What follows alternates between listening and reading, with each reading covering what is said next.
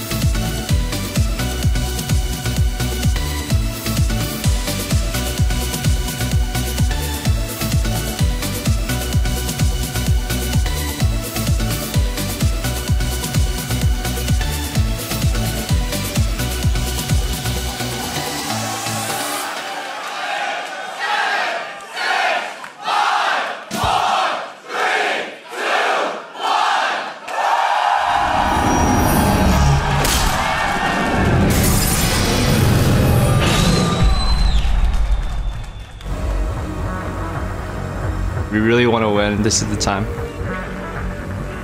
We fear nobody. You play to just stomp your opponents. Double if goes. Wait a minute. He can clean this up. Another quadra kill. Make that 2 for double if in one game.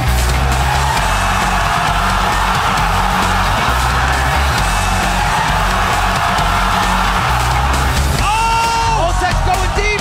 He went way too deep and he put himself right in the fire.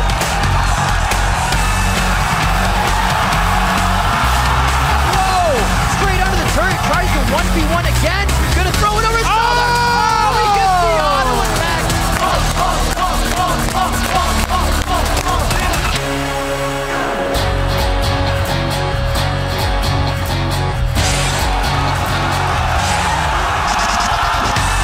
Oh my word. Oh my word. No way. What a play. Ackerman just completely outplays Sarah.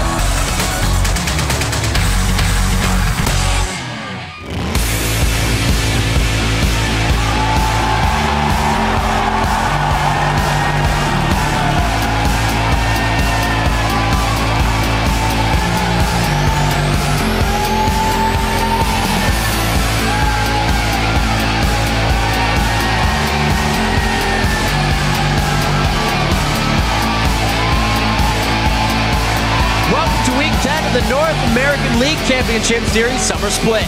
We've packed the house here in Los Angeles for another huge day of league action. I'm Irving DeBizen III, and to my right is none other than Sam Kobe Hartman Kensler. And there are just 2 weeks left in the regular season, so it should be an exciting week of games as all of the teams sprint towards the finish line. I trust you with that. And with the end of the split quickly approaching, Team SoloMid announced a roster change. Glebe is stepping down as starting support. Yeah, replacing him is going to be Lustboy, who most recently played for CJ Entus Blaze. And it is a big gamble to bring in a new player so close to playoffs, especially into the duo lane, which requires, you know, the most coordination on the team. Absolutely. And TSM have their work cut out for them to reclaim the top spot from LMQ, who have started to pull away from the pack. Yeah, it has been such a competitive split that LMQ are actually leading the league by the largest margin that we've seen. Just 2 games. That's the biggest pull away that we've ever seen. They continue to look very strong, and they have already actually secured their spot in the playoffs. Currently, they also have the longest winning streak in the North American LCS with 6 straight victories. And at the other end of the standings, Complexity and Evil Geniuses, they're still in the race, but it's getting late early. Yeah, they only have 6 games left for each team, and they can't afford to give up a single one, or they could mean a ticket to relegations. That's right. So let's warm up with a little taste of the action out of Europe's Week 10 with the hashtag LCS Big Plays. Our first highlight comes from the Super Hot Crew versus Gambit at Hannah Morgana. All right, I'm convinced. Selfie's Ari is ban worthy. The other teams have been warned. Let's take a look at your number 3. And this is Selfie coming in way too late, but it's going to be nicely grouped up. He should get enough damage down. Genji's in trouble. Mimov teleports in towards it. Eddie going down as well. He gets caught out. Diamond gets taken down. And Selfie just runs through the entire team, gets himself a double kill. All of a sudden, Super Hot Crew gain control of the game. A well-timed roam from Selfie lands every single skill shot, as well as obviously the teleport from Mimov. Basically just cleaning out. Just like in the CGI. Ari wins. Then from Fnatic versus Millennium, at Sanudasa says, keep on Gragas, Kerp on Gragas, reimagining the term double barrel shotgun. Here's your number 2. So Fnatic did push up and a nice... Oh, you're dead now. Peke! He's got his own explosive... Oh my word! Peke just gets blown the hell up with the explosive cask of cup. It's good to have those back because there are more to come. And because you couldn't get enough of the rabble rouser, our next highlight comes from the same match. At Aguilar Lynch says, that Gragas Baron steal was simply perfect. Kerp bringing the fat man back to the horror of all the junglers. Let's roll your number 1. Here we go. Cornex is going in. He's going to go in. There's no vision. Finally goes in. Get the smite. Yeah! He gets through the barrel instead. Didn't have time to use it either. Just Q ult combo from Kerp. What a steal. It's going to be coming more and more as Gragas gets picked up, so you can count on those huge moments here in North America this week. When you see them, share them. Don't be stingy. Hit us up on Twitter. Use the hashtag LCS Big Plays. Let's see how those plays affected now the standings in Europe. In first, it's Alliance. Then in second, it's Fnatic, followed by the Super Hot Crew in third and Millennium in fourth. Then in North America, LMQ is alone in first place. The rest of the pack are 2 games back with Cloud9, CLG, and TSM all tied for second. In 5th, it's Dignitas. Then Curse, Complexity, and Evil Geniuses round out the standings. And we start our day here in NA with a battle with LMQ storming the Rift to defend their winning streak against Complexity. Then TSM will put their new support to the test against Evil Geniuses. And after that, Cloud9 will take on Team Dignitas. That's right. And we'll conclude our day with CLG facing off against Curse. But be sure to stick around for the North American Challenger Series semifinal between Coast and Team 8. And don't forget to head over to lolesports.com. Start voting for the teams you think will win today's matches. Or you can vote for the team you want to win. Or leave it to chance and start clicking away with your eyes closed. Hit schedule, go to week 10, and get to work. You can also read up on all of your favorite players with interviews, stats, and box scores, or rewatch all the games from this year. That is Just right. click on that tickets link and start planning your trip to the LCS. You can reserve your spot here in the studio audience and meet our pros on an upcoming game day taping. That's right. But for now, we're going to throw it over to the guys at the analyst desk for a closer look at today's action. Thanks, Rivington Bislin III. Hello, everyone. I'm James Dash Patterson, and joining me at the analyst desk are Joshua Jatleesman and the inspiration behind Darius, David Freak Turley. It's just a hunch. Guys, this is the first week that teams will be playing on the 4.12 patch. What can we expect to see? Darius. So I think with the Lucian rework and him being disabled this week, Corki shows up as the premier lane bully. That's number one. We'll see him more in the bot lane. The second one is this is the first patch with the jungle timers now in the in-game scoreboard for players. I think this will actually increase the level of aggression because teams will have better track of when these important buffs are spawning, and they'll be there to fight you over every blue and red buff. Yeah, it's all about the precision as far as being able to contest the dragon buffs when you have vision. But the thing I'm going to be watching out for is to see if the mid lane champion pools change up a little bit, because we did see the Ahri buffs. Definitely saw some of that in Europe. Another thing we saw in Europe was 6 of the 8 games Fizz was banned. Now that was because European players have always favored Fizz as a mid laner, but I do want to see if it makes its way over to NA because we've been seeing a lot of it in solo queue.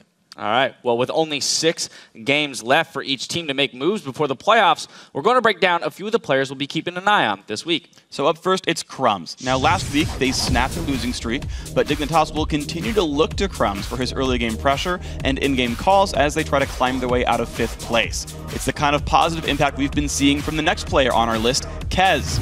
Since adding his shot calling to Complexity, they've turned their season around, grabbing 6 of their 7 wins, and are now in the hunt for a playoff spot. Yeah, and the next guy I want to talk about is Link, who had a rough game on Twisted Fate last week and was not able to make much happen with a champion he's the best in North America with, or had been. And the team also lost their hold on first place. They need to turn this week around after a disappointing 0-2 week last week. But from there, I got to go to another mid laner who was 2-0 last week, Cloud9's High. He has been playing with more confidence in recent weeks, but is still unpredictable. And he does have that tendency where he sometimes just dies randomly, and that can't happen this week. And finally, who else to talk about but Lust Boy. He is a veteran player formerly of CJ Blaze. He won the very first OGN Champions back in 2012, actually playing alongside Helios. And he's continued to make the playoffs in Champions all throughout 2013. Now, he is a great player, and he's a good hope for TSM, but he's got 2 weeks before they kind of make their way to the playoffs and look for Worlds. Now, next, we want to kickstart the conversation over on Twitter. Today, we're asking you, which team do you want to see represent the NALCS at Worlds, and why? Send those answers to us at LOL Esports and use the hashtag LCS. Bring your A game, and you could hear yours read later on the broadcast. Now, while you join the conversation on Twitter, let's listen in on the pros' conversations with the LCS preview show's All Chat. I can't believe he's playing a trackball, to be honest. Doesn't it feel bad to losing someone who has a trackball? Yeah. So we'll make sure we don't lose. Do you know what I want today, guys? Yeah. A win? No. Sushi. Are you guys ready? Yeah.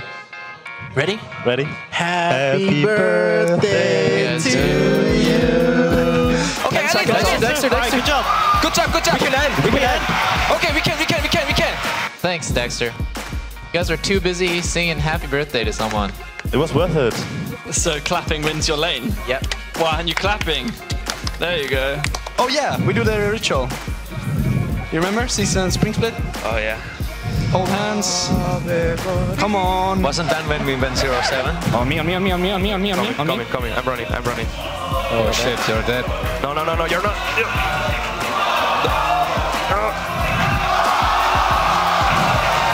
Yellow, man. What a god. What is true power? That's what I will show you, man. Baron's up. I got you. High chance there. Baron.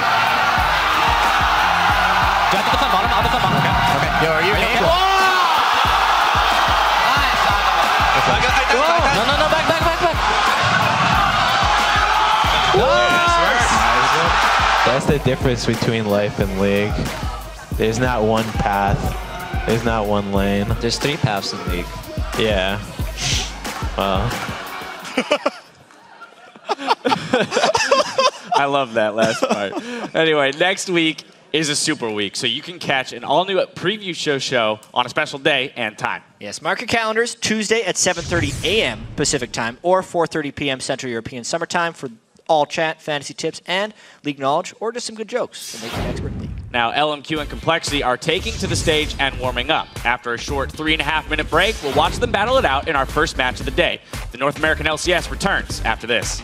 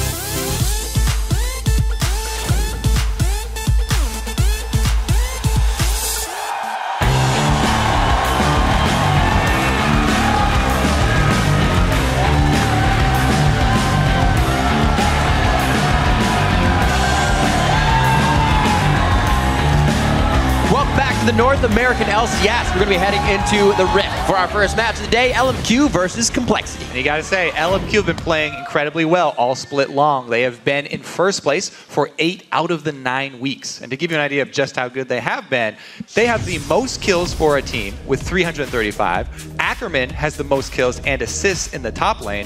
Xiao has the most kills in the mid lane. And Moore has the most assists in the entire league. Every player on this team has actually had their own standout game, so opponents really can't just focus on shutting down one lane either. Ackerman, in particular, though, was very impressive last week on Gragas. His stat line was huge, and he took home the Week 9 MVP award. This is my favorite play of the entire game. Seraph starts off the fight with Ackerman, but he completely outplays him, and he's not done here either. He teleports back to base, buys home guards, uses his teleport to go up top. This is just after killing Seraph. And then he 100% double lift all by himself. Ackerman making plays on both sides of the map within seconds of each other. It's huge. But if there has been one thing Complexity has excelled at this split, it's taking down top teams and long games, but mostly taking down top teams. Yeah, as we mentioned at the top of the show, that Complexity is still in that race for a playoff spot. And they can start it off right here with a really big bang. If they were to be able to take down the top team, they could definitely instill that fear of the blue shell in the rest of the league. Last week, we saw Complexity returning to strong laning champions in order to exit that early game without giving up a large advantage to their opponents.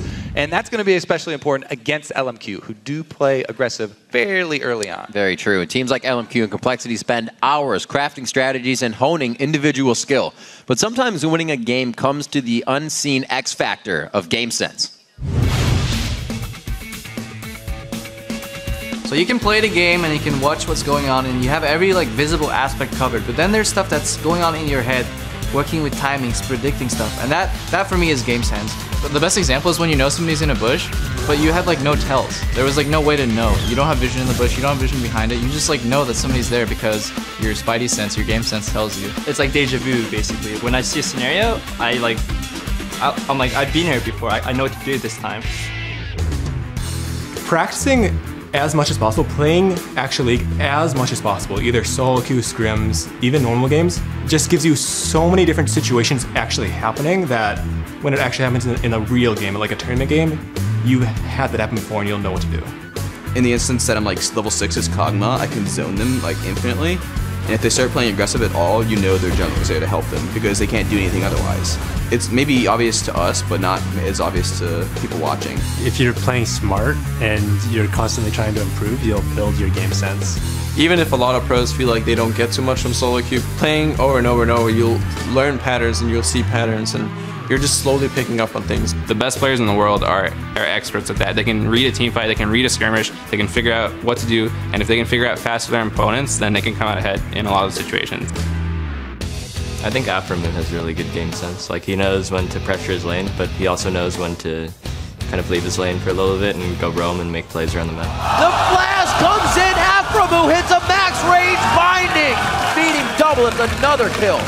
Our bottom lane CLG, we get ganked all the time, so usually that's my responsibility to know when everything's gonna happen. I could probably ask Meteos at any point in the game where the jungler is, and he'll give a huge jungle timer and where the enemy jungler is off just one question.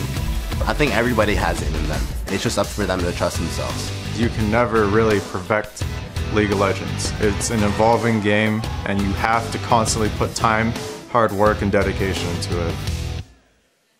And I think the craziest thing about this game sense is that everybody's still learning and everybody's still evolving to get to a better level. And you have to keep it up on every champion that you want to be able to use too. That's why people have to walk this line between small champion pool. Well, everybody but FLICKR has to walk this line between a smaller champion pool that you know really well and trying to have enough that you don't get banned out. All right, well, let's see what the game sense is from LMQ Complexity as we get into the starting lineups. On the blue side, it will be LMQ. That's Ackerman in the top lane, No Name in the jungle, Xiao in mid, Vasily at AD, and more on support. And on the red side, it's Complexity with Westrice up top, Kez in the jungle, Prawley mid, Robert X. Lease AD carry, and Bubba Dub support. Complexity has yet to beat these guys. This is the one team that's kind of been their kryptonite as one of the top tier teams they haven't really been able to take a chunk out of yet. It would be huge. It would kind of keep Complexity knocking down those top teams, as we said, and really being a spoiler of all the winnings. Yeah, now that LMQ are actually the first place team, it would send a huge message to the rest of the league if Complexity can actually take a game off of them. And we have to mention, as we go into picks and bans here, LMQ will lose a ban for talking during a pause last week. So that is not something that can happen. Sometimes the players do forget. You'll get a kind of a warning first. And then obviously if they can't remember, they do lose a ban. So we're going to be seeing that as we start off picks and bans. And we'll see how it affects them with fast picks. Yeah, now it's really interesting actually when one team only has 2 bans, because it does affect both teams and their strategy coming into the game. Working around only 5 bans, sometimes you'll just see a team just give up on banning all of the very strong champions and let a whole bunch of them through. They just open up the floodgates and try to grab as many as they can. But LMQ being on blue side means that if they did that, they would only grab 1 since they have first pick, and Complexity would be able to pick up 2. See if Complexity try and work around that strategy, or if they just go with normal bans against LMQ. So far, pretty normal. Lulu extremely annoying up in the top lane, and it's such a flexible pick that it can be used in any of the lanes. I feel like Gragas has a big place in this game. Gragas definitely does. Being taken away, being banned, I feel like Complexity is actually going to try and take this pick. Yeah, the top lane is actually one of the lanes right now that has some of the biggest problems as far as champions are concerned. Nidalee and Gragas just are giant standouts. Above a lot of the other top laners. And one of them is going to be getting through here. Just waiting a few more. What does it come out? Is it both of them. Sin. Interesting. This timeout on the selection, we'll see Complexity readied up, or actually LMQ's readied up with that loss of ban was the first one, rather. And so cover the Gragas once again. We did scary stuff. Yeah, we did just play that clip of Ackerman absolutely running the game. Versus CLG, but Nidalee being up, Nidalee's actually very good against Gragas. Now that she can transform into a Cougar at level 1, she actually gets a lot of power really early on and can go very, very offensive in the lane, especially against someone who starts out melee here. No matter how much mobility Gragas has, Nidalee's going to go poke him down early. It's a big pickup for Robert Exley, getting his Tristana, making sure that he can get to that late game with the team. Kaz can be a menace on Evelynn in the jungle. That's actually a big point that we didn't even introduce again, because it's been banned out so many times against Complexity. The Tristana, this is by far one of Robert's favorite champions, and something that they have had a lot of success on. In a lot of their games where they have upset the top teams, it's Robert on Tristana in the late game. More. The big old smile on his face. No name's not feeling it. The Brazilian finals are going on right now.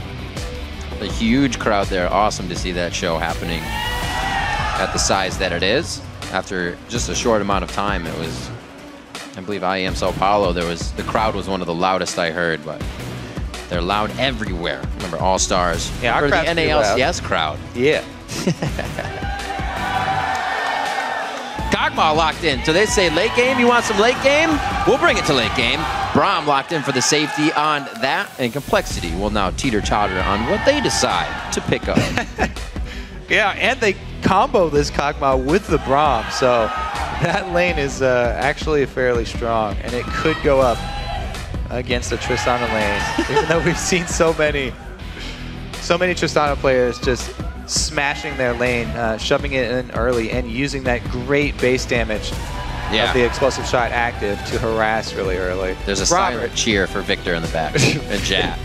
Robert's been a really big proponent of the early static shiv as well. Yeah, getting a quick Avarice, just getting gold, and then shiv it out. So I really like this Tristana for Complexity, because it does give them that power of shoving lanes really early and trying to get the early head start that they need.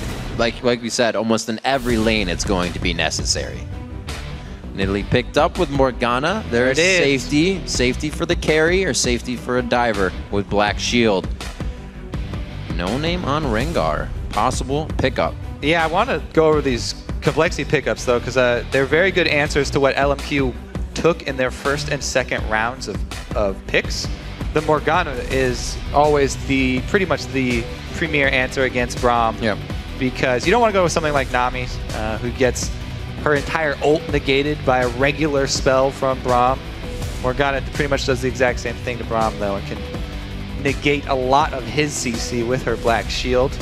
And Nidalee, as we said, pretty much the only one who can handle Gragas in the top lane. We'll see. It looks like Complexity are going to take the standard lane phase here as well. LMQ saying, yeah, we'll take that Gragas in the top lane again, but let's switch it up. Let's run Xerath for the first time in mid, and let's put No Name on Rengar for the first time in the jungle. I like At least that in the LCS. I do like that combo specifically against Complexity because so much of Complexity's team in the late game revolves around Robert X. Lee on the Tristana. If you have Rengar and you have Xerath, and you have Gragas, that's a lot of damage that you can get very far back into the Complexity line.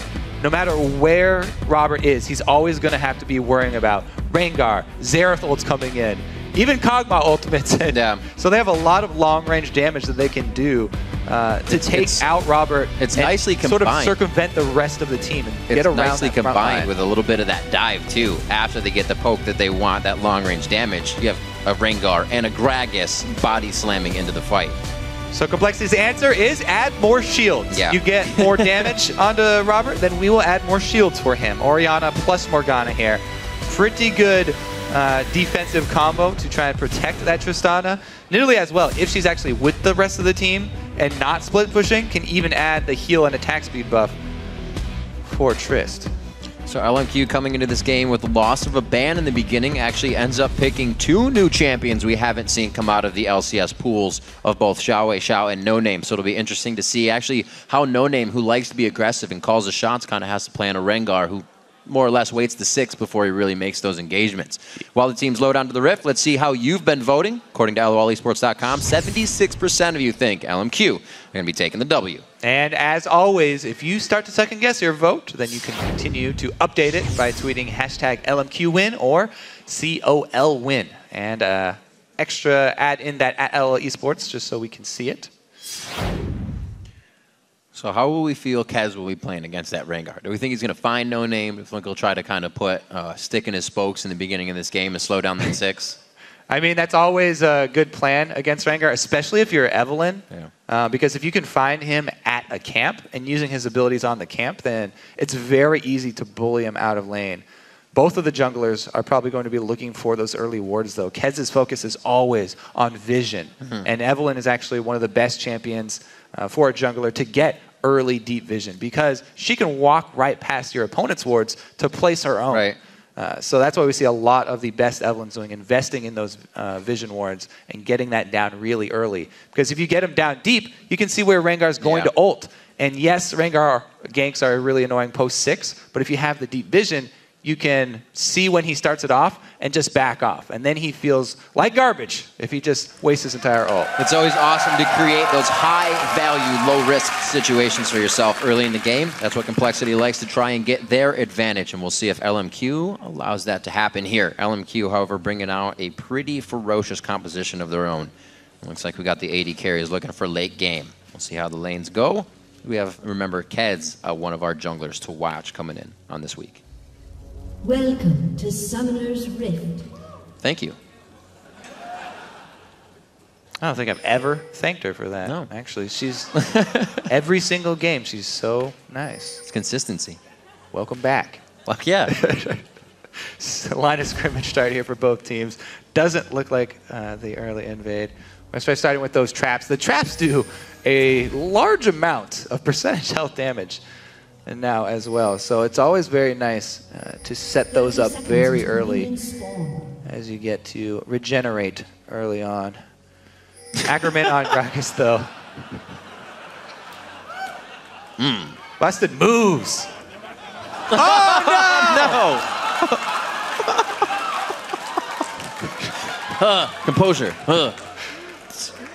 It's just Braum playing with his puppy, okay? That's his pet. Little did you know, Kog'Maw is Braum's Man's best Loyal friend. dog. Man's best friend. Void dog. It's a Void puppy. Puppy. He's still young, innocent. All right, moving out to the buffs. Looks like it's going to be a standard start. Nothing wrong has happened just yet. Yeah. We'll see what happens. Biscuit starts, Spell Thief over to Relic. A little bit of gold generation on both sides, but we'll see if Bubba tries to get himself aggressive. He's always trying to hit early Dark Bindings. At least start off Robert with a safer lane by putting the aggression down first. Yeah, we also want to note that the deep ward on the blue buff there for for Complexity. Ackerman back to his old ways because he doesn't want to get that early poke and talked about from Nidalee early. But yeah, the deep ward on that blue buff. Ooh, Braum passive proc on both members here already. Talked about the power of Kog'Maw and Braum in lane. They get a nice early jump here. When Tristana's not able to push this Braum lane in, then that's a pretty big win for LMQ. Because Tristana has great pushing power, and that's one of Braum's weaknesses. Ooh. If he can get under the turret, it's going to be even harder for Robert X. Lee. You can see him cautiously auto-attacking constantly, help to keep that lane push. Yeah, the early CS is always a little difficult with Tristana just because the explosive shot sometimes it puts you in a less than ideal situation with the minion health and you lose a couple, but it's even worse under the turret. We do have to mention though, over there when we were taking a look at Kez, he was trying to get the small minions for that red buff in a line so his Q will hit all three at the same time. But he did fumble it a little bit. He's making moves. Yeah, These are the early wards we were talking about. This High value, low risk, can't be seen. Complexity, wow with the vote, 62 to 38. That was a 70% vote, I believe, for LMQ coming into this game.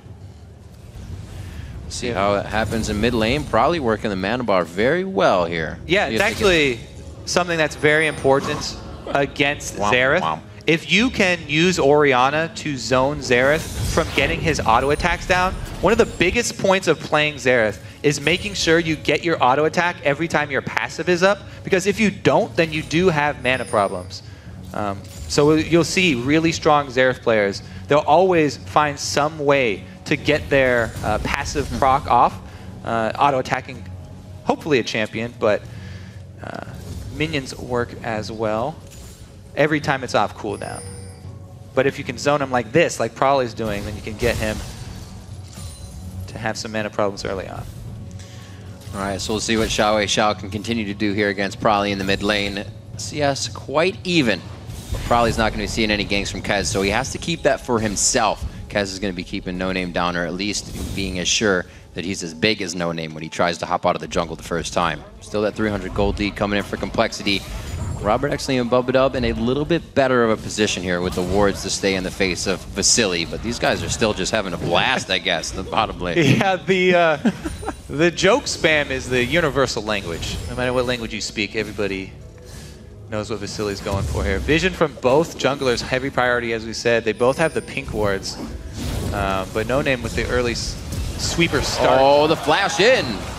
Kez a little bit miscommunication there with Prolly. Looks like they will take a little bit of damage on the exit there. But Xiao still with the flash in mid, now knows he's a bit safer because Kez blew his on that turn.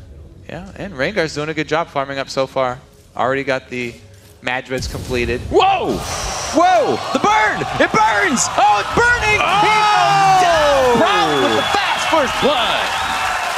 Prolly with the solo first blood. So rarely do we see solo plays being made, but Prolly comes up huge against Xiao, who right now is actually dropped down. He's got the second most CS at 10. Kez though coming in for another early action here from Complexity. He's not done. See the flash in the top lane? Yeah, Westrice not able to get that mark onto Ackerman to follow up. That was big, with though. the long-range pounds. Very nicely done. Kez blowing the flash in mid, able to blow a flash in the top lane. These are the small advantages that Complexity looks to grab. Can they get it now to Robert X. Lee's lane? It's 42 to 39, so pretty even throughout that duo. Yeah, we'll keep an eye on this mid lane here, because if Prolly can get the large lead early over Xiao, he can definitely continue with that zoning we were talking about. And when you zone Xerath, you force him to use so much of his mana on the creeps just to get CS, plus you deny him the auto attacks for his passive. and it takes away so much of the mid lane power that's really important with controlling the early jungle, which both of these teams have been relying on. Deports, though, inside the camp. Right there, yep. The best thing to do against Evelyn. Kez immediately going to get rid of that, though. Yeah, quick sweeper out. Wow. Max range. The length of that stun coming in from Xerath, definitely dependent on the range of it. Probably going to defend his pink ward here, though. Doesn't want to let Xiao even get back to the minions. He's going to lose out some experience here, too, even though the range was increased. Yeah. If you go all the way around that corner, then you do lose out on the experience. Westrice takes out the pink ward really early. So that opens up Ackerman to more Evelyn ganks. That pink ward tax that we always talk about, hitting LMQ pretty hard early. No name knowing he can just kind of wait around in the jungle. That 6 very close for him, as we saw in his experience bar. He's just going through the jungle as he stacked up, not stacked up, but grabbed that Madrid to get through it a little bit faster. 7.5 on the clock. Probably his first blood is really the only thing that hasn't been reacted to yet by Xiao and team. Now level 6 no name, we may see a buy before he tries to get a gank out here. Yeah, the other thing you want to look for when you're expecting a Rengar gank is the full ferocity stacked up. Yeah, he's just going for the check there. Just maybe kinda, but not really. But it's already been taken. Yeah, you want to see Rengar stack up full ferocity in the jungle before he goes for his gank, so he can get off 2 empowered abilities when he does go for it. So now Complexity has a bit of an idea. Rengar's on the top side, giving blue to Xiao. They've pinged it out, so this is a bit more control here for Complexity. I don't think they're going to be able to use it, but that safety in lane allows them to maybe set something up here. We can see that probably he's just going back to farm wraiths, make things easy for themselves, and try to get a bigger lead. 72 to 66 there. It's not very often we see Xiao down in CS coming up on the 10-minute mark. Yeah, I mean, I guess there was a little bit of a gank from Kez early on to burn the heal. Uh-oh, the silly gets hit. That's a very nice Soul Shackle. He gets a double lockdown. Bubbida puts himself in the right spot. Beautifully done. A Cathian surprise, no return on damage. Great job by Complexity using that level 6 all in. Robert has been the hero when it comes to Complexity wins. Rengar mid, though. It's going to be a good gank. Probably could have got himself caught out here. The shockwave goes down, but it's not going to be enough to thwart him. What a close-in! Westrice already with the rotation from top lane. Complexity 3 steps ahead. Oh, Complexity coming up huge in the early game. That should be Dragon for them because they simultaneously got kills bottom and mid. Huge early swing of power here. Now this is a very dangerous gank. Should almost always be a guaranteed kill because Rengar can root his target for the easy long range stun from Xerath. But man, the collapse from Complexity was already in the works. Great flash by Westrice and movement by the team to keep those kills going, and both coming in. Now Dragon at 10 minutes over to them. We'll see if LMQ can answer with anything. Complexity getting that early lead, they already extended.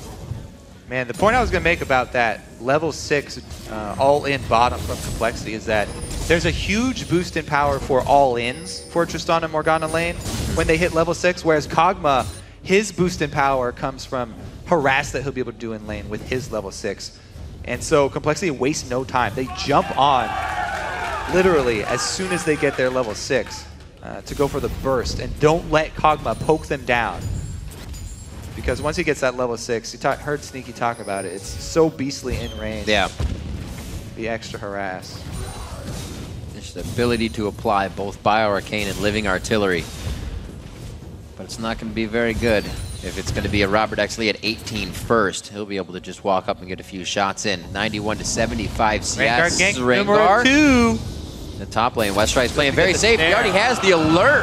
He gets out safely. He should be all right. Wait, the ultimate. No, the explosive cast puts him back in range. He's got 300 and just about 10 health. He can't get over the wall. The hit comes in.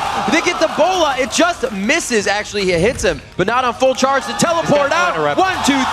Oh my, wait a minute. Ackerman. What? Oh, man.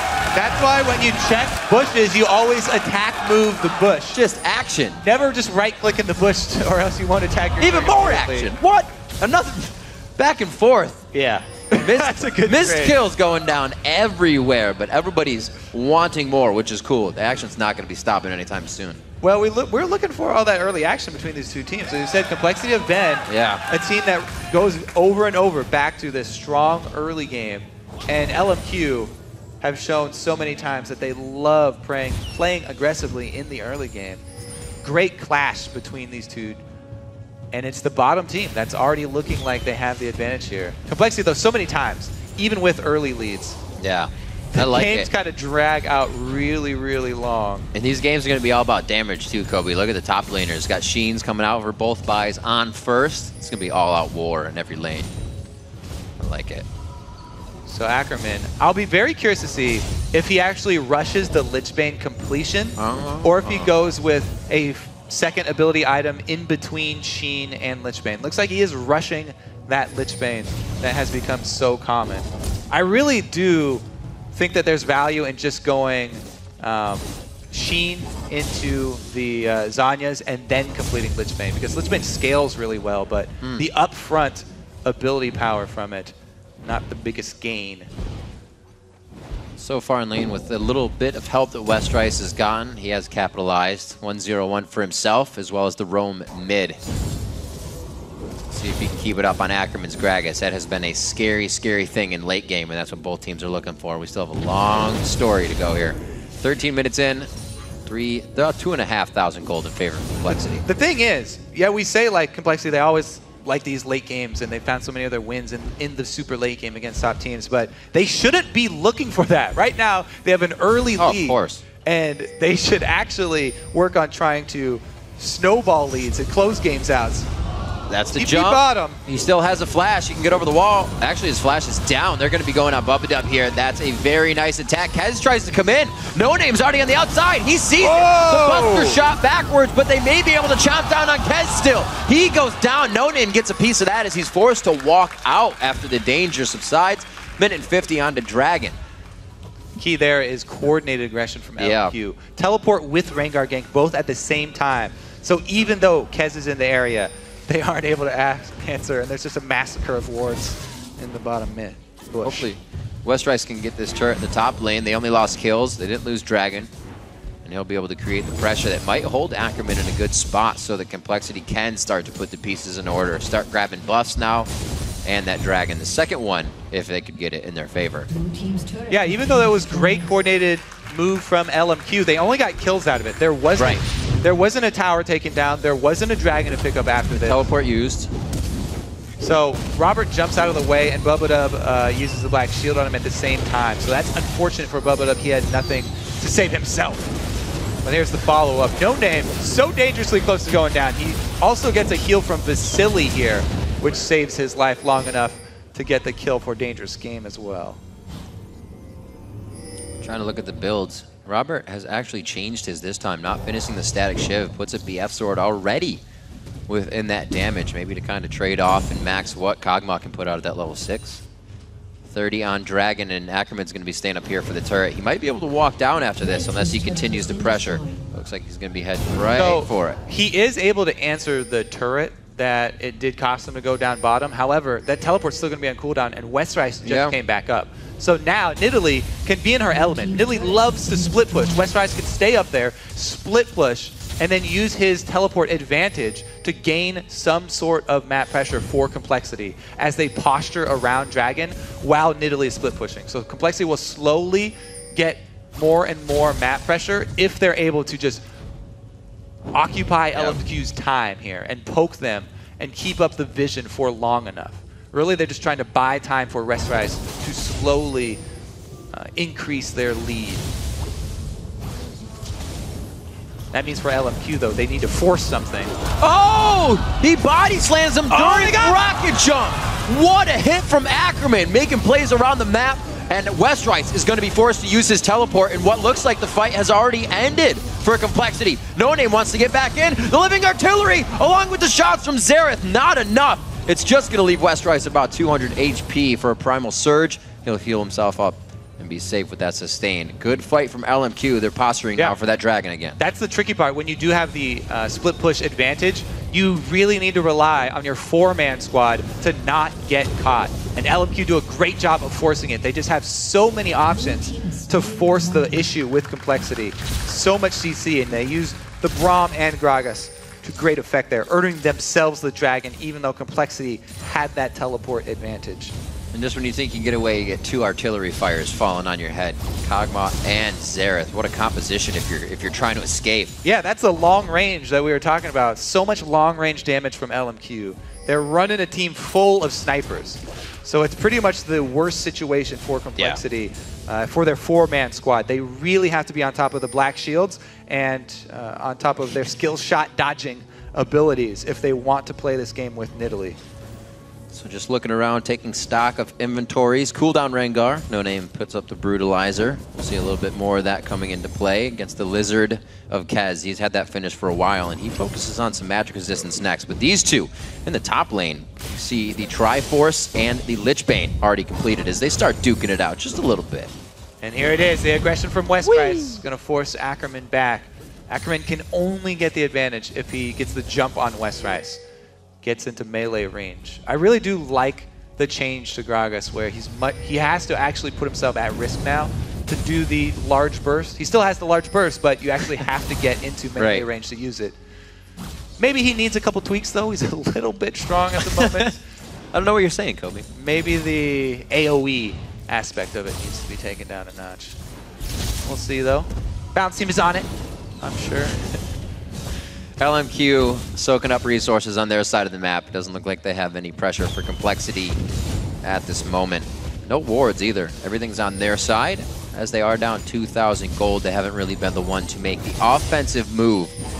That mid lane aggression was kind of just the back and forth of the poke they're able to bring to the table, and then they got the advantage. You see Complexity still trying to get in their jungle and still trying to make advantages. Trying to keep that deep vision down. Bumped Up does get it in the bush, but immediately cleared out by LMQ. They've got 3 sweepers now and already the Scrying Orb as well for Xiao. I like the pickup here. Usually it's an 80 carry to get it, but Xerath can use it as well to go for those snipes. If someone gets into the Fog of War and thinks they're safe, we may see Xiao with one of those long-range surprise artillery kills. I'm going to see. We've seen some good snipes, and we've seen some maybe his eyes were closed snipes. Here goes from the one EU for the blue buff to the again. NALCS. Pretty good so far coming from Xiao. Doesn't have to use the orb on that one, and it's down. That definitely left something to be desired there. Because, as we said, Complexity have a lot of shields to use. That's true. So timing's got to be remembered. You only have a small window. It's just the all-out battle now, Kobe. Nobody wants to go anywhere. It's the mid turret next, it appears. All right, let's see here, because there is no teleport for Westprice, so they don't really have that option. Even if they wanted to go back to that style and think that they have a better chance of dodging this time, they don't have the teleport. And it's very risky for Westprice to be on his own. Since Vasily's down here, though, he knows his team will not be collapsed on. And Vasily, by the way, on that Kog'Maw, going with the Blade of the Ruined King first actually does help him if he was in the situation where he had to 1v1 with Westprice, to give him that extra disengage, since Nidalee will be closing the gap. Nice shots coming in. Look at the CS here, 201 to 190 in that mid lane, right on the backside, bubbed up. Looks like he got caught up on some minions. They may have gone for a dark binding there, but the rest of the team just putting and applying a bit more pressure. Item threshold for the 80 carries, just about an infinity edge here for Robert X. Lee. And just about a static shiv, possibly, or that Phantom Dancer coming up for Vasily. All right, let's see if Vasily can bait in Westprice and then have a no-name gank come in. Westprice, that always has to be in the back of his mind. Anytime there is a Rengar on the team, it makes a split pusher's job much, much more difficult. Scary. This deep ward, though, might... Oh, No Name gets right around the vision of that ward. Sneaky, sneaky No Name. They are doing a really good job of setting up this bait. Vasily looks juicy for Westprice, but he's not taking the bait. Westprice has become such... He's been for a very, very long time, years and years, known as one of the most aggressive top laners, and he would just always split push and not really even care about ganks. He'd just deal with the gank when it showed up, and he'd try and outplay them.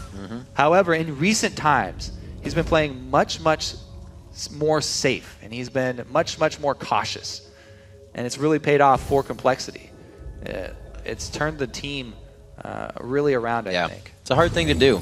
Remember him on Akali and whatnot. Everything he played kind of put him in that aggressive mentality. So. And he knows, yes, I have the power. I know I could take this Kog'Maw, but it's not worth the risk of the Rengar counter gank.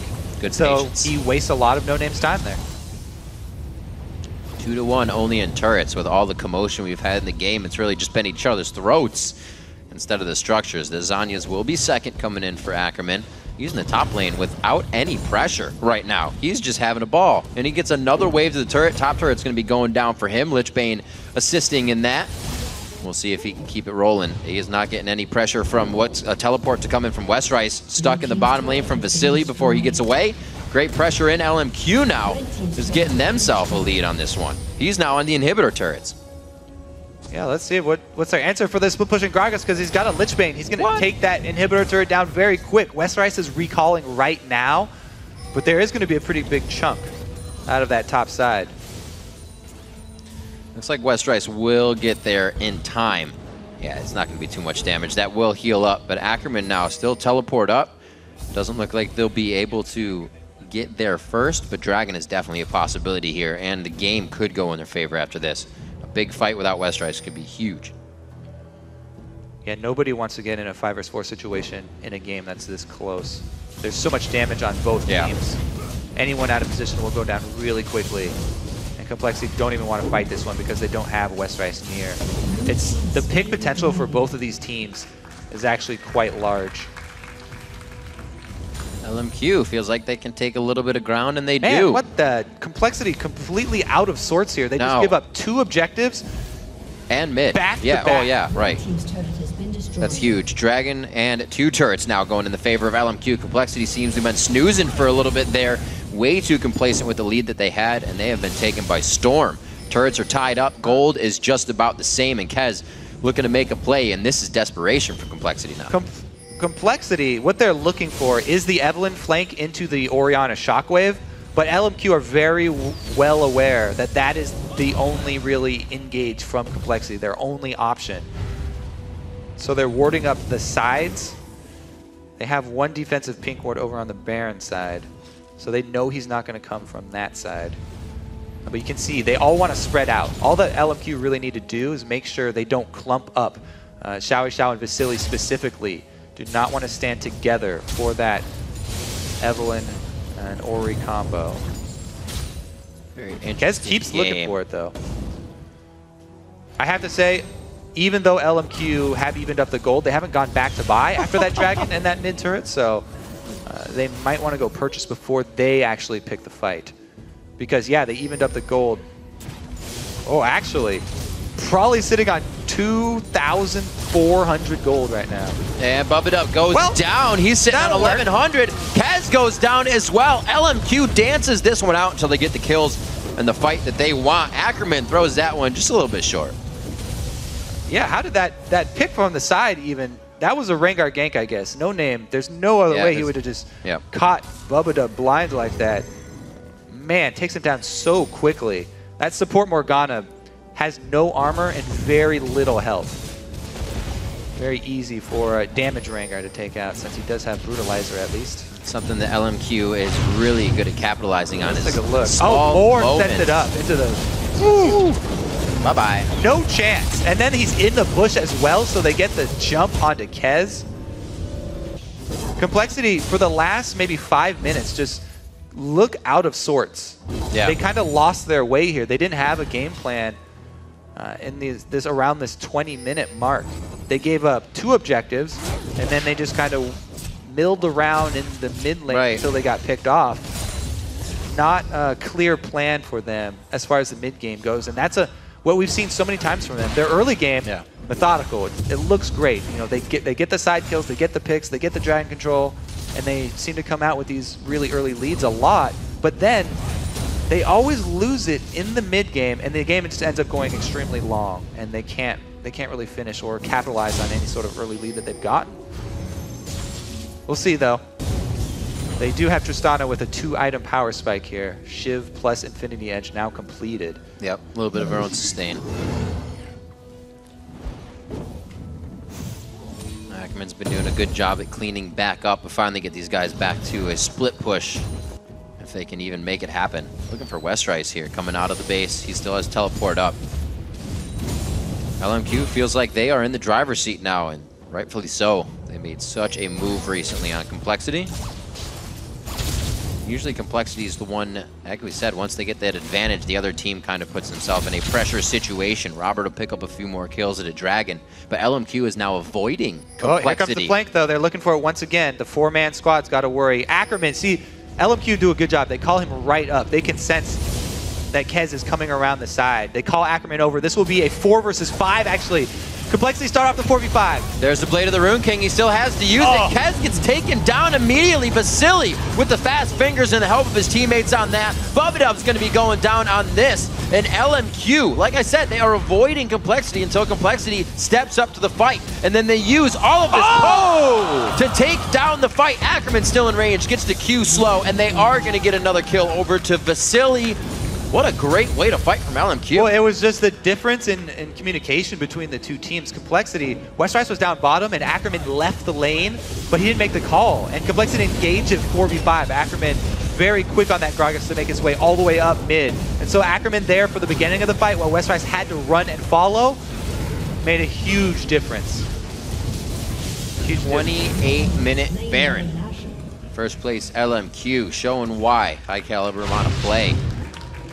And they're just waiting. They all group mid, and when they start fighting, they lay down the wards to win the fight. And the rest of it is history.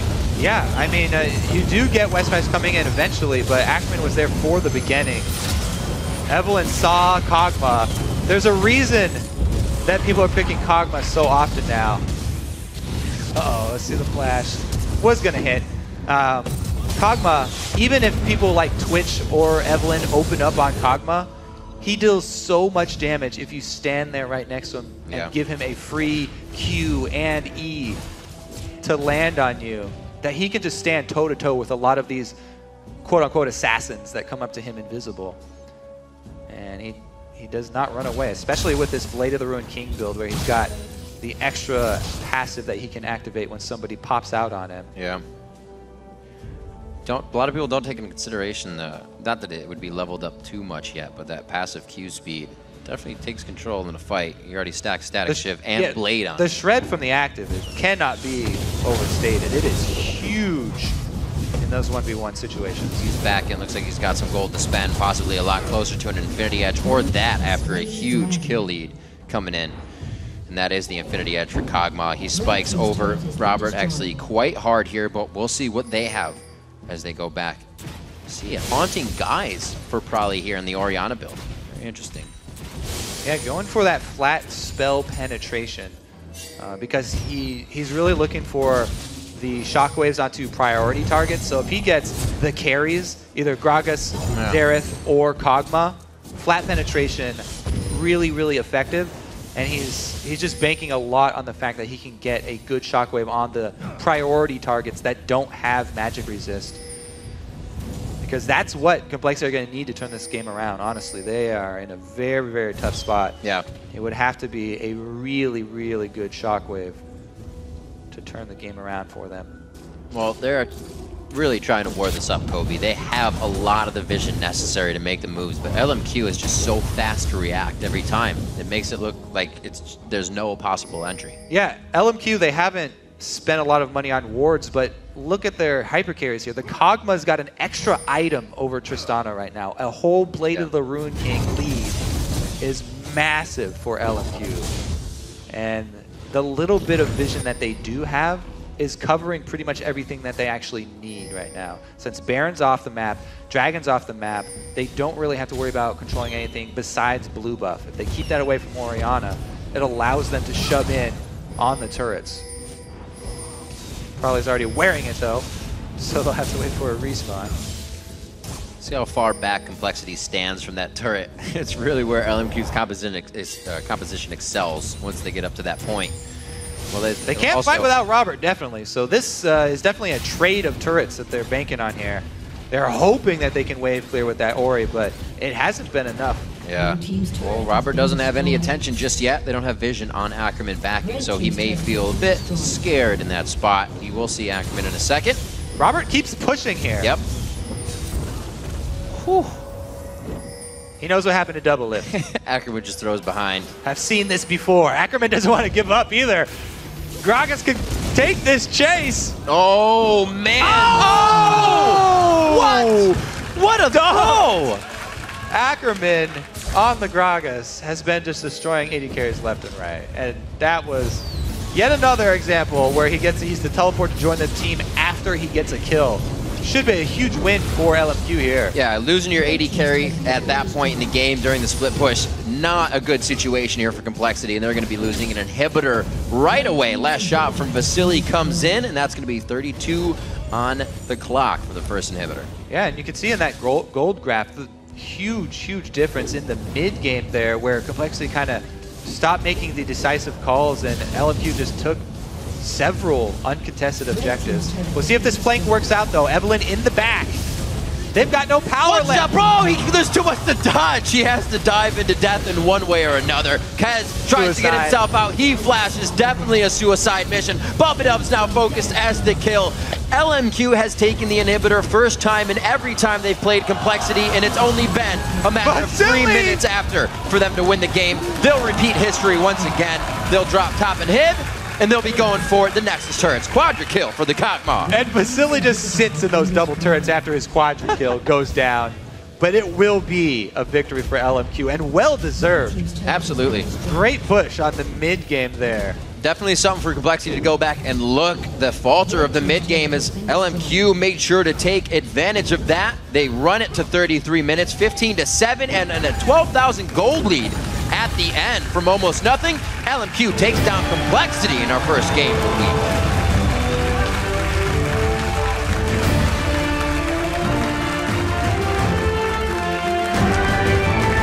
I think that's one of the first times we've seen a team kind of recoup and figure out what Complexity is doing. How are they just taking our lanes down? But then again, we saw the early game not being a game of objectives. It was a game of champions. And LMQ, they know how to play the champion game. They'll dive you, they'll poke you, they'll kill you, and then they take a mile after getting that inch. They were able to turn that spark on after just one of those mid-fights and really take control of the game.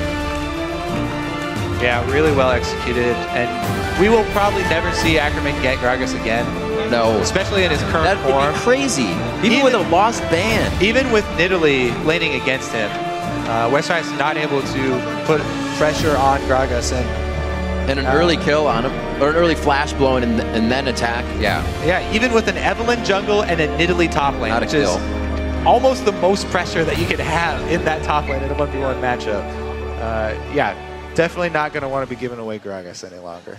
Very strong play from Complexity in the early game when they do just have the most power. Rotations from Westrice in the top lane. His individual play in general, you know, has been getting a lot better.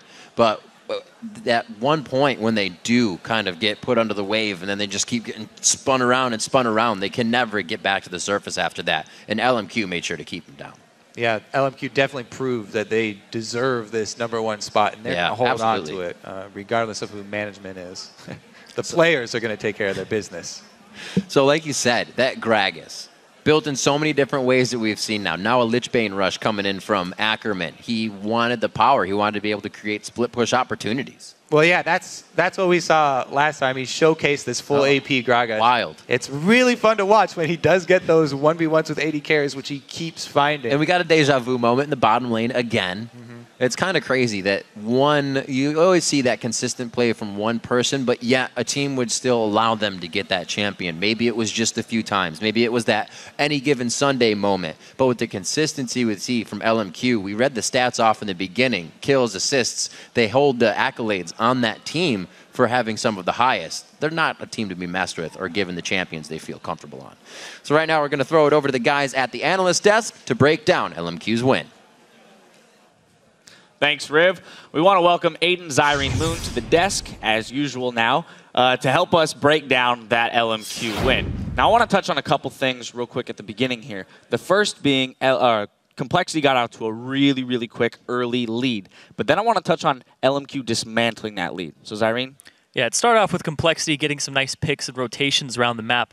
It's probably Kez's shot calling there. But then when it came into the late game, at the start, we had all those stats. Ackerman, #1 in kills for top laner. Then we have Moore, #1 in assists. When the team groups up for LMQ, they win the team fights pretty much just flat out. Every time they grouped up, they got a positive lead. They took objectives off of it. And that's a shot calling of No Name coming in and being more objective team fight prowess focused with their mechanics. And that's way different than Complexity style, where they're picking off and trying to get a lead, and then they didn't push it. They kind of let up the pressure. There was a dragon where Prawley was out of mana. They didn't set up for it with wards appropriately, and they just had to back off. Yeah, it was really interesting because Complexity, as you mentioned, did do really well early game, and that is just individual skill straight up. They got counter picks there. They got Nidalee. Again, she is the best top lane bully right now, and Restrice was winning that lane. In the bot lane, you had the Morgana into Braum counter pick, and you're going to win the 2-on-2 when that happens. And this is what happened. These are things that you expect here from Complexity. We also had Prawley, the wild card, show up as an ace instead of a deuce there, so he actually did really well and also got the extra kill in the mid lane. And these are things that Complexity can oftentimes rely on, and that's good. The problem is it felt like Kez didn't know what to do once they were up against some real wave clear. Early game lead, couple thousand gold, and then he suddenly couldn't deal with Gragas split push. He suddenly couldn't deal with doing dragon timers right, or when the Tristana siege isn't working anymore, he's out of plans, and his turrets are suddenly falling over. And that's a really big problem they need to fix. Well, so how do you fix that? You know, you understand what the problem is, but you've picked a comp that seemingly has a lot of counters, as you point out. Where's the fix? You basically, I mean, it really depends on how you want to do it, right? A team can simply come in and say, we're going to keep playing the same type of strategies like LMQ does, always aggressive teams, and say, we're going to figure out how to play aggressive and either tower dive you or split push better against this. Alternatively, Kez needs to sort of come up with a new strategy instead, right? You look at other teams, you look at teams better than you, guys like Samsung Blue, you know, etc. All these great Korean teams out there, and say, okay, this is how these guys are adapting to the problems. These are how these guys fix these issues, and you learn them, right? It's Kez's job to learn, how do I move my team around late game. Letting Gragas push 2 turrets top lane and recalling late is not a play you're supposed to make. Yeah, it's pressure through map domination and map control. They just completely let up. They had CS leads all across the board in the early game throughout the lanes. They got a solo kill in the mid lane. They didn't leverage these little bits and turn them into a big crowbar to just pry the game open. They kind of just got very relaxed. And that's very Complexity-like. We've seen it. They have these really long games for a reason most of the time, because when they do get a lead, they don't know how to close it out. It has to be just ward their jungle, ward it deep, get objectives warded up so you can just keep snowballing your gold. They gave up dragons, like I said, over and over again, and it's just pressure. Just pressure, pressure, pressure. Yeah, it's like they get complacent when they have a lead, and they're willing to let the game move into that. They're like, hey, this early lead will allow us to take it late, as opposed to using that early lead to actually close out the game. Yeah, and that's why I think Complexity are actually 0-4 against LMQ now, whereas they're beating some of the other top teams. Is LMQ are a team that will never sit there and be lax, and as you exactly mentioned, I think it's exactly right, Complexity, they're so good individually, they can get the early lead, and they say, well, we'll just snowball. Somehow it'll just happen. But LMQ are so good at finding those cracks and saying, well, there's a kill, there's a pick, there's a dragon, game over. All right, well, let's take a look at our first replay. It's about 27 minutes in. It's where LMQ kind of makes a big push, gets a 3-for-0, and then takes Baron off of this. Zyrene, if you could walk me through this. All right, well, what ends up happening here is we see them just come up on the side. Boom, Kez, he's trying to flank. The command protect actually gets stunted by the unbreakable of Braum, so the shockwave actually goes off, but it doesn't go off cooldown, because Prawley went too far to reposition the ball, and then didn't actually get his ultimate off. They end up picking up Robert here, and that transitions, Bubba, and they get them very low, and that transitions into them getting a Baron pretty easily because of the flank. Kez, he stuck to that battle plan of we're going to continue to flank them. He didn't adjust mid-strategy, and we see that later on in the game too, where he keeps trying to go for these flanks and not adjusting his battle tactics. Yeah, it just felt like Kez was sort of trying to find what was going to work mid-game. He's like building the plane mid-flight, sort of, because he realizes, oh shoot, this siege isn't working. Okay, let's try to find a flank that's going to work. But the team's not on the same page yet. Prawley's out of range. Kez gets this beautiful flank. He gets a one-on-one against the Kog'Maw, and that's like, oh my god, Braum's not there, and I found Cog. This is the holy grail for every jungler ever, but Prolly's not there to shockwave him. And when he shows up, Braum blocks it, right? Like, the right ideas are there, but they're there 5 minutes late every time for Kez. So is this lack of preparation then on Complexity side by saying, hey, presupposing we do get that early lead, here's the steps we're going to need to follow to dismantle this team? It's one of the issues of a newer team is we've heard so many players say scrims just are different than actual LCS matches. Players are so much more risk averse, they're so much more reserved, you just don't get that type of practice. And Complexity are one of the new teams in the LCS. They have less of these really close, tense games where no one's making mistakes. And normally, if you're going to play a slow reserved, we'll capitalize on you style, that works in scrims because people are loose and they'll screw up. And here you're seeing LMQ be very smart about their movements, very direct when they split push, but they're grouped up otherwise, and suddenly there's no random picks to be had, and they don't know how to force it in anymore. I kind of don't buy that excuse, though, because LMQ have been in the LCS the same duration of Complexity, and they actually have some veterans there with Prolly, who's been on the stage before. Like, I kind of feel like it's just a play style type of thing. LMQ, we talked about it. Vasily has #1 AD carry CS. Xiao, I believe he's #2 in 10, and CS at 10. These guys, they get really early leads, then they team fight, and they win the fights off of that. When they get behind, their team fights are a little sloppier, because they don't have that advantage. Complexity were in a spot where if they started team fighting and they team fought correctly, then they would be able to come out on top and then just keep snowballing the lead. It's just those little things where it's like, when do we group up? How do we group up? What do we put vision on? And what do we deny them vision of and make a pick? Okay. Well, I'm curious because, too, there's veterans on both teams. You've got Ackerman on LMQ, right? So we do have that veteran presence, and I guess one of the questions would be then if Prolly is doing what he needs to do as the veteran to kind of teach them these lessons, right? Yeah. Earlier in the split and say, hey, this is how we're going to have to perform in competition. Anyway, it's time to get into the last replay here where Kog'Maw actually picks up a quadra kill at the end of the game. So, Freak, if you don't mind walking us through the final replay of the game. Sure. So at this point, it's LMQ using their lead properly. They'd gotten Baron recently, and they're basically just ahead, and so sieging is fairly easy. They push on in, and the thing is, Vasily just feels very confident as long as they're aware of where the Evelyn flank could be coming from. Unfortunately, he doesn't see it come in, but there's just no follow-up. Look how far away Prolly is, right? There's no one to really punish the back line. Everyone just kind of falls over, and at this point, you just have a gold lead, and unless you can stack crowd control on your opposition, and you don't have very much aside from Shockwave, there's just not much to do there, and so it's actually pretty easy to walk those fights in. And actually to talk about the point about playing aggressively and the two teams being new as well is if your default strategy is aggressive, I think it's easier to play with less synergy than something more relaxed and reserved. I think it's easier to be like, well, we've only been together for 6 months, but if everyone always knows, oh, always go in, and Ackerman split pushes, that's a pretty easy style to continue to play and to understand intuitively, compared to a disengaged one where you've got to always be paranoid about where people are. And a big thing about that is you all have to be on the same page as soon as you see a misstep, because one person will be like, he took 2 steps forward, that's a misstep, and other people will be like, no, that's not enough for me, we'll wait for another opportunity. Right. So it becomes a split call. Exactly. All right, well, one final point. With that win, C9, CLG, and TSM all actually punched their tickets into the postseason. So what are those teams now, what are they thinking, right? Because that's a little bit of weight off their shoulders going into these final games of the season is we don't really care what happens, let's experiment, or let's take the wins and build momentum. Oh, it's absolutely not a time to be lax right now because these guys are still, they've all got 5 to 6 games left in the season, and they're 2.5 games or 3.5 games behind LMQ. And a first-round bye is really important because all the playoff teams are super good, and we're seeing that from Curse, Dignitas, and the guys who are locked in the playoffs. So skipping quarterfinal, huge deal. Yeah, and I can't speak for their mentality, but you definitely can't get relaxed here. You have to be forward-looking, forward-thinking. Playoffs, anything can happen. We could have an upset. We could have one of the bottom teams become the #1 team. There's a lot that can happen in a bracket. So when you come into this, you just research the teams, you continue doing what you're doing if you're LMQ, and you just try to bring it home. Definitely scrambling for that second seed, at least for that first-round bye, is very important for these teams. Well, thank you guys so much for all the input, as always. We've got to take a quick broadcaster cool down. When we come back, we'll jump into the action with TSM versus Evil Geniuses. Stay tuned.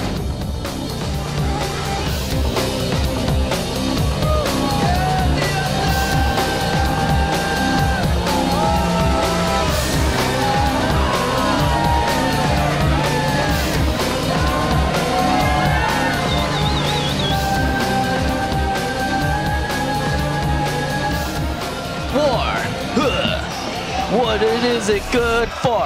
Absolutely nothing. The shockwave goes down, but it's not going to be enough to thwart. Oh, Ender! What a close-in! Westbrook's already with the rotation from top lane. Complexity, 3 steps ahead. There's the Blade of the Rune King. He still has to use it. Kez gets taken down immediately. Vasily with the fast fingers and the help of his teammates on that. Kez tries to get himself out. He flashes. Definitely a suicide mission. Bump It Up's now focused as the kill.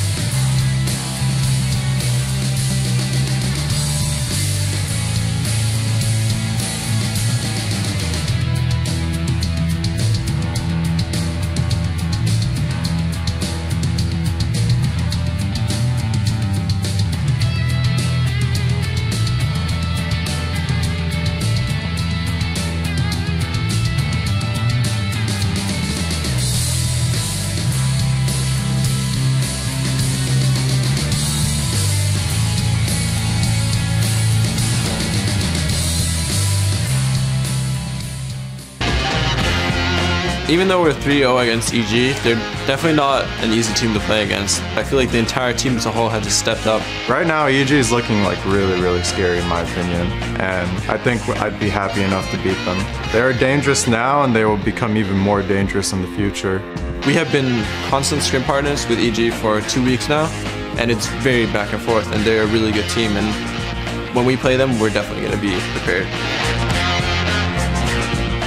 Welcome back to Week 10 of the North American Summer Split, all you beautiful people. We're moving on to our next match, Team SoloMid versus Evil Geniuses. Kobe, there are going to be a lot of TSM fans anxiously waiting to see how their new support, Lustboy, performs with the team. Yeah, that being said, it is always risky to do a substitution this late in a split, but TSM have gone to Worlds every year, and they see this move as necessary to make it back this year.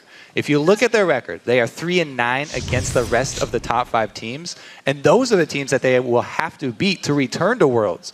But looking at this match, TSM are a perfect 10-0 against bottom 3 teams. And for Evil Geniuses, they had a huge win last week, taking down the #1 Counterlogic Gaming. Spirits were high, but weren't meant to last. The next day, they were dismantled by Dignitas in commanding fashion. And as we've heard Dyrus say, EG are looking scary. They have been putting on, they've been putting a lot of work into their draft phase recently. Against CLG, they came prepared and they were able to counter the team well. But against Dignitas, their strategy backfired. They knew Zion wanted to play Nidalee, and they gave Dignitas the champion on purpose because they thought that they had a counter pick ready with Aurelia.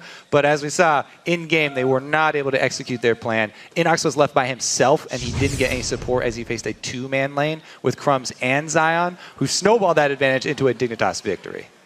And that brings us to the bright spot for EG. It is their bottom lane, which was actually winning against KiwiPie. So EG may turn their attention to the bottom lane of TSM and look to take advantage of TSM's new support and carry partnership. The dapper Crepo today. So let's check out the starting lineups here. On the blue side, it's Team SoloMid. That's going to be Dyrus in the top lane. Amazing in the jungle. Bjergsen in mid. Wild Turtle at AD carry. I was so happy to say Lustboy. And Lustboy on support. And on the red side, it's Evil Geniuses. Up top, Inox. In the jungle, Helios. Mid Pobelter, AD carry Altec, and support Crepo. Check that wild Turdy and Altec lane this time. See how these guys do. It's going to be tough. We saw Glebe come on, and there's two ways to look at this, right? How a team works with someone and how a single person is going to fill a position and work with a team. So those are two things that have to come together, let alone what strategies they're now going to use for the teams they have to face. TSM wants that top spot, so are we going to see different play from them, or is Lustboy the different play and they'll stick with wheelhouse strats? Yeah, it's so weird how many different factors there are with roster swaps with these teams. Like, you never know if a team they really want to get rid of one person sometime, or someone like Odd1 just leaves, then it forces a team to just find someone, the best available person to fill that spot. And it's not always that they really wanted to replace person A for person B. It's sometimes that the situation just mandates they need somebody new to fill a spot. We'll see, though. Lustboy, he's been dueling with Turtle quite often, and the consensus is, at least among TSM members and TSM management, that it's going a lot better than it was with Glebe. Maybe they foreshadowed a Twitch. Just in the lobby, somebody said, Lustboy, question mark? And he said, I'll be right under their noses, which is a Twitch comment. So maybe they're going to Twitch this round. We'll have to see. Lulu picked up in the beginning. Detective Riv putting together the news here. Look at that, though. Lustboy, first game in the LCS, draws a ban on Nami, which we have not seen. Good call. People target support bans other than Morgana so far in the North American LCS, but Lustboy grabs one for himself. It's always nice to have. Coming in, making an impact right away. We'll see what else he can do from the bottom lane. EG to decide their picks after seeing Lulu. Well, I think it's a good reaction from Evil Genius. I don't know if they planned that ban or if it was a reaction to the Braum ban from TSM, because if Braum is not on the table, then Nami, her value just skyrockets because there's nothing to block her ultimate, and she's such a strong, sustained support. It really makes for a very good laning phase for a lot of combos. So that might be very good adaptation from EG, actually, in the draft phase. Helios taking the Lee Sin. Very aggressive. His first play with EG was on that champion. Just throwing himself in the fire for Inox's first blood. Somebody they love to get going. But we also see the pickup for Altec on the Tristana. Yeah, so popular in North America. This Tristana pick, for a long time, a lot of North American AD carries really favoring it. She has good bullying power early with the explosive shot, but we'll see how he can get through that mid-game lull. Because there are options like Corki. It's one of the best, best options at punishing that mid-game lull. Tristana is Corki, who actually has pretty much the opposite curve of Trist. And Corki can bully him. But nope, we'll just see the top two AD carries for North America once again. Trist Kog'Maw looks familiar. Yes, amazing. sir. Getting that Dexter, getting that Elise. I love the way the brain works. The Dexter. Yeah, it's weird how Dexter always gets Elise. You've made the connection. But yeah, TSM Amazing is actually undefeated on this champion. Right, so, absolutely. Yeah, while it's a big deal and Dexter always gets the champion, he's actually dropped quite a few games on her. Whereas Amazing, I believe he's still undefeated on Elise. It would be quite a feat. That's for sure. See Pobelter and Altec. Pobelter, who we call the wild card. Can he pick something up that really would thwart out Team SoloMid here? This looks like both AD carries, I should say, both mids are leaving their pick for last. So the scaling tank, not only do EG have the scaling AD carry, but they also have the scaling tank. I wonder what mid they would want to use to try and get through that mid game, because they need a strong mid game champion who's not going to lose lane. If they just get pushed in all lanes, then it would be difficult for them, and Amazing would probably be able to get a lot of early action done with Elise. We'll see here. Taking away 2 shields here, TSM. They've piled on some extra defensive capabilities for that Kog'Maw. So they pretty much got the monopoly on support champions here, TSM. They've got 3 shields ready to roll for Turtle. That Thresh pickup was interesting for me. We usually see that Crepo would go right for Morgana no matter what's up. See where they can go. Lustboy gets that for himself. The Thresh will be what they keep Altec safe with this game. And Pobelter The Syndra pickup. Yeah, there's that strong mid. They want to have something to work off in the early game. Yep. We'll see. Poe Belter he's been one of the guys that you can actually expect to come out with solo plays. And with a Lee Sin jungle, Helios will probably be running a lot of his early game centered around that mid lane. Whereas in the top Inox, I mean, you're playing against an Elise as Mundo. You always have to worry about that early tower dive. Just because Elise is one of the best champions at pulling that off, and Mundo is one of the most vulnerable top laners. We'll see if he does get caught. Oh, well, see if they take him down. The champs are locked in, and the game is taking shape. Let's see who you guys think will win. Right over to lolesports.com. It's 84% of you saying that Team SoloMid is going to win as you have clicked for them. And be sure to continue voting throughout the game by tweeting hashtag TSMWin or EGWin to @LOLesports. So how does a new team kind of consider if you would see a new team pull somebody on? Do you focus that guy? Do you do anything special for that guy? Do you play the team kind of as you would, as they didn't change anything? Well, especially since he's in the bottom lane, I think you definitely do focus that and try and exploit any communication weaknesses. Anytime a team brings in a Korean player, there's always that hump to get over. Now, everyone said Les Boy's English is very, very good, especially even compared to the other Korean players that have made their way over. We'll see how it works out, though. And he has been doing a lot with Turtle, so maybe they've already got some of that instinct down where you have to play with somebody in the duo lane for a long time before you know how they'll react to a certain situation. That way, you don't have to say something, because there's not always time to call. We need to go aggressive now. We need to run. You just need to react the same way. And one of our ones to watch this week is Lust Boy, so we will be sure to keep an eye on him as he starts setting his feet down on North American soil. We will also get to see his timing on his black shields. Oh, yeah. Which is very important. See if there's the quick fingers from Lust Boy here. The fans have been for and against the trade. We'll see if it works out for Team SoloMid. They've made a lot of the right decisions, as we said in the preview show.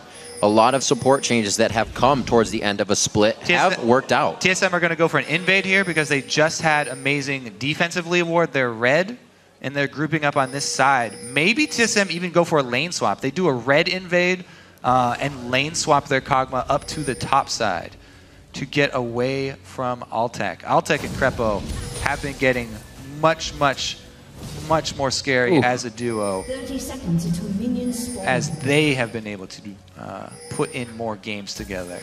Very interesting start to the game. Shield start coming in for Bjergsen. Not too bad against a Syndra. That'll still work. He can get in for auto attacks. But they were going for an armored tank there on Amazing to make sure they could at least go a little bit harder than they wanted. Or could have, I should say. Tricky move by TSM. Good I always wards. like recalling in the bush rather than exiting because EG does not get to see TSM exit. And they have to continue guessing where they are. This is such a dangerous game for Helios to be playing, walking around in this TSM side invaded jungle. But it's just Amazing and Dyrus that were left over there. They're going with a very bold move to actually only do the two-man steal here. Placement. Wow. Wards on both other buffs, though, for EG. By process of elimination, EG have to figure out that TSM are starting on this red side because they have both other buffs warded. Well, Inox goes to check it out himself. Gets a little bit of help. Now they're 100% sure. There it goes. I was going to say, he almost lost vision. That buff start. Helios making the move already. They'll be making them up top towards the Wraith side and down towards the red, so they will be trading quite nicely here. Unless we see Amazing try to dip through mid. They just get pinged out. We saw that before, but he's not going to. Level 1, we already see the aggressive Wild Turtle. Pop W, go for auto attack harass. That's... Why not? Costs nothing. It's the play of the game there for Kog'Maw early laning phase. Always so fantastic if you can get them tripped up in their minions. Get more shots on. Crepo trying to keep in range and do what he can. Nox getting hit up. Top lane, level 2 on Dyrus. He takes advantage of that first. And a level 2 in the bottom lane from Crepo and Altec on Lust Boy and Wild Turtle. They're forced to back up. Little zone defense now. Great job. Doesn't look like they're going to lose too much CS, though. They're in Helios range. Not go for an answer on the buff? I think he counter jungled it, actually, because he definitely headed over there. Okay, he's got both buffs. He just counter jungled the red for TSM. Right. So he left a couple babies there for Amazing. And they won't get a red buff respawn on TSM's side as quick. Gank choices for both teams, interesting here. As we said, Helios would probably make a lot of plays off the mid lane, whereas Amazing is going to go for that dive on the Mundo early. Both teams should be aware of these early jungle strategies too. It's pretty clear for both of them. We'll see how Dyrus is able to handle this dive, or Inox, I mean, is able to handle this dive. He does defensively ward and walk away. It was nice. He got level 3. Sonic Wave, Resonating Strike. Bjergsen not forced to blow too much. Large jump. No summoner spells, but yeah, there's some lane advantage for Pole Belter, and he loves to work off little things like that. Yeah. Both of these junglers, though, very easy to predict early on so far with the way this game is going. Neither of them chose to try and counter the other. Fairly successful move mid for Helios. Gets a good chunk, but no summoners. Inox was also zoned off for a while, so I guess both of them decently successful ganks, but not surprising that neither of them were able to get more than that. Pretty obvious. Quiet on the home front here in this duo lane. Wild Turtle and Lustboy really not trying to put too much aggression into effect. You see one binding there for some harass. It's 27 to 22. Yeah. Ooh, Turtle missing a few. Yeah, he's trying to wait till he gets to level 6 to go really aggressive too. Yeah, man, 3 in a row. Side bush control is very important for these for this duo down bottom as well, because if Krepo can throw out his hook from the bush and there's no TSM ward in there, much easier to land. Also, we get a little window into the mind games that go with Morgana Thresh matchup. Wow. Which one are you going to target with your hook? That would have been perfect. He definitely would have gotten Lustboy. All right, so that'll be a 10-minute red buff rather than the normal 7 for TSM. They definitely have that called out. Those are the things we heard. The junglers being able to give a specific timer and where they'll be. A 10-minute red buff may actually hurt a little bit. We'll see how Amazing works with that. Damage back on Altec. Gets a bit of a Voidoo slowdown, but they trade evenly. It's like still a bit of a lead in that bottom lane. No kills yet throughout this game. I thought we'd see a little bit more aggressive from the early part, especially with TSM invading. They should be in 2 minutes ready to go back for Helios' red. I mean, there's still a big window for both junglers to actually make plays because the wards on the map, nobody has spent money on wards yet. There's still very, very little vision. This is still the jungler playground where you get to make whatever gank you want. Neither of them going for big moves, though, just farming up their jungles. There's that 0 wards on the map for TSM right now, by the way. I don't know if... Okay, they got one pinged out by EEG. But, man, are they blind right now. And Helios, he's blind as well. He's waiting in the bush. Oh, base check by Elise is terrible for her in this matchup. He used Tempest before he connected his Q on accident. Fast fingers get him into a bit of trouble. Got excited there. Elise is walking into me human form, face first. That is, that's perfect for Elise. And almost said Amazing there. That would be bad.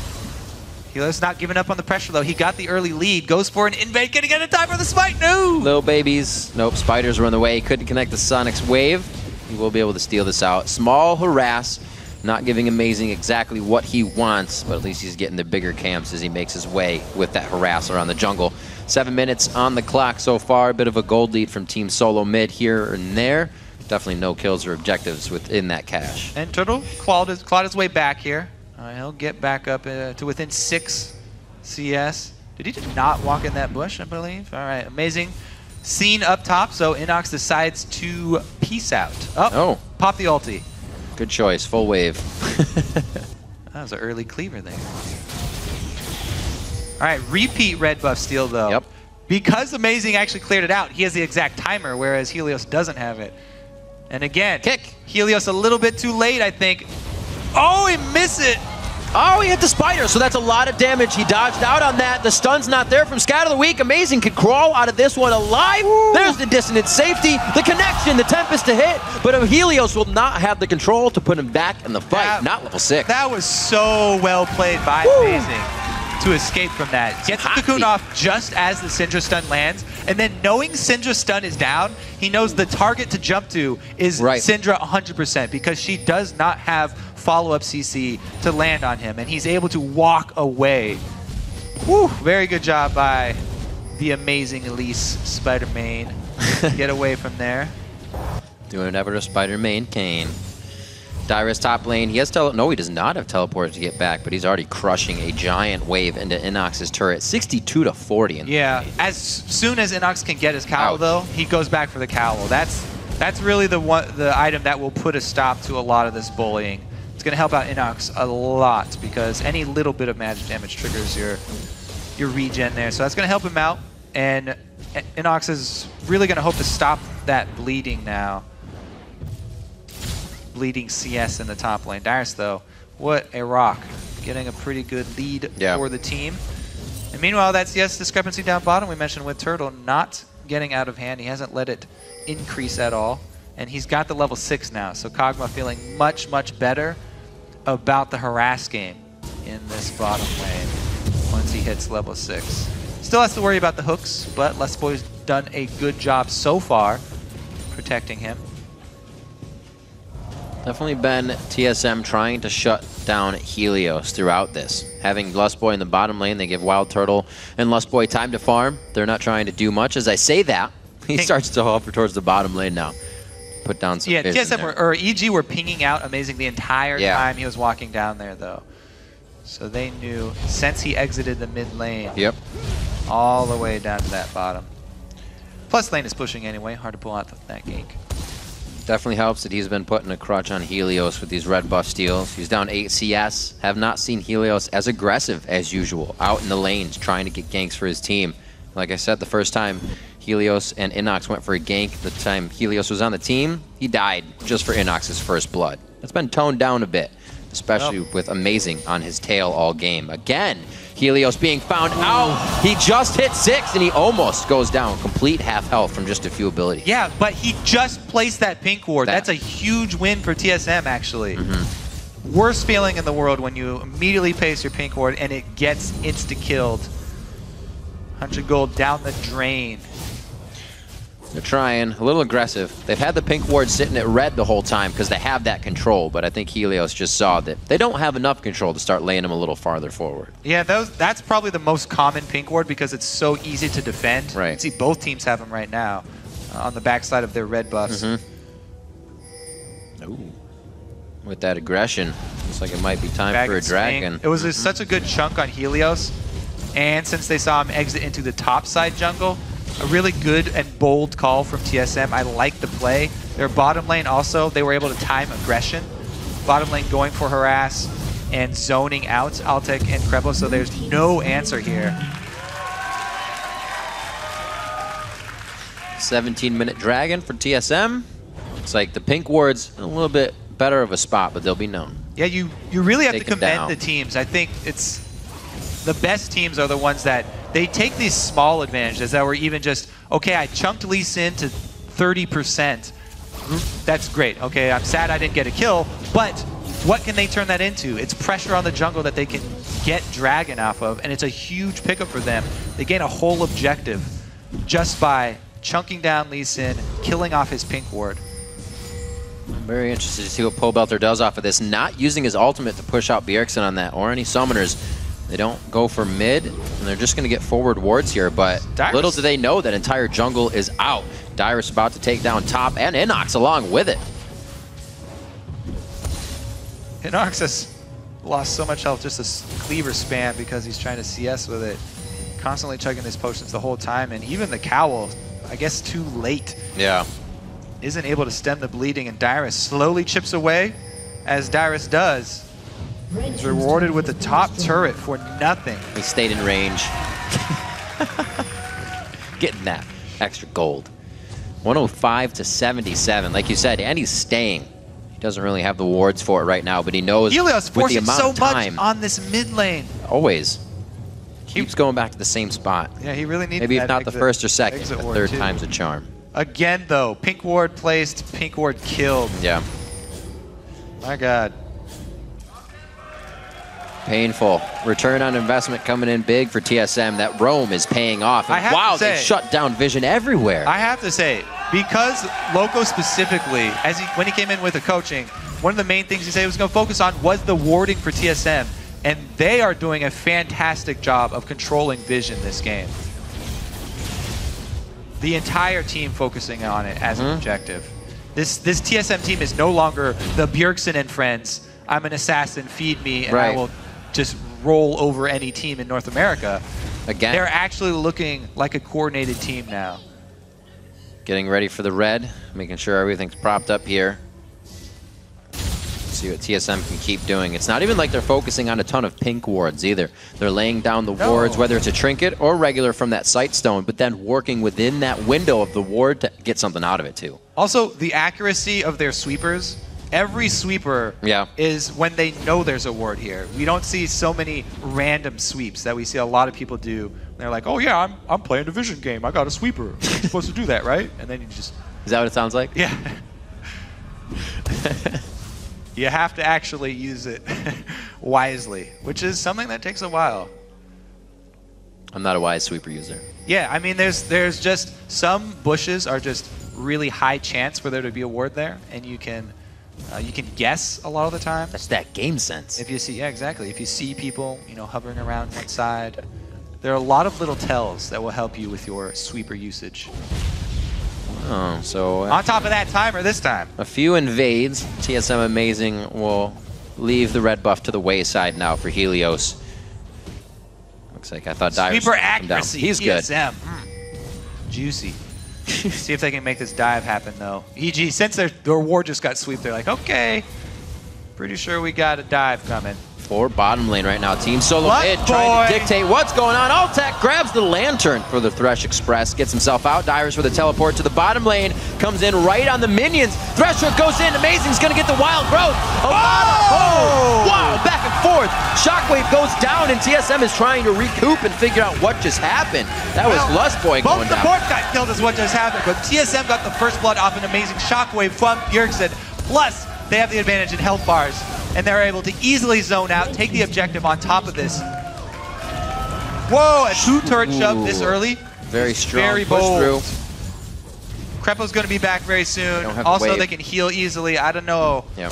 Bjergsen's got blue buff, though. They feel They confident. do have the wave. They were just sitting on it, couldn't see it on the mini-map. They're going to be able to take this down. Holy. Helios would be a very, very scary position to try and come and create anything out of this. Krepo, he's going to go down. Helios does not want to do this. NACS is going to be coming in, but he is only tanky to the magic resistance right now. Can TSM pull this one around? Helios actually making a huge play. The rest of EG with quarter of a health bars are able to come in. Turn it around. No, they don't. Amazing comes up huge. Jungler versus jungler now. Red buffs and both versus nothing. Helios goes in. The kick comes down. He can't take him down. Amazing lives. Whoa! What an outplay. He took his hands off the keyboard. Look at this. I thought... Daredevil. I thought that Amazing, not focusing Altec when he jumped in. I gotta watch this again. I literally have no idea. Like, really. Take a second try here, Riff. Play by play again. But look at the value of this Kog'Maw passive. Expert use of Kog'Maw passive right there. That was huge. From Turtle, by the way. So Amazing, he ignores Altec, which I'm like, whoa, what are you doing, Amazing? But Darius is able to get the kill anyway, so probably worth it here. And then this repel over the Q is what wins Amazing the duel. Wow. And he gets the kill, which gives him enough life to survive. Woo! All right. Now, that was a risky call to go for that second turret, and that's why we thought it might have been bad for TSM, but they play the fight out really well. And I have to say, the turning point is actually the Kog'Maw passive that explodes on 4. That was huge. The Acathian surprise placed very well by Turtles put a lot Turtle. of time practicing the use of that. He still didn't use the fanfare while he was dying. All right. We got a flanking Pobelter here. Syndra could wreck from the back line. Amazing, taking both Sonic Wave and the Thresh Hook. There's a pink ward. Krepo gets hit. Dragon's getting his heal on right now, so they're going to have to do some big damage to get that back down. They both posture again. Nobody really has vision of the other team in this situation. They've only warded themselves. Now that it's cooled off into a standoff here, Yeah. I don't think EG should fight this. They are not in any situation to take a fight with TSM. Double rods and fiends? No. If Shockwave is up and Wild Growth is up, they should not be forcing. Well, the thing is to hold on. Camera showed that, but bottom also, EG are getting an answer, so don't get fooled. It was just an even trade. Bjergsen, though, he's going to keep pushing. Looks like he's making his way over to second.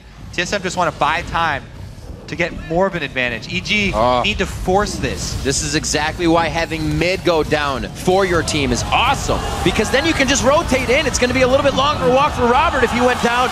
This is good damage. Double shockwave. And NACS is going to get hit up after that. A triple kill coming in for Wild Turtle as he puts the shell on and goes hard. And that's why you should not be forcing that fight for EG. They were so far down. You're balled up right where they want you. It's going to cost them a Baron here. Oh, wow. I love the With play this from low. TSM. You have to respect the call from TSM.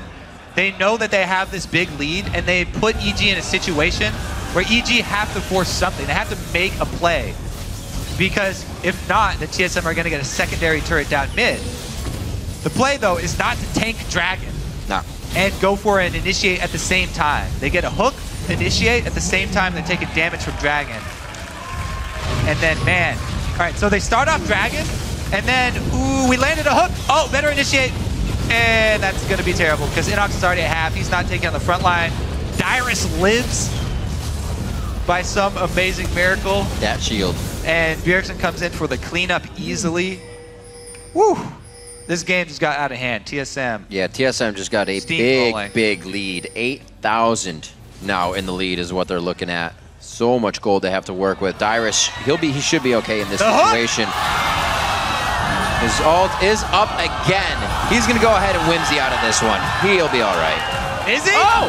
Ultec! He's good to go! And he got the flash from the Tris.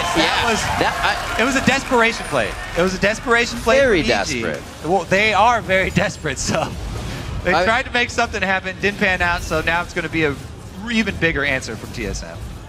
Difficult situations, difficult times here for EG. Low on money and trying to get kills that are putting themselves in tough situations. Yeah, there are two schools of thought. When you're super far behind like this, you either play very defensively and turtle and ward up your own jungle and wait for your opponent to make a mistake, or you go for one of those crazy low-risk desperation attacks. And EG have always been a team that does not like to sit around and wait for their opponents to make a mistake. If they're behind, they try and force something. They try one of these desperation plays.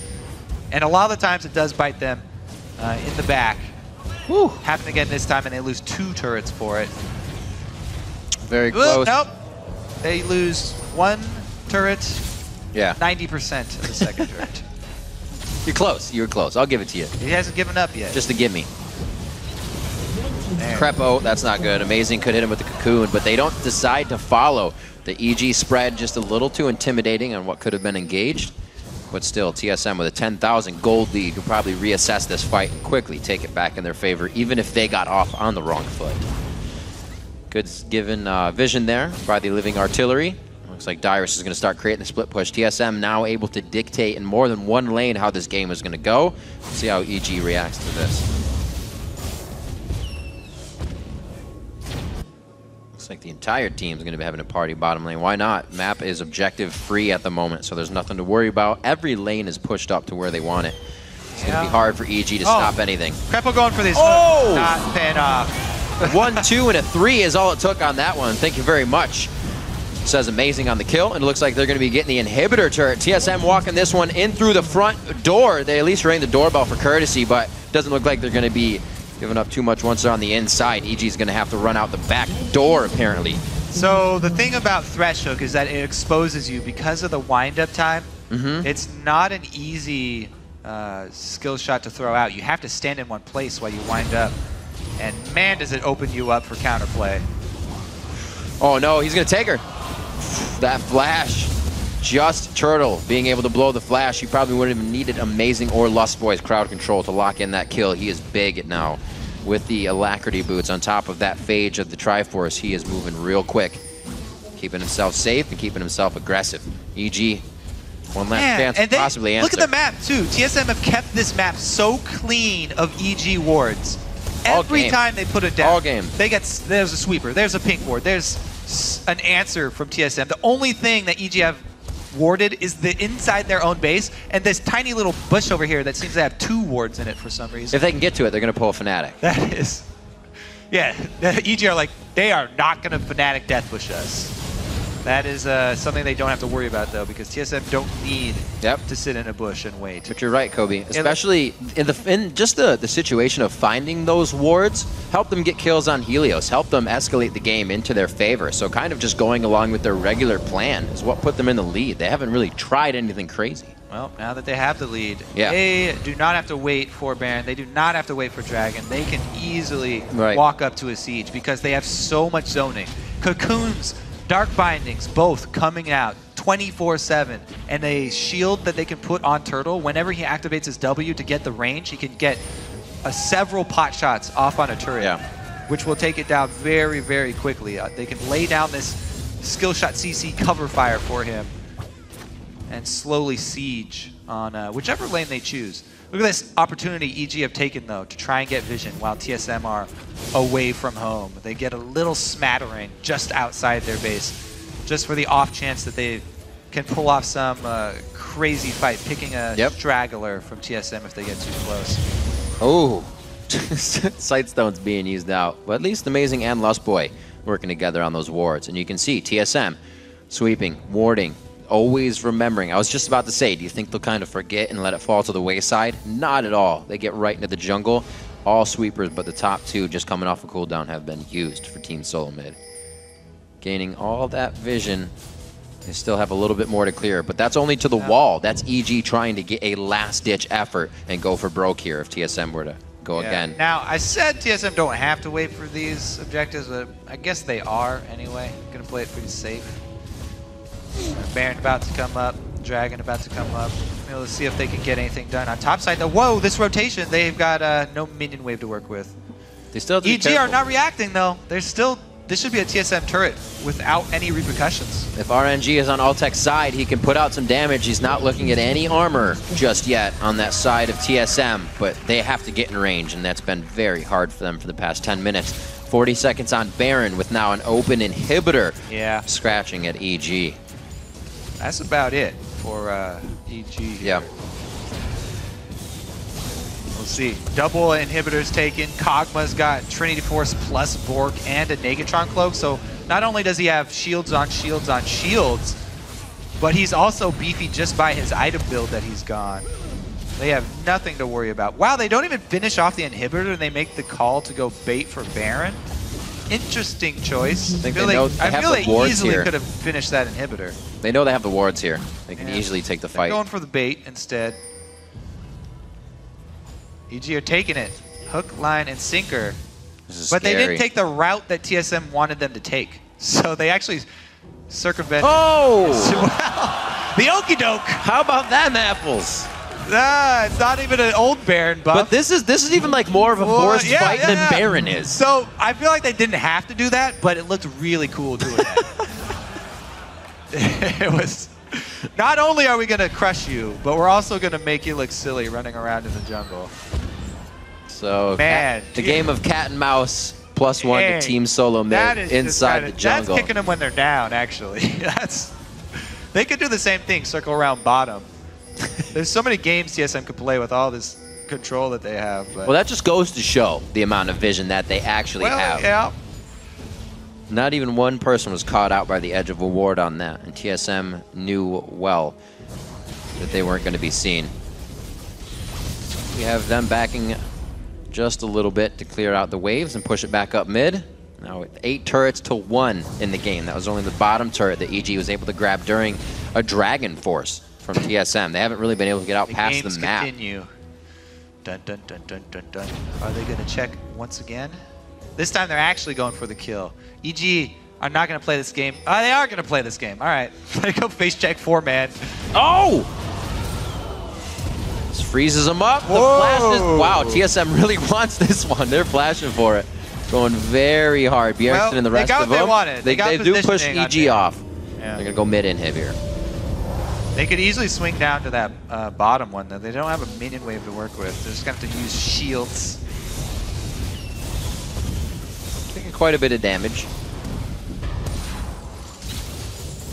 Such a level advantage coming on the side of Team SoloMid. 2 15s to some 13s, 11s. This is tough. EG either have to really put this into the late game or they have to catch one of TSM members off guard when they're trying to just kind of walk around the jungle lackadaisically. Good check from Crepo there. This team's still in a scary spot. They can get closed in on. TSM can do whatever they want around this Baron. Looks like they'll finally pull the trigger. Whew. No Pobelter, so this would be a 4 versus 5 if TSM can turn around and force it. 5K Baron HP. Yeah. Helios, this is actually good for EG. They've got the chance to steal. 3,000. Helios would probably die if he went for this steal, but if he was able to actually secure it, probably still wouldn't be worth it. 1,600 Baron. Helios just on the outside as they stop it. He's going to go in. Oh, my amazing says thank you very much from the outside. That was gift wrap. I like this whole end game is just TSM just playing games. They're like, you know what? I'm going to dangle this Baron in front of your face. You want to try and steal it? Go ahead. Try and steal it. Try and steal it. Helios goes for it. Amazing just takes it back. That Helios had his resonating strike percentage damage and the smite. And Amazing just was like, smite, whatever, drop the mic, walk away, team gets Baron. AG picks up another dragon for themselves, but they're crawling back now, looking for the next rung of the ladder, and it's very far away from them. They get a piece of it there, but 10,000, 11,000 gold behind right now, 11-4, and they only have 3 turrets left on the map guarding their Nexus, and they don't even all have to be taken down. TSM has the front door to run through. Yeah, regardless how TSM, they played really well in the beginning. They got this early lead that they deserve, but they might want to look at this game with their coach again because they have opened themselves up to a little bit of risk there with the Baron. Yeah. That was probably unnecessary and would not want to do in most Bit of a heart situations. attack. Bit of a heart attack. Now they are finally swinging bottom to the open inhibitor, though, the bottom inhibitor here, which they can, once again, probably just stand up toe-to-toe with EG and slowly take down the inhibitor. EG, their play is going to come from long-range Cinderstun. Yeah. If they can get Pobelter to hand, have a long-range Cinderstun, miraculously get through Black Shield and land on somebody that Les Boy's not watching, then they might be able to make something happen.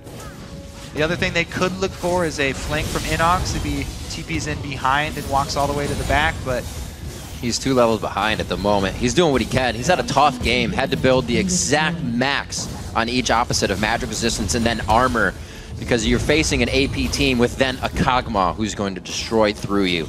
Yeah. A little bit of AP in itself, so very hard build in the lane he had to come out and fight. Yeah, and whoever gets focused by EG too, TSM have so many shields to answer. Right. They don't have to use all their shields. They don't have to use them all on Turtle. If EG can't even get to the back line and can't even get to Turtle, they'll happily use their shields on their makeshift front line here. Turtle has been standing in front. No problem with that. One stun comes out. We got to remember, once everything is used, that almost relieves pressure. Oh, are you joking? Wow. Shock and awe coming from the command shockwave. Kog'Maw, Wild Turtle also picking up a kill onto Inox instantly after they had the crowd controlled to cinch those 2 down. And it looks like they're going to be go ahead, walk across the horn on this one and take it all down. Helios gets hit up, so they're going to put some extra damage on the backside of that. Level 14 to level 12, and you'll see that just among most of the champions levels. TSM far and ahead in this game. Yeah, that's why I was thinking they didn't have to play all these little games. Right. But man, does it look good when you finish. They are going for every kill. They're going to wipe down Evil Geniuses at the end of the game, surgically removing them from the map in a 32-minute matchup here on Summoner's Rift. 16-5 as the TSM chants come out. TSM taking down Evil Geniuses. 32 minutes. Well, strong showing for the lineup of TSM. However, they had already beaten EG every other single time That's they a 4-0 for the split, yep. So it's not like bringing in Les Boy was the key that they needed to overtake Evil Geniuses. I think this is a Baron talk right here. What? What was that? Wait, don't do that again. You scared me. You guys, you scared me. Well, even if they, the thing is, even if they had given up that Baron, even if Evil Geniuses had stolen the Baron, yeah, it would have been defensive. If TSM even just killed Helios for that, then they could have 5v4 pushed in and won the game anyway. That's true. But yeah, it was an interesting move. So a 4-0 on the split for Team SoloMid versus Evil Geniuses. Coming out in 32 minutes there, just about regular fashion for these games. Their longest matchup of the split was 50 minutes. The EG tried to take TSM into the long, late game, but still TSM prevailed in that as usual. Dyrus actually on Lulu. Hasn't played it a ton, maybe 3 or 4 times, but still putting up a really great fight on that top laner. Yeah, and it was the same old Dyrus that we're always used to seeing. He slowly gets his CS lead, nothing flashy. He doesn't even run back and forth in lane. He just presses S and stands there. Yeah. He's a very calm, He's a menace. Calm bully in the top lane. And he slowly gets his lead. He chips away at your turret, eventually gets it. So, of course, Team SoloMid comes on to their first game with Lustboy and doesn't really have like any Lustboy-esque strategies or plays, so the fans are going to have to wait. It worked out well. The team played overall just very composed. It was a TSM. They played some wheelhouse strategies, and the Vision game was utterly awesome that came out from the entire team. They were able to keep it down. Like you said, the ward clears on point the whole game. It's kind of like they were playing inside the head of EG. And again, amazing, still undefeated on Elise. Yep. He went Pulled that out 6-0-6. He didn't even die this game, by the way. So a lot of people always talk about the Lee Sin for him. Yeah. But the Elise coming up pretty big too. There's Lustboy after his first victory in North American LCS. Seemed to have good play with the team. Picking up Morgana for this first time to come out. Safety for the Kog'Maw, something Wild Turtle could get an advantage on, and then combined with everything else they had. And great shockwaves from Bjergsen throughout the game. Very patient with those. And he set up a lot of them by himself, too. Yeah, he didn't even That's have not easy. someone not dropping put the in. ball on. The last one that he did on Altec was just ridiculous. To catch an Orianna almost mid-jump as she's trying to leave, that's not the easiest thing. Command Shockwave does have that charge, so they see it coming at you. Like you said, you're the person setting it up. Takes fast fingers and a good positioning to make that happen. Yeah. So with TSM on the up and up as well, a great time to have it here coming into Week 10 because all of these teams now are trying to shoot for the top spot. LMQ has it, and they're not too far away now from Team SoloMid. We'll say at the least, this game has probably shown that bringing in Lustboy won't slow TSM down. People were worried that they would run into a lot of problems. Didn't seem like they had a lot of problems. I don't know how the communication went, but it seemed fine. People said Lustboy's English is great. And that is a matchup to test it on. We even heard Dyrus. EG is not a team to be messed with. We've seen Altec and Crepo carry games against some of the top teams. So that is definitely a bot lane to be tested on. And in the beginning, they gave him a little bit of hell. Tristana, Altec did have that gold lead on Tristana. It's hard to do that with explosive shot in lane. So we'll see if it does play out as expected for the fans. To hear what the pros have to say about that match, let's send it over to Dash and Freak. Thanks, Friv. We want to welcome TSM's Bjergsen and Amazing to the desk after a very solid win. Now, something I want to note right off the bat is how slowly that game started. So, Amazing, talk to me a little bit about the factors of why we saw 15 minutes go by without a kill. Okay, early game, they have Synder in mid, they have Lee Sin in the jungle. So we just want to scale versus that. We don't really want to force early plays, want to fight them early because that's the only way we can lose that game. If Lee Sin or Synder gets rolling, it's basically like one-shotting AD carries or something like that. So we didn't want really that to happen. So I tried to slow the game down, try to control the pace of the game, try to give our team comp time to actually rise and become stronger and stronger throughout the game. And therefore, the playmaking wasn't there in the early game and didn't need to be there. So I have a follow-up then for you. How do you, as a jungler, like control the game and make sure no enemy jungle ganks can happen? Okay, what we did early game was we saw the Mundo pick on top, so we kind of wanted to force the enemy jungle top. We tried to do that by forcing plays onto top in the early game, like in the first 3 to 4 levels maybe, just like pressuring the Mundo a bit, so Lee Sin would have to maybe short top because Mundo could have been Doven, but that didn't happen. I don't know if Lee Sin was top, we didn't really necessarily know, but that's like the play that we would do. And overall, just after that, you just try to defensively ward, try to get as much room for your team as possible, and basically exclude the enemy jungler from certain lanes and certain lane matchups that he can influence. All right, well, then I want to jump forward to that 15-minute mark. Bjergsen, we're going to pull up the replay here. This is where you guys are in the bot lane. You end up acing them. So talk to me about the calls that were made to get to this point and why it exploded like this. Yeah, we already had the initial bottom tower fight where we saw Helios and Synder on the other side of the map, so we decided to go for it. We just felt like we could continue pushing, and this crazy fight just happens. Helios gets a great kick on me. I don't have my flash up, and he kicks me into the enemy team, which is really the only reason why this fight was any close. And If Darius didn't hit that Q, it would have been a bit cleaner, but everyone made like slight mechanical misplays, and I don't know, it's a good fight overall. That's pretty much happened because we were trying to force when we felt like our comp was even or at least as strong as theirs. Amazing. How close is that battle for you? Jeez, man, that was too close. I was gonna say you must have been, holding your breath there. Right after he said, "This is so awesome." That was pretty up. I like your German accent for that one too. That was good. That was your good, amazing impression. Okay, so you guys pretty much took that game business as usual. You guys are now, if you didn't know, 11-0 versus the bottom 3 teams here. You guys are 3-9 against the top 6, though. Does that concern you guys heading into playoffs where you're going to face the top 6 teams? For me personally, not as much. I think that a team like EG, I wouldn't consider a bottom tier team. They're very, very good. We've been scrimming against them a lot, and they do seem really strong, and we were definitely scared, and we were preparing a lot for them this week because they are a really good team. I don't consider them like any worse than any other top teams. So it's mainly just Dig and LMQ that we haven't been able to win against. The other top teams, CLG and C9, we are able to beat, so we just need to figure out what it is about Dig and LMQ, and I think we'll be strong around playoffs. So is then the first round bye really important for you guys to make sure you don't hit one of those guys too early in the playoffs? Yeah, it's obviously really important to get the first round bye, and that's what pretty much everyone is working so hard for these last 2 weeks, and that's what we're going to try to achieve. You play CLG tomorrow, amazing, and this is just going off the point of that first round bye because they're one of the teams that is vying for that position. Bjergsen mentioned you guys have beat them, but what are the keys now to beating them in this final match of the season? I think last time we kind of threw the game, we had a similar game afterwards with C9 where we did the exact same stuff, and didn't really throw that game. So we just have to go through our motions, go with the flow, and basically do what we practiced in the last few weeks, and we'll beat them. That's what it is. Just be confident about it, and that's about it.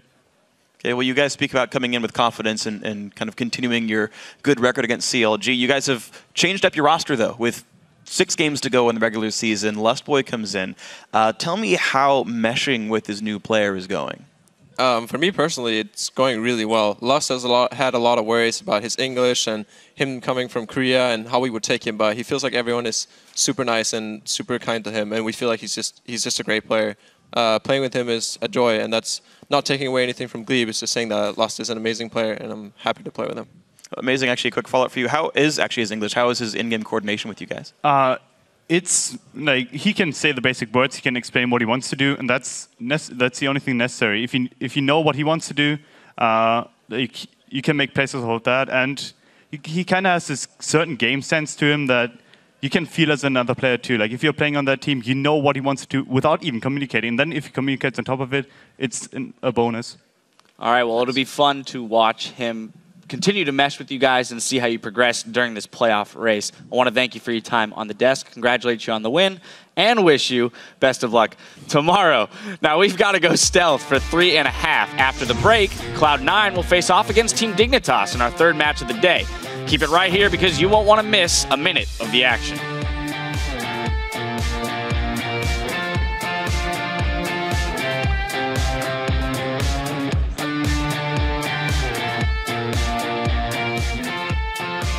Snap back to reality. Out there goes gravity. Out there goes gravity. Chokes me so bad, but he won't give up that easy.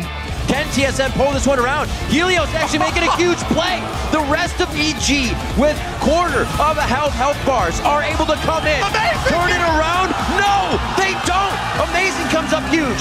This is good damage. Double shockwave. And NACS is going to get hit up after that. A triple kill coming in for Wild Turtle. Helios just on the outside as they stop. And he's going to go in. Oh, my Amazing says thank you very much from the outside.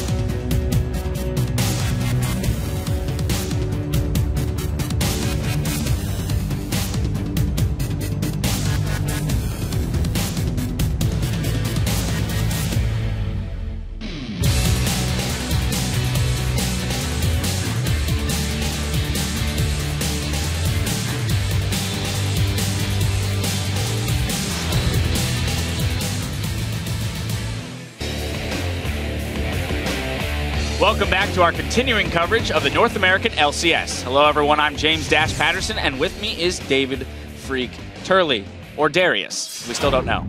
Now, we want to check in on the conversation happening on Twitter. Earlier in the broadcast, we posed the question, which team do you want to see represent the NALCS at Worlds, and why? And here are just a few of your responses. At FizzyOP says, it would be amazing to see TSM at Worlds. I know they would lust after the championship and would go wild if they won it. Bjergsen. They would die Riss if they couldn't. No, I got nothing there. Yeah, I mean, TSM are great. They've been to Worlds every single year. It'd be a shame if they missed the streak now. Did at FizzyOP just defeat the pun master? I mean, I just look I don't do name puns anymore. That's true. That's my defense. There we go. We're good. We're good. You are on record saying untarnished. That. I'll give you that. All right. Our next tweet is at Stanley A 1993. Cloud9 for sure, because even if they are having a few bad games, they pull together as a team and get the job done. Yeah, these guys are wonderful overall, and I do want to see them go as well. They've been playing great all split long. I think they're a really good choice. Yeah, and they had the experience from last year at Worlds too. So definitely a solid choice. Our next tweet is at Wolverine X. CLG, they're unpredictable, always finding a way to win. Their in-game adaptations to situations is unrivaled. And CLG are an interesting story because they keep going up and down. It feels like they missed out on Worlds last time around, but they had been one of the top American teams for so long. It feels like they are on an upswing again, despite how close the LCS is this split. And they're, of course, a good option as well. Yeah, they definitely struggled last week with that 0-2, so hopefully they can turn their season around. And our final tweet is at Sonico11. The NA LCS caster team should definitely represent NA at Worlds. Did you see how they annihilated those Doom bots of Doom? They did, and unfortunately, somehow Kobe won the MVP vote. I had them more kill than him. The thing is, I didn't even need Triforce to beat them, so, I mean, we're definitely OP. All right, well, let's not get too crazy. Saving humanity is one thing, but Worlds is something else entirely. We want to thank everyone who wrote in, but we also want more, so keep sending those answers to us at LOL Esports and use the hashtag LCS. For now, though, we're going to send things over to the guys at the caster desk to take you into our next match. Thanks, Dashcasters OP.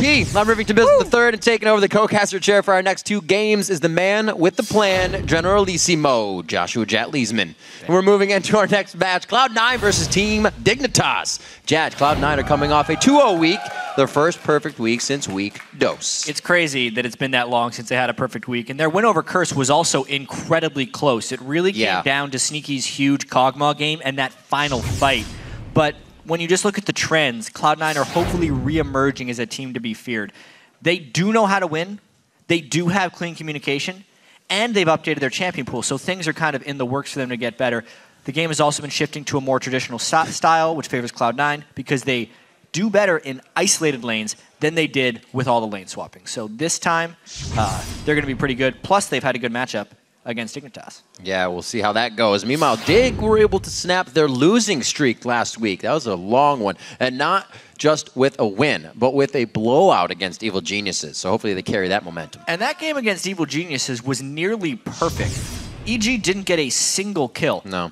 Dignitas took every Dragon, Baron, and EG only got 3 turrets. It couldn't have come at a better time either, because they were on a 6-game they were on a big 5-game slide, and there's only 6 games left for them as well.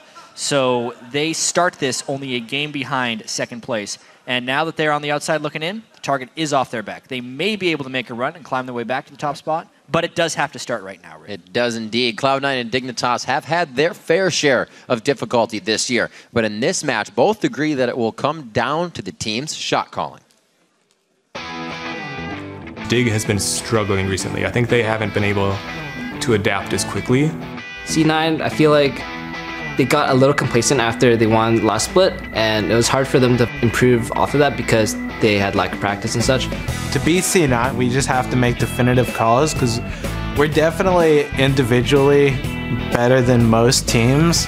I would say that our decision making against Dignitas is probably our advantage. Dignitas cannot close out games that well, and if we could get to that point where they struggle and become confused and stuff, then we could probably beat them. A game that's that important, we need to do the same thing we do for every team. We don't really want to treat a team differently. I definitely don't think we prioritize games. It might create a bad mentality for us. It just boils down to whoever can, execute better and prevent what the other team wants to do better. I like that. That only means that we're going to get a lot of head clashing coming into this game if they both think the same thing. And so far today, we've seen some pretty bloody games as well. So fighting is definitely starting to come back, at least in the last 5 or 6 games we've seen. Well, with objectives on the way and the kills right in front, let's get right to it. On the blue side, it's Cloud9. Balls in the top lane, Meteos in the jungle, High in the mid lane, Sneaky at 80 carry, and none other than Elimination on support. And on the red side, in black and yellow, it is Dignitas. Sound Spartan in the top lane, Crumbs in the jungle, Shifter in mid lane, I'm a Kitty in 80 carry, and of course Kiwi Kid on support. And in today's featured matchup, we'll be watching the middle of the map. It's going to be High versus Shifter. 2 players with very, very different play styles. This is fascinating because High, that's not High. That's Sneaky, but that's High is a very aggressive player that can get in the opponent's face in 1v1s during that laning phase. And then later in the game, High is very comfortable acting as the initiator for team fights, even if it means giving up a death. Yeah. Whereas Shifter plays much more conservatively, but much more consistently, if that makes sense. He will concede a few advantages to make sure he will be reliable and a killer in team fights. He does not go all in. He's actually a complete opposite of High, where he will sit way back in team fights and pick up the kills at the end, whereas High goes right at the start. There he is. We didn't lose him. There's a different approach from that man. We already saw it already. He was trying to play a little Mission Impossible and put Sneaky in his spot. But it's not going to work. The lane swaps have not happened just yet. We'll have to see. Does this tell us where they're doing High bot lane? It might. We have to see. It may be. Maybe bring out the ADTF. Who knows? So with this, we have 1 game for Dig, 2 games for Cloud9. Can they even it up in this matchup? Dignitas, like we said, if they can bring the momentum they had versus EG, it might be hard for Cloud9 to even get a foothold. Dignitas is a very momentum-based team. We've seen in the past, it's kind of the inverse law of Dignitas' success. When everyone expects them to win, they lose. And as soon as people lose faith in them, they start beating everyone. Yeah. And I actually think when they're on that losing streak, a lot of Dignitas fans lost a bit of faith. Guess what? They destroyed EG. They did, and they may, with the option of what they pick in Champion Select. Right now, we're going to get locked into that in our 3rd matchup of the day here in Week 10. So close to those playoff matches, and these teams are striving for the top spot for that. Yeah, and the Nidalee ban comes out first. These are the 2 teams that had the Nidalee victory last weekend. 2 bans targeted at Zion Spartan. Shifter is actually not a Yasuo mid player. It's a Yasuo top that they would be banning away from Zion. Last one to come out. What will they decide? Will they leave the Gragas up? Will they take it out? It's been kind of a mainstay for a lot of teams here in the LCS, as you just get that one for sure tank buster in the tank in the late game that can bust people. There we go. Bust him tank. You can't see it on the camera here, but I was very impressed. Crumbs has matching pants on today. He's got yellow pants for his Dignitas outfit. Wow. We'll get to see after the game. Very color-coded. Crepo looked dapper today as well. Got that nice haircut? Yeah. Balls as well. And cleanliness. He's been working out. Always working out. This guy right here. Working the brain muscles. I want to see Rumble. What do we do? I'd love to see Rumble. I was actually checking out the Brazil finals before the LCS started the day. Yeah. And there was a Rumble top lane in their first game. So those guys are doing it. Come on, balls. Why aren't you doing Rumble? Peer pressure. Tristana picked up for Sneaky to start it off. The peer pressure doesn't set in just yet. But what can Dig focus? Cutie Pie is not usually one to get his AD carry right away. And it looks like he will not. Rengar and Gragas, 2 very big boys. Rengar definitely a jungler that is seeing more and more play. We have seen a lot of Rengars in the NALCS fall flat on their face in games and have no presence. But the fact remains, his level 6 ganks are some of the most fearsome and reliable. And as far as Crumbs wanting to play a support-style jungler, while he can't support as well from the level 2 and 3 like Elise would, his level 6 ganks are much more potent and could very well go for Zion or Shifter. That's what I'd expect. And it really plays in favor of Dignitas, too. When they got Zion and Shifter, they could play, or they had stronger solo lanes. That gives Crumbs the ability to level up to 6, have a nice farm in the jungle, and then hit those lanes if necessary. What can they deny that with? The Orianna on one side, so I'm expecting maybe a Syndra from Shifter to keep that lane strength up. I would say that the Braum pick there is kind of the last of the really contested picks, and as soon as they're picking Orianna on Cloud9's side, they're then just picking for generalities. Maybe they're denying Shifter his Orianna, knowing that there is a Cassin potential Lulu ban, even though most of those bans were targeted the top lane. I can't imagine Shifter doesn't just use Aerith again. That's what he's been playing so much of. That's true. Keeping that long range in, it will help. They can get the barrels out. Now the Jinx zaps and ultimate. And that Mega Death Rocket.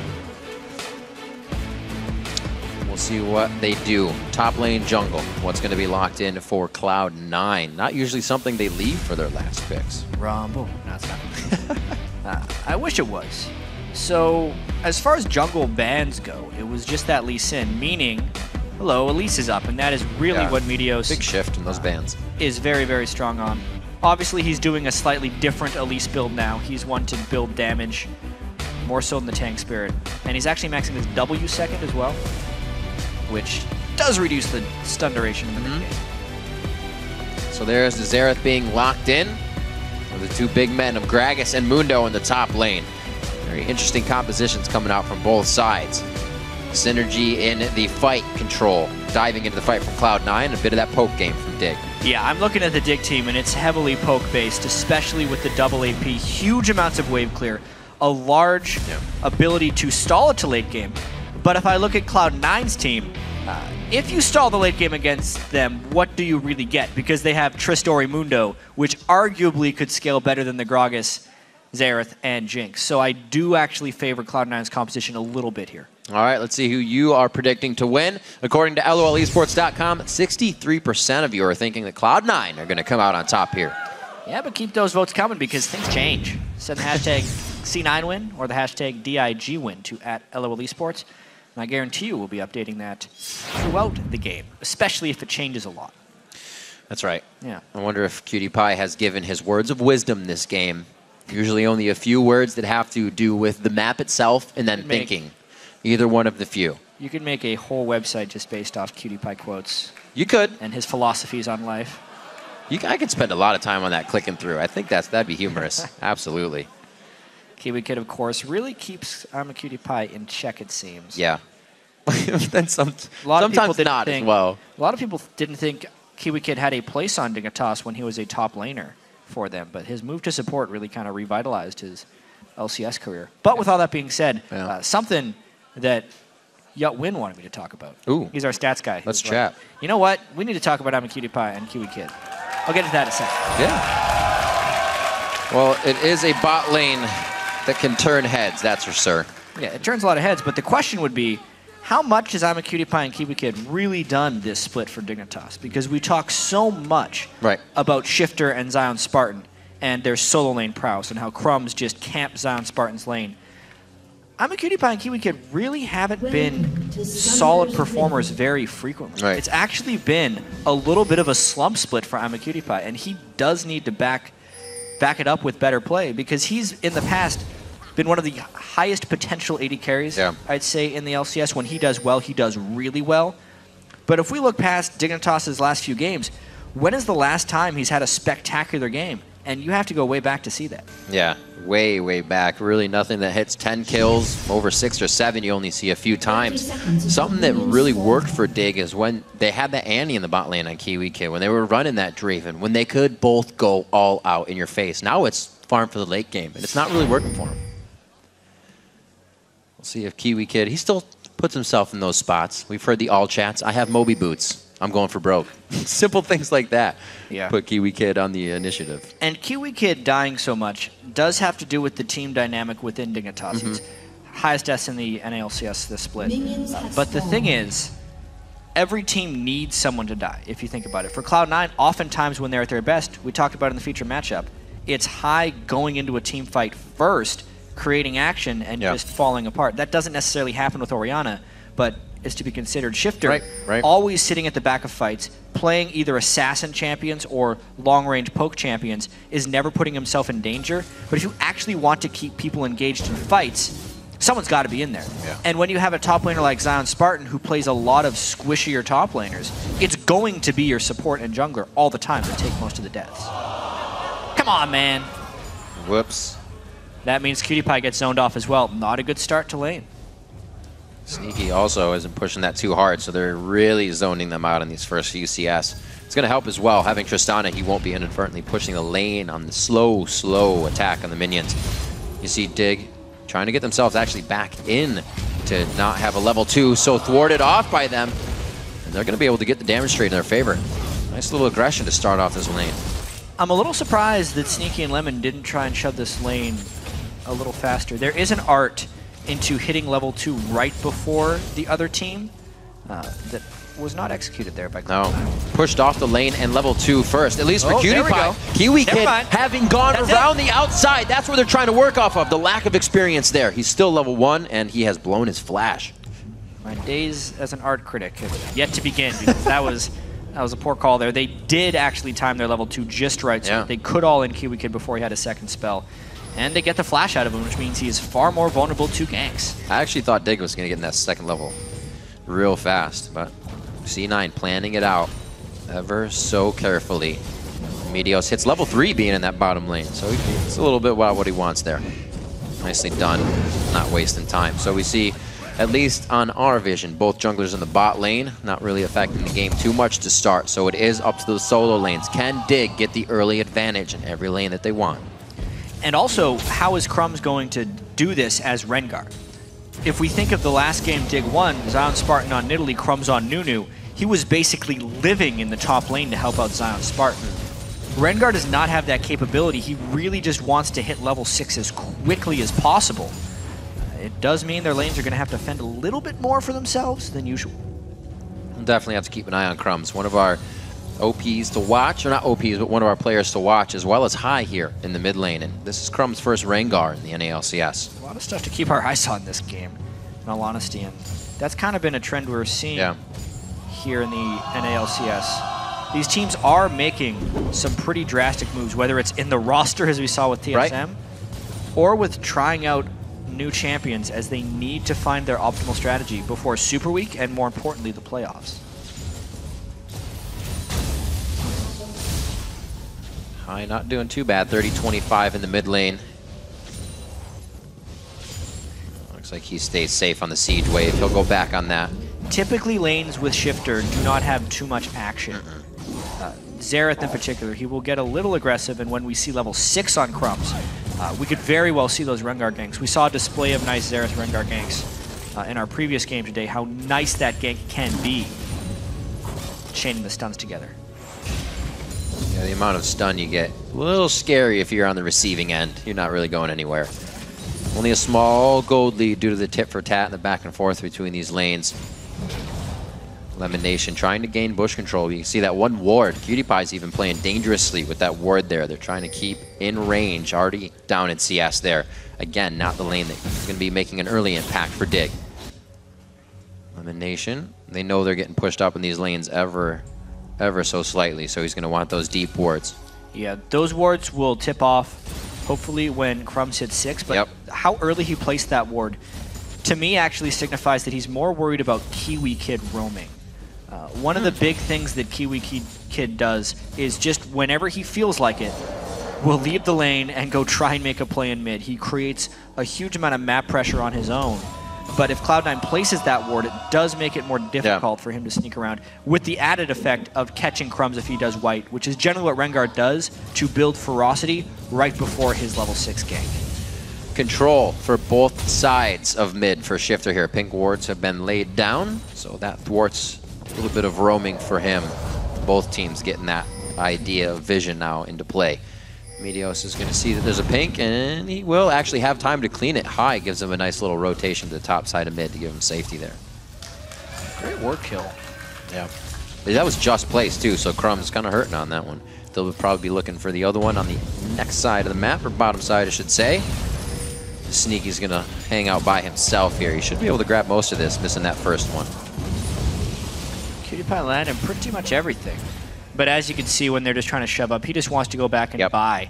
PewDiePie was actually sitting on 1,525 gold. He would have liked to have about 1,600, so he can go back and buy the BF sword plus a health potion or two. But because he went back without getting all the CS, you can see he's waiting in. He actually didn't go back. No, he did not. He canceled his recall. I was going to say, that much gold, you see the BF gold in your pocket, and you just can't not spend it. Yeah, he waited for the 1,600 and then decided to go back. Good choice. Definitely going to be an advantage in lane, being able to shoot the longer rockets early against Tristana. when you're just getting a little bit of poke back. You'll have the shield from Kiwi. Plays to be made, or possibility, I should say. Now for the Dignitas bot lane with that damage. And now it's about the placement of the wards. You can see the ward Lemonation placed earlier to try and tip off for the Crumbs gank has expired, so he did place it a little early if he's trying to scud out a level 6 gank. Even now, he's actually putting himself at risk because... oh, that's a big bait. That's noticed there by Dig. I thought Crumbs might try and jump on him. Right. That's why High went up and supported him. Nice team communication there. Looks like we got Sneaky's first back as well. And it's Boots and Apots. They have the upper hand on speed here. Lemonation can also get that with the stand behind me unbreakable when he throws his shield up. So they may have an advantage in that lane on the chase. And a lot of movement now for Dragon Jet. Looks like we're going to get some posturing done, or at least the ward set up, now that the blues are grabbed. Shifter just missed that sweeper. That's actually pretty critical, because that's one of the many paths that Rengar can use to gank. I want to talk about the team fights, because we're going to be seeing them shortly in this game. Dignitas is so poke-focused that they actually hope Cloud9 starts objectives first so they can bombard them with Xerath and Gragas if they ever want to collapse in on them. Whereas Cloud9 wants to find quick and decisive fights, and they don't necessarily want to play the same level of poke war. No aggression towards the top lane. Zion Spartan, Balls fending for themselves the entire time. We're trying to see Crumbs. Now he's 6 coming out of his jungle. It's like they're going to try to put a little aggression in the bot lane, though, as Helios, or Meteos, they look the same, making a move. Crumbs slowly wait. He's hoping somebody comes back up the river, but they have full vision. Nothing's even coming close to him, and he should know that. I'm pretty sure they would have seen Crumbs enter that brush before the ward expired. But Meteos' timing to go back there was really suboptimal, so the wait and see by Crumbs really works out for him. They should get this dragon easy. Jeez. So no ganks necessary. Map control is Dignitas' idea so far. Crumbs back to the jungle with his Madrids to clear it out. Sightstone coming in from Meteos so they can start getting more vision on the map. They've already got the red defensive pink ward coming out. Looks like they'll start to continue placing. If there was another pink ward, Meteos would be clearing it. They're trying to stay omnipresent. Yeah, he's just going and using this opportunity of the Lost Dragon to try and get control over the jungle there on Dignitas. I have to say, Crumbs got himself way too low on that dragon. You know how we see teams do dragon aggro juggling really early on in the game around level 2 to try and keep junglers alive? Yet, oftentimes you will see junglers just face tanking it in the mid game here when they're trying to rush it down, because they wanted to get it down as quickly as possible because they're afraid of Cloud9 coming through. But honestly, it was just sloppy. He had to go back to base. Maybe hoping for some Madrid procs. Flash on Zion in the top lane. It was slow walking in from Meteos and crew. They thought they had what they wanted. They knew they blew the flash, so that will be a return trip or a stay trip. Looks like we got a 2v2 in the top lane. We also could get some love in the bottom for aggression. But it would be opting into a 2v2 where they do not even have higher health. Ooh, Crumbs, the ulti, wearing off. Unfortunate right there for Crumbs. He needs to use better judgment with those Rengar ultimates. 90-second cooldown, so nothing like a Nocturne, which is about 150 or 160 seconds at rank 1, so much more frequent. But he knew Meteos was there. Yeah. So using the ultimate there just to confirm that he was there and not wanting to 2v2 is a waste of the cooldown. See that push in the mid lane now. Shifter can see him though, so nothing big coming to this. Cloud9 just trying to gain a little bit of map pressure everywhere here. High may want to get a back for himself. Get some more vision control up. Great deep wards. And this does have to do with Dignitas not having too much control of that bottom lane. Tristana and Braum are consistently keeping QtPie and Kiwi Kid shoved in, which is giving opportunities for Lemonation to penetrate the jungle, which in turn messes up Crumbs' ganks. Well, if they know where Crumbs is, they can easily get these high-risk, high-value wards into place every time. And they've kept Zion Spartan here in this top lane, as well as Balls. No teleports have come from either of those two within most of these fights. And that first dragon we saw, nicely going over to Dig on place. So 16.8 to 15.9 as it starts to tick up. That 1,000 gold lead is what Dignitas is working with. Not a huge amount of momentum, but start to carry a lead here. It's basically the dragon that is giving them an edge. But something that is really peculiar to me is Cloud9 actually has more control in this game. If we look at the deep wards in the jungle, Cloud9 will know exactly where Dignitas is. They know where they're going to rotate to, and they know where Crumbs is most of the time in the jungle because they've been able to put the deep wards there. Yet, Cloud9 hasn't been able to use that information for an edge. Meteos hasn't caught anyone out. He hasn't found the right ganks, and their lanes aren't necessarily playing that aggressively despite being relatively immune to ganks. Dignitas is getting pressured a lot by wards, but just based on the individual farming, they're maintaining their lead. It's a strange game. The ward placed immediately. I thought High was going to go clear it. They've already pinged out the one pink ward just placed behind red from Crumbs. And we'll see again in the top lane. This is red buff on, so they'll be able to negate a bit of that speed for Mundo, but he's still breaking crowd control with that ult. Looks like he'll be safe for now. He's staying on the backside, and the lane's already pushing up. Crumbs really spends an inordinate amount of time in the top lane. It's potentially one of the reasons Shifter's CS numbers have been dipping a little bit, because the jungler is always in the top lane. Wow. Cloud9 just completely reading this one out, knowing that Crumbs is nowhere to be had. With all the vision they have, they pretty much know where he is. Trying to gank. They're going to try and do this one. Ultimate up, no ignite on Amundo. There goes the ult. He flashes away. He's going to get bumped. Got it. Will lock him down enough. They capitalize on the first blood in the top lane. That goes to Zion Spartan, a good guy to get going. Yeah. With the amount of time they spent on this, it better work. So Dignitas does do that, and it's all about if Cloud9 can respawn. As of now, we're going to see they're pushing with 3 people. We have to be careful. Ball still has teleport. 10 seconds. If this fight goes long, he'll be coming in. That's going to be Zion Spartan's teleport coming into the bottom lane. He has his ultimate up. Gives the body slam in. Throws the cask out. Sneaky's in a bad spot. So is the rest of the team, though, as Lemon Nation tries to put himself on the front side, and it does not look... Yes, the teleport from Balls is coming in a little too early to signify that, but they could be able to get the turret out of this. And Riv, the impact of Amundo coming in is lackluster when you compare it to what Zion Spartan just did in that bottom lane. Yeah. Trying to turn around what Cloud9 used to pressure. When all is said and done, though, they end up getting the turret. Strong push. Can they spend 45 seconds in the bottom lane, though? They're going to have to. It looks like Zion Spartan may just walk back down along with Crumbs. This Dragon's going to be up quite soon, as High is keeping that pushed up right to the turret. Yeah, double Athenes in this mid lane as well. Not too out of the ordinary. Those are very, very standard Orianna builds, despite the nerf to Athenes. Yeah. Xerath, since he hasn't been shut down by this point, Shifter will have a lot of potential to really wreck Tristana in the team fights in particular. It's going to be very difficult for Sneaky to position himself properly with all that long-range bombardment coming down. And I like the builds after those Athenes, the damage for Dissonance, the penetration for Shifter on the outside, and then movement, because you're standing still. That's never a safe thing. You want to get out of there. 2K gold lead for Dig. Can they continue to stretch that? Dragon's alive, and they got to put themselves back in a sad, sore spot for an Orianna ultimate. This Dragon is so huge for Cloud9. We talked before, though, how Cloud9 has to be very careful in this Dragon Pit because of all the poke that Dignitas has if they want to go in on them. Crumbs does have his ultimate up, so when they start, they'll be at risk for an engagement. They're burning it down so quick, though. Dignitas isn't poking. They ate that thing alive. Sneaky already has an Infinity Edge Rush, not even a static Shiv on this one. He wanted pure damage matching that of what Cutie Pie would have. And they both have a bit of attack speed they can give themselves in stats. So now Cloud9 not really able to work off too much after that Dragon. Clear out mid. Nice job, though, keeping themselves just 1,000 down. So that Dragon play was really, really good for Cloud9. Yeah. They had lost their deep ward control and were still able to fend off Dig because Dig didn't have any ward control at the Dragon.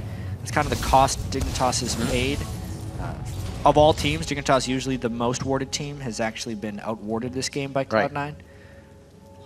And on a completely different topic, Zion Spartan rushed to Death Cap, which is a first for me seeing Gragas do this. No extra Manic, except for that random Mana Crystal. Really looking for a lot of upfront burst. He will be doing more burst than with the Lich Bane right off the bat. Right. When he builds Lich Bane next, he'll still have a lot of damage. I would say they're looking to try and burst down balls with another Rengar gank, and that's why he's went Death Cap. Spirit Visage on that side, so his ultimate will be helping him out a little bit. Stay safe. Backs all around the map, nobody creating too much initial pressure right now. we're off. Whee! There's 17.5 on the clock.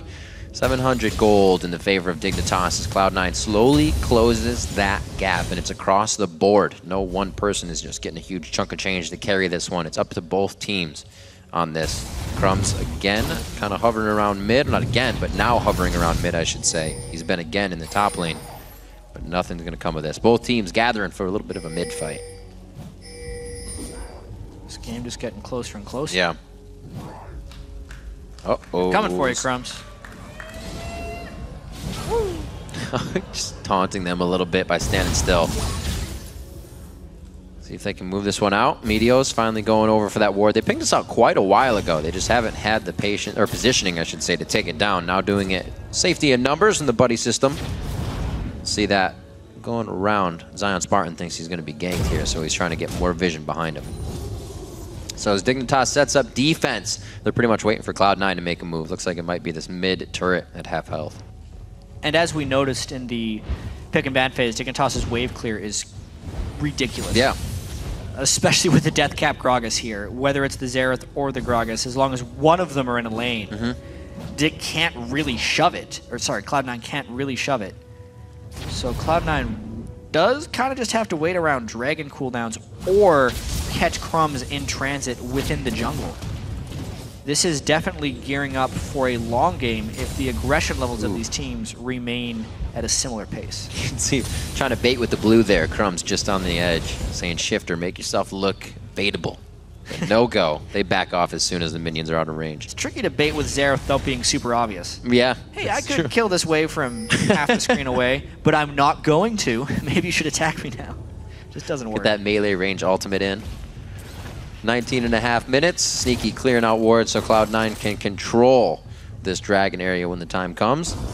We see the ultimate from Crumbs. Is it close enough, though? There's the warning on Elimination. Splits himself on the side. Takes the low road when he should have taken the high road. Jumps back over. There is so much crowd control. He cannot get out of this one, unfortunately. A great shockwave, but the answer back doesn't allow High or the rest of the team to get into the fight. Yeah, that was a big 4-man gank there by Dignitas. Crumbs making that Rengar ultimate work. He does have some cooldown reduction as well, so it should come in faster. And now it's all about how well Dig can capitalize off that kill. There's a flash coming in from Crumbs Double there. flash. There Crumbs flash to get the bola in the first place. 20 minutes on the clock. It does not look like Sneaky feels comfortable to stay in the bottom lane. Double wave pushing into the turret. He's actually teetering on what he should do. Once the team gets vision of Dignitas, he'll be safe, but they cannot and they do not. Both back off with 1:30 on Dragon. That's where eyes will be. The way Dignitas handles these counter pushes determines the eventual effectiveness of that gank, and it definitely seems like that gank was quite effective. For now, the majority of Cloud9 having to go back to base, and the side lanes remain safe. So great job there. Yeah, coming out strong. Until those flashes were blown, it was all in favor of Dignitas. We do still have one blown on Braum, and we saw High blowing his. So the next fight could be big for Crumbs to get a priority target on High without Azanya's. Balls should get this top turret down. Teleports up for him so he can be anywhere on the map after he backs if necessary. Good control kind of by both teams when they can get it. I do feel like Balls' Mundo is the key to victory here for Cloud9. Okay. The double AP composition with Xerath, Gragas trying to just fire them back. Rengar being a low damage jungler, especially with Crumbs. Once he gets big. If he gets big enough, he will run amok. And that has happened for Cloud9 on multiple occasions. They really have that late game composition here, stacking the magic resist as of now, because he knows I'm a cutie pie, won't be able to do much to him until later regardless. He just locked in that Warmogs too. This next Dragon seems like a Cloud9 power play, if they can get in on quick enough, especially with the war control they have. Trying to put even more out. They do have double sight stones to be used. Crumb's not putting one in his inventory. You can just see the regulars, as Rengar would. No, Unfortunately, it does not block the Lantern. Doesn't block Lantern or people. He tried. That'd have been pretty funny. I'd have liked it. Dragon's up. Looks like we're going to have a little do-si-do here in the river. Everybody's going to get their socks wet, but we're going to get a dragon out of it. And how well can Dignitas poke off? Wet socks. We Gotta will change find socks. out shortly. Got to get some socks change here. So should have gone with the odorless socks. Yeah. You can get socks with little silver particles in them, and they apparently don't smell. I don't believe that. Yeah, I heard it once. I've never bought them. Weird.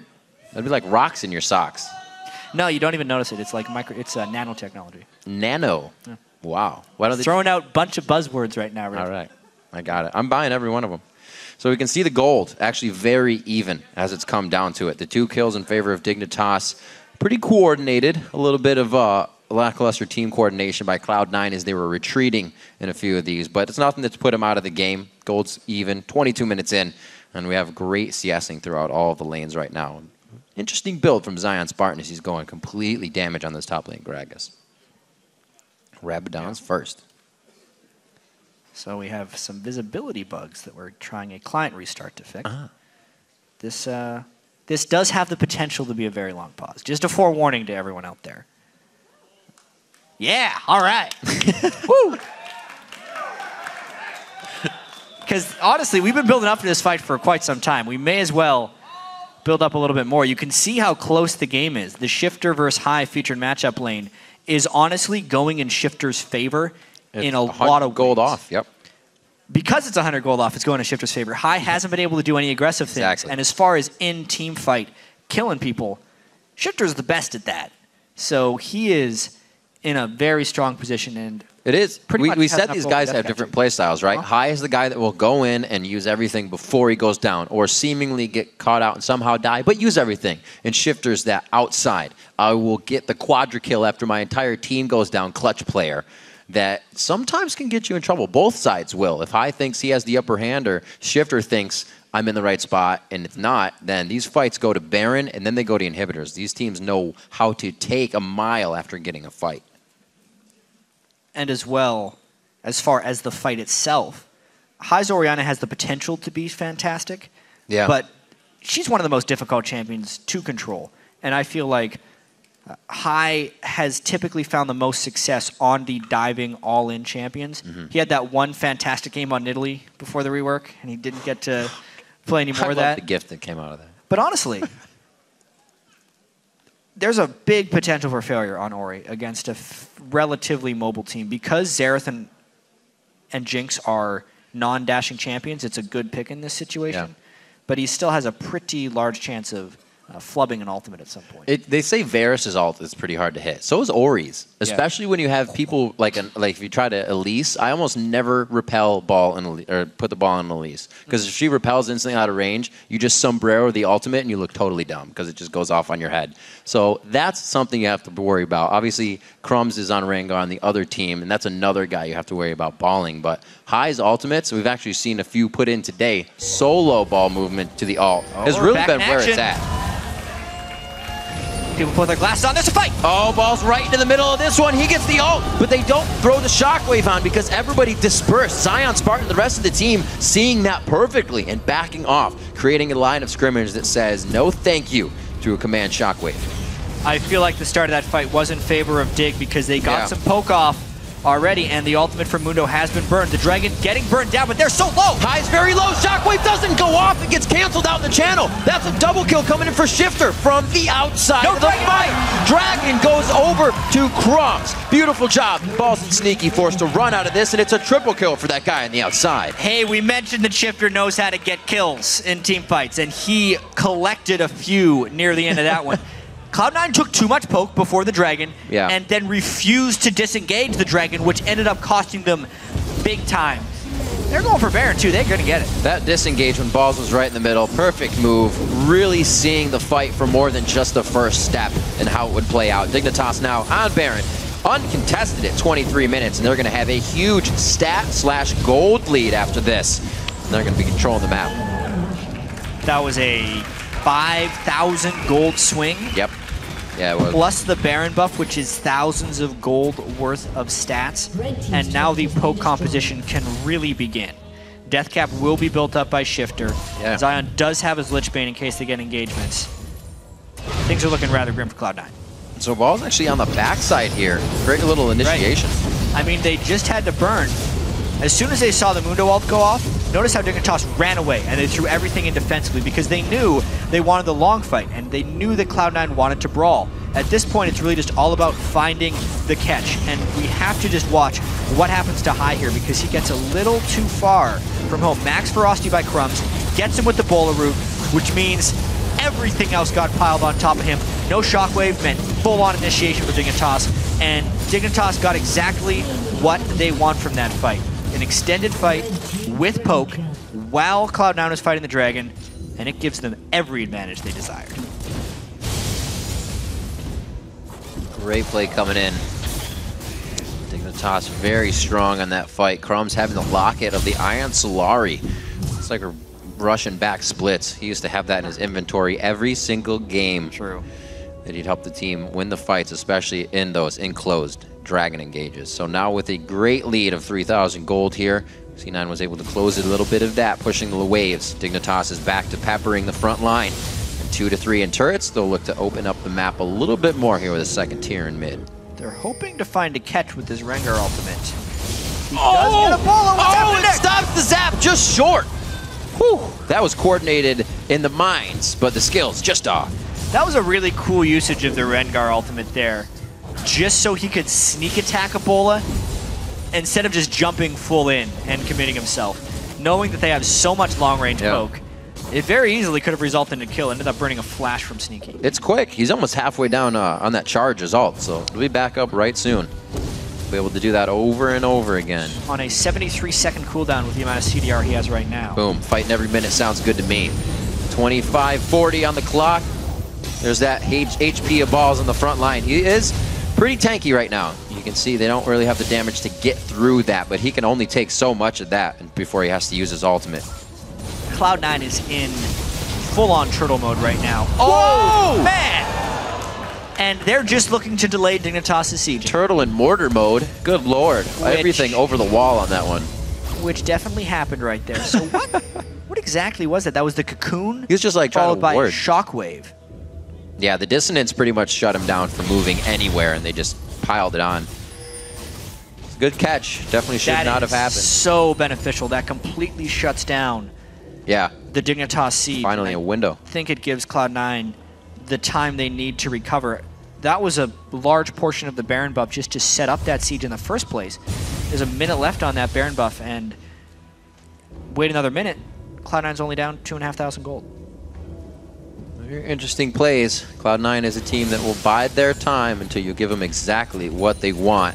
All that was just one kill they needed, completely opening up a window for themselves now to get some breathing room. High has his blue. Just like that. Has just about half on it. So it'll be wearing off before the next fight, most likely. Minute and 40 left on Dragon. They're just trying to get the waves pushed out. 287 to 282 in our featured matchup, but Shifter grabbing those 3 kills last time. We'll see how he can put that to use in this next engagement with a double Rabadons coming out. That AP team is getting all their damage. And this is where they have to make an impact. Yep. Because it's also the point in the game before Sneaky can itemize defensively while still trying to remain relevant. With the Dr. Mundo in the top lane, you do need a very damaging AD carry in order to win fights in the late game. It's all about Cloud9 trying to get to that late game. Whether or not Crumbs can make action happen. It doesn't help that he's standing. Nope, he is right hatching that. the ward. Oh. The worst place to ultimate, too. What? They're gonna bait it? They got enough bait? I don't know what kind of bait this is. This is a weird Bad kind idea. of bait. That's deep water you're in. Oh, he gets him over the wall. Kiwi Kid actually hits Sneaky. A pie to the face with the death sentence there and hooks him in. Very interesting and a little bit uncoordinated play from Cloud9 there. Very confused right there. They had a perfect ward. They caught Rengar ulting, and they thought, yeah, if he jumps on one of us, it's just going to happen. No, run away. He used his ultimate. Just get away from him. Meteos ends up burning his flash and still dying. Wow. As Dignitas pushes bot. And if Dig needs more off of this when they release pressure, they can have Dragon. That's on 10-second cooldown, but right now eyes are focused on the pressure of turrets, opening up the map now. This is actually luckily where they were back before, but they have a bit something happening on the other side of the map they have to coordinate for. Turret trade, Sneaky getting a whole chunk of his next turret coming down as well, forcing the teleport. He wishes he could kill that before it's completed. Oh no, we've seen this game before. Buster shot backwards. Safe play. So Dig does grab Dragon. They don't lose second tier, but that is not going to heal up like an inhibitor turret. Very close. Balls with the briefcase. He does not decide to throw. He holds. They are looking awfully confident right now. That could be a dead Crumbs. Oh, wait. He's invisible. Yep. Are they going to try to turn this? Cloud9's trying to act really fast, Cloud9, and they this don't. is such a dangerous spot for them to be in against Xerath. They don't know where the team's coming from. They don't have the vision here. Zion Spartan just threw his ultimate into the river. This could be huge for Cloud9 now. Wow. Very, very, very tight play coming from Cloud9, and Dig just trying to collapse, making some mistakes there. Let's be completely frank, though. Dignitas is still winning this game by a lot. It's just a couple times that Cloud9 has cut out Crumbs, and that's all Cloud9 has been able to do. Dignitas this whole game has kept the poke game strong for the most part, pushed the waves, secured the objectives, and exactly what they needed to do. It's these small missteps that are leaving really tiny windows for Cloud9 to sneak a victory. Looks like they're going to get their waves cleared now. Mikhail's Crucible out on Kiwi Kid. Looking at some of the support items. It's going to be helping Crumbs or anybody that gets themselves into a sore situation. 11 seconds onto Baron, and that may be created by both teams coming up quite soon. Yeah, and check this out, Riv, as far as Baron control. 5 pink wards in the inventory of Dignitas. Well, now it's 4, because Zion decided to place 1. But they're really looking for the optimal amount of control on this map. They already have some pink wards out, actually, so they will be replacing one shortly. Kiwi Kid already has one out and has a replacement in case it dies. That's the one in the brush they're running by right now. That's Kiwi Kid's. The Battle of Wards, the War of Baron. It begins. 4,000 gold for Dignitas here. So far, they are definitely taking the battle to Cloud9. 2 or 3 pink wards cleared out, or at least 2. It is going to be so tough for Cloud9 to even think about this Baron. They go around one wrong corner, and with the double death cap, double AP guys, they're going to kill somebody. Maybe even just Lemon. Okay, okay, that's some damage. There's no follow-up, though. Very big for that crowd control to be used on Shockwave. Mikhail's and heal used to try and counter that Shockwave. I'd say that's worth it if we're talking about an extended amount of pressure. As long as they do something in the next... Wow, that's a low cooldown on that Shockwave. Yeah, Ori ultimate is not very long. You're just over a minute. He hit level 16, and he had blue buff, plus the Athenes, which meant it's only on a 58.5 second cooldown. Oh, so with that, with Dick blue, go fast. you're under that minute. But it's the vision control. Crumbs ulting. All right. Looks like they're going to get dictated down middle here. Dignitas Knight not in the right spot. Cloud9 moving as a pack here. It looks like they definitely have an idea on where they want to start going. It's going to be to clear these wards. They have the control to do it now. Dig giving that up. Not too much coming from either side on that. Not quite getting those Flame Chompers down to continue the rooting. So just one of those pink wards now stands. Dignitas' inventory is clear of those. Cloud9 has slowly walked back and forth to make sure those were cleared. That is a big win for Cloud9.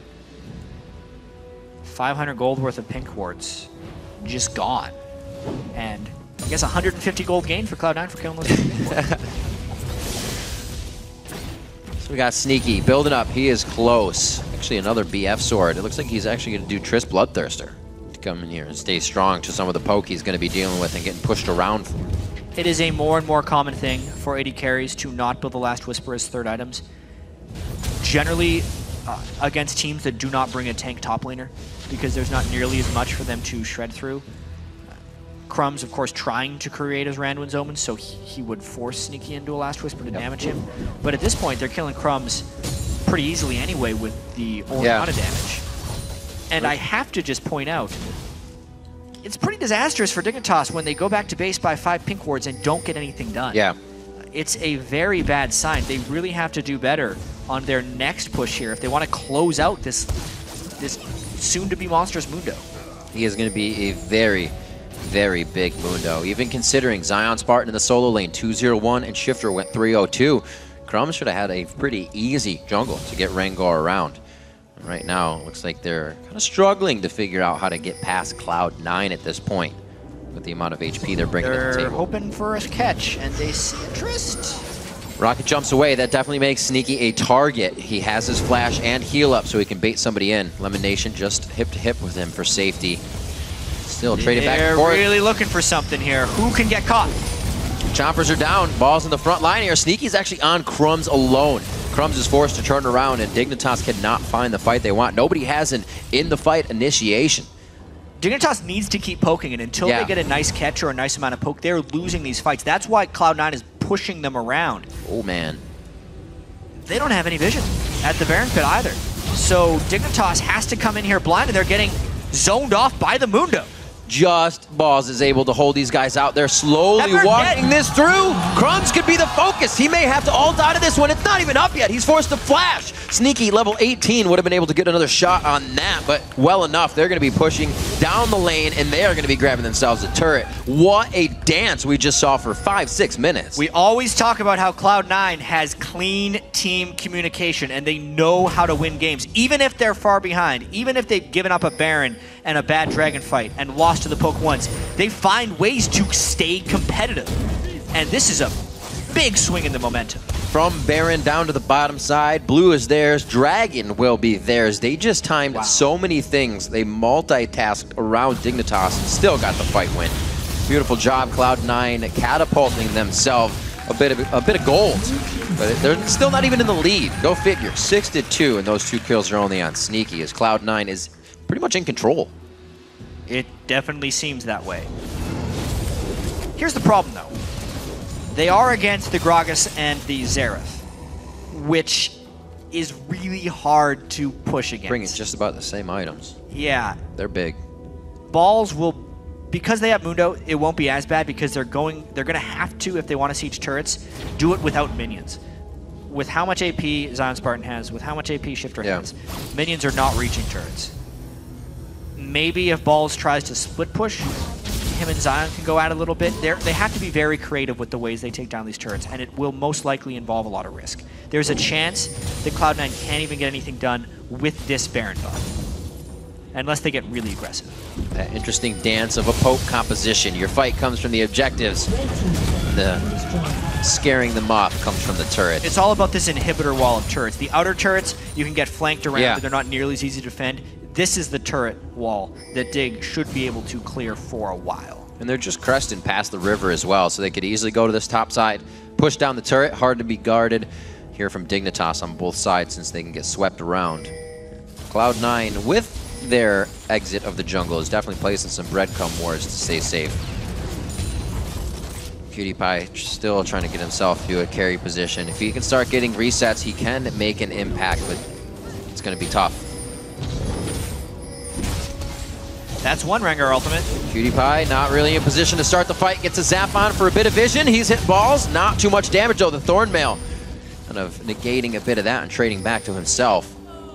Looks like Cloud9 is really just dictating whatever they want right now, causing Dignitas to run themselves thin across the map. Outer turrets all down. Yep. Here comes the siege. That's going to be a level 17 Tristana. He only needs one more of max range and already can hardly be touched on the turret. Rapid fire is down. They want to back off a little bit. Balls had to flash right there. So what they're trying to do is they're trying to use Mundo with the Orianna shield on top, or really anyone. The fact they got this turret so easily is remarkable. This could be the end for Dignitas as far as winning the game. It won't end immediately, but not being able to hold that is disastrous. Simply walk right in. It doesn't matter that the solo lanes came out on top for Dig. It's the overall map play that Cloud9 is able to come out on top of pretty much from mid-game, and now Dignitas is trying to recuperate on this. They have all the items they want, and they've gotten pretty much everything. They just can't get any more kills. Cloud9's playing it way too safe somehow. Well, the thing is, Dig is just playing this disengage composition through and through, where they're disengaging a little too much, and Cloud9 is just taking Barons and turrets along the way. They're not putting up as big of a resistance as they honestly should. Really Crumbs as well. Tank Rengar really coming in, not providing too much other than a bit of chaos at the start of the fight. We usually see him going down immediately. Here, a level behind Meteos, trying to get a Bola on to clear that Banshee's Veil. These guys are definitely looking for something. Not much for them to grab at right now. What a turn of events. If Cloud9 continues this swing and can win the game. They were down 5,000 gold after they lost that Dragon team fight. Lost the Dragon, then lost to Baron. But honestly, it all started with that one catch on a Crumbs over the wall, down by Cloud9's base. And ever since that moment, they have avoided the Xerath Gragas pressure from Dignitas. Crumbs hasn't been able to get any good Gragas or any good Rengar picks off.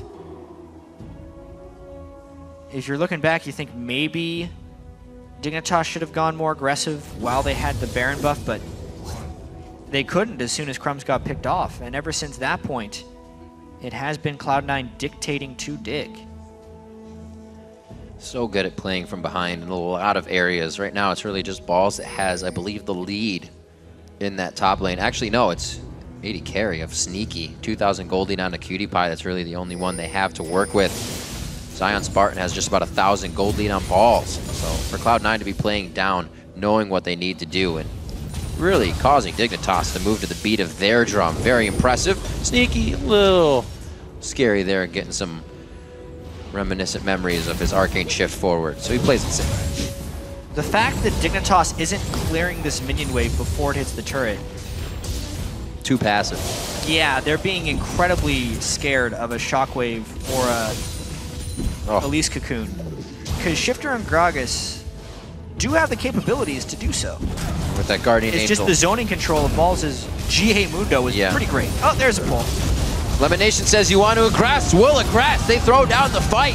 The hats as well. Looks like Dignitas trying to go for broke on this one. Crumbs throws down the lock into the Iron Solari for the team, and it will be enough to save the hide of just one, but Lemon Nation goes down on the side of Cloud9. What a shockwave. Crumbs didn't even have time to think about that one. Cloud9 playing with a little bit of fire here, but doing exactly what they need to do. 2 inhibitors down. Woo! Uh-oh. Good flash. Look at the tankiness of Balls right now, helping him take down another inhibitor turret. And the sustained damage from Dig is not there. It's all poke. He definitely worked out this week. They got to be careful, though. Shifter still can pick up kills. We haven't seen kills in a long time, and now they're starting to come in. 2 over for Dignitas, 2 have come in for Cloud9, but those NACS turrets are going down. Yikes. Dignitas had to do what they had to do with the inhibitor, but the minions making work of those Nexus turrets. Cloud9 may be getting a little greedy here, but they have the super minion support. 3 inhibitors down. They bite off just as much as they can chew and get away with 3 inhibitors They down. ping Baron. They ping down Baron knowing they have the waves come in. How's Dignitas going to get out of their base? They can't. Inhibitors down. Balls' ultimate is up again. That late game Mundo against the poke comp has been a menace. Such a controlled game now that Cloud9 doesn't have to run 2 people in the jungle with Meteos. He gets his jungle back to himself. No more of these 2v1. Balls gets his 1v1 matchups. It just seems like Cloud9 is so comfortable in their matches now. The thing is, they don't necessarily lose in the early game, and they've always been spectacular as a team-fighting team with even ground. And it's kind of shown here, not even with the team fights, but just in the positioning before the team fights. Yeah. And knowing what their strengths, both from a champion perspective and from an individual perspective, are. And it hasn't stopped that Cloud9 is keeping up the ward coverage. We stopped talking about it, but they've kept on it. Still forward wards in Dignitas' jungle and being swept out accordingly. Dig has no vision of what's going on right now. Really suffocated all the way into the base. You can see some of the gold leads here per lane. How's it going? About 2,000 to 3,000 just in the 80 carries. Sneaky making an impact on this one. Ever so slowly, yeah. He's going to hit max items here. Mercurial Scimitar. Yeah. That is powerful, Trist. 455 attack damage. Scary. Especially when there's such small amounts of armor on Dignitas. Yeah. I'm a Cutie Pie. Looks like he's trying to build a Phantom Dancer with his last item. He's going to die in 2 shots.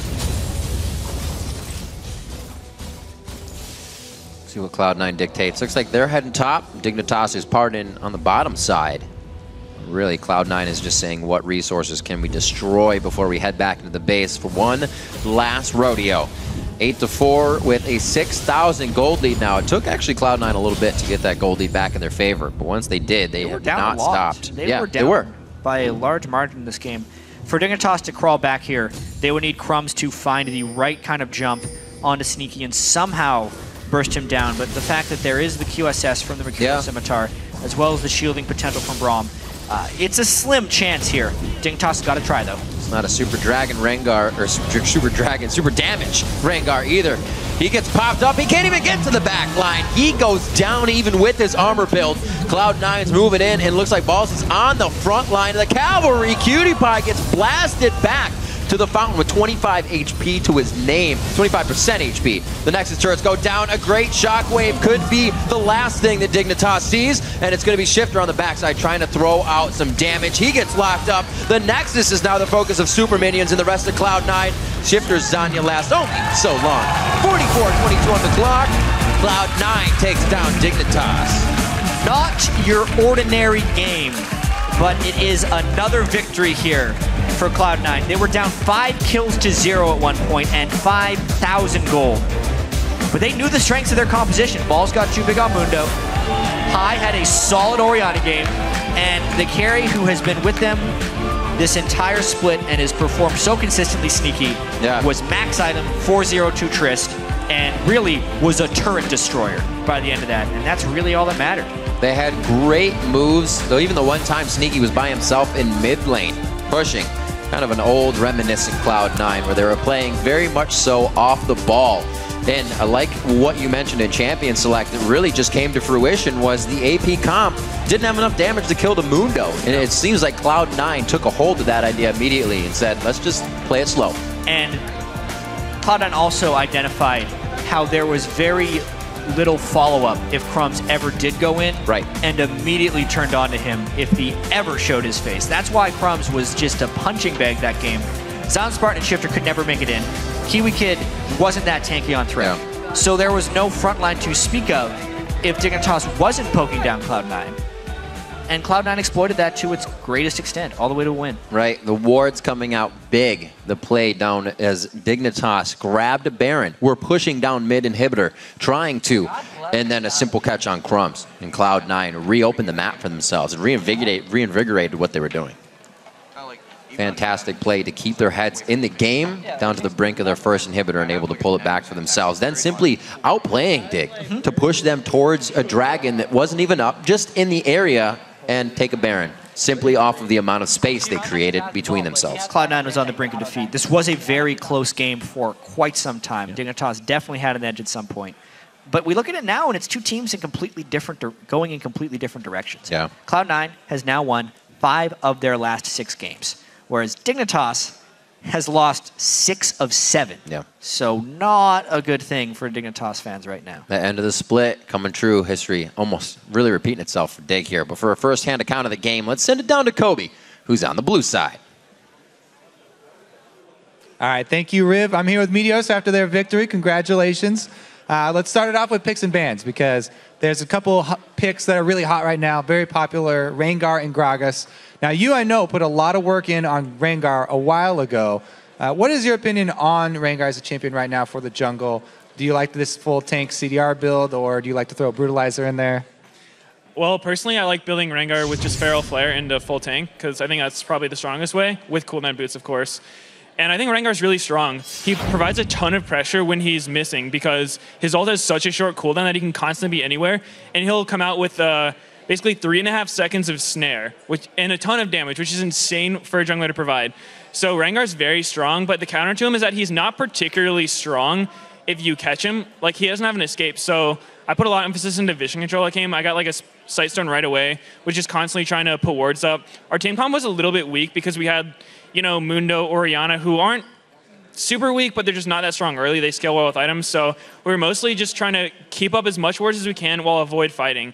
And it went well. It went pretty well until that tragic 22-minute dragon where I want to blame the pause because we came back really discombobulated from that. But obviously we just played it super badly and got behind. But we OG and TSM rotated them and we were able to pick up a Baron. So it worked out.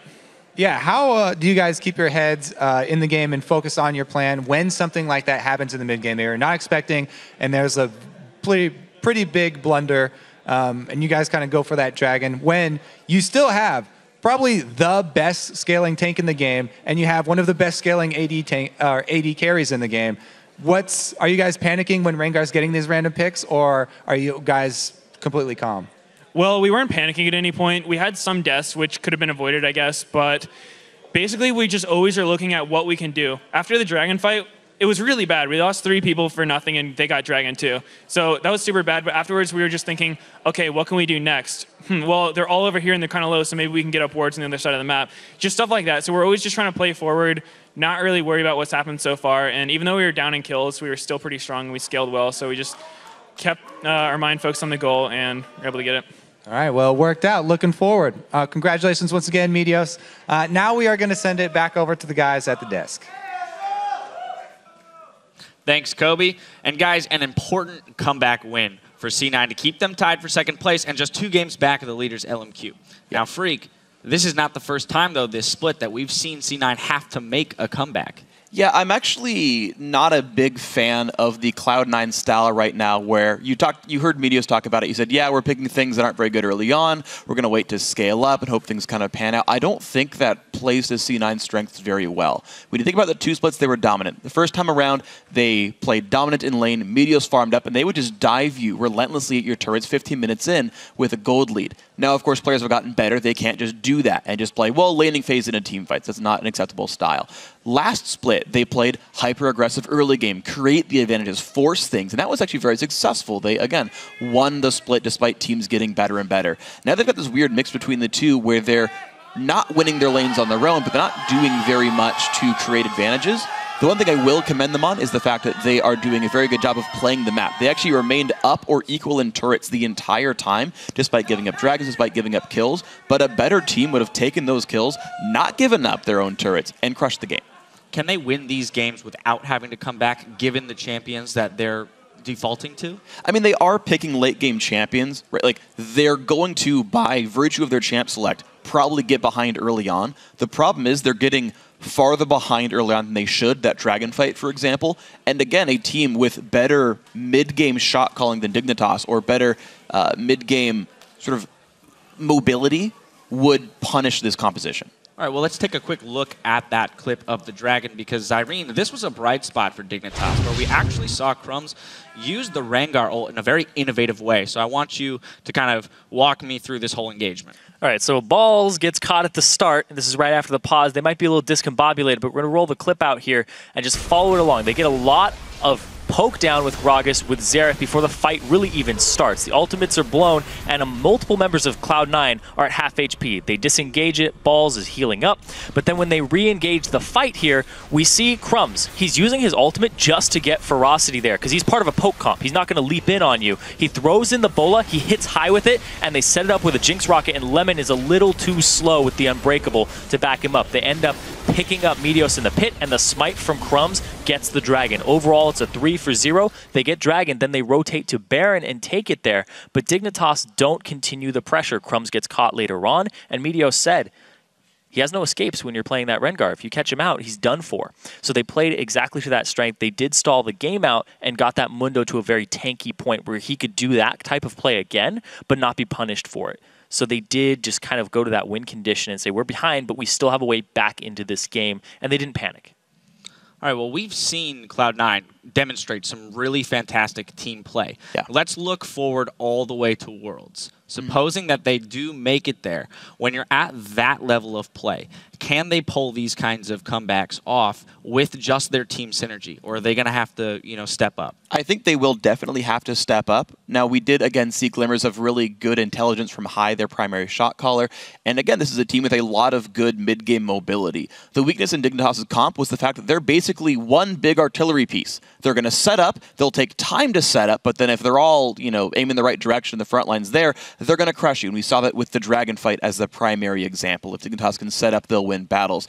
And you saw great moves by C9 to wrest control back, not be in these prolonged sieges and play around that. And that is a great intuitive skill that they will still possess. But I think they've got to shore up those early mid-game weaknesses to not require comebacks to win games. Yeah, on the world stage, you're going to have to step up your game tenfold, because if you're playing a team like Samsung Blue, which is already qualified right now, they're going to crush you. If they get a lead like that, just 3,000 gold that early on, a large percentage of your gold, they're just going to continue to push that advantage, change the Dragon into wards, continue to get your objectives, basically strangle you until you can't breathe anymore. That's exactly what they do, and they're just going to keep the pressure on. Well, to go further with this point then, they play LMQ tomorrow, which is one of the North American teams that will take an early lead and they will punish you. They will do what Cloud9 used to do, which is dive you under turrets and be super aggressive.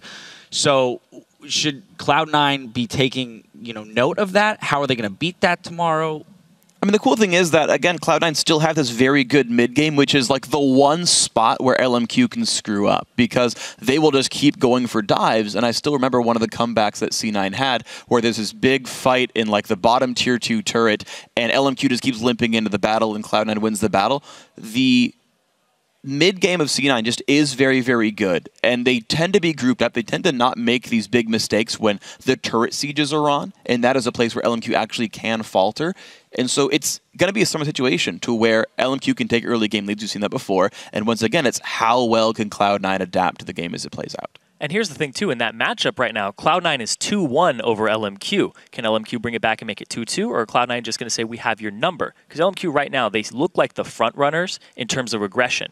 And in this game, if Cloud9 plays like that, I don't think it's going to work out for them. They've been highly competitive games over and over again, but I think that Sneaky is just their saving grace right now. I really have to think that he's holding that team together in these later games when they get to that point, because his positioning's always been fantastic, and he hasn't really fallen off at all.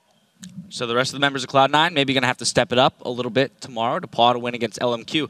The race for the playoffs has only become more exciting as we watch the standings shift. Guys, thank you so much for all of the input there.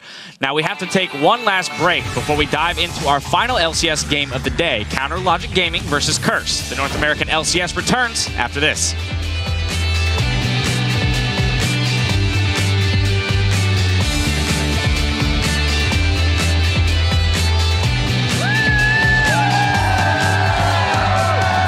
Oh boy, let's get our game on.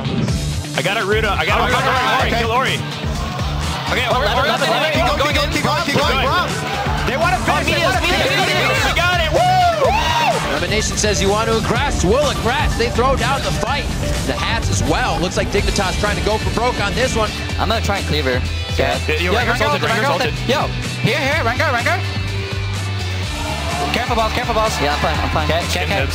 Yo, push. We have to...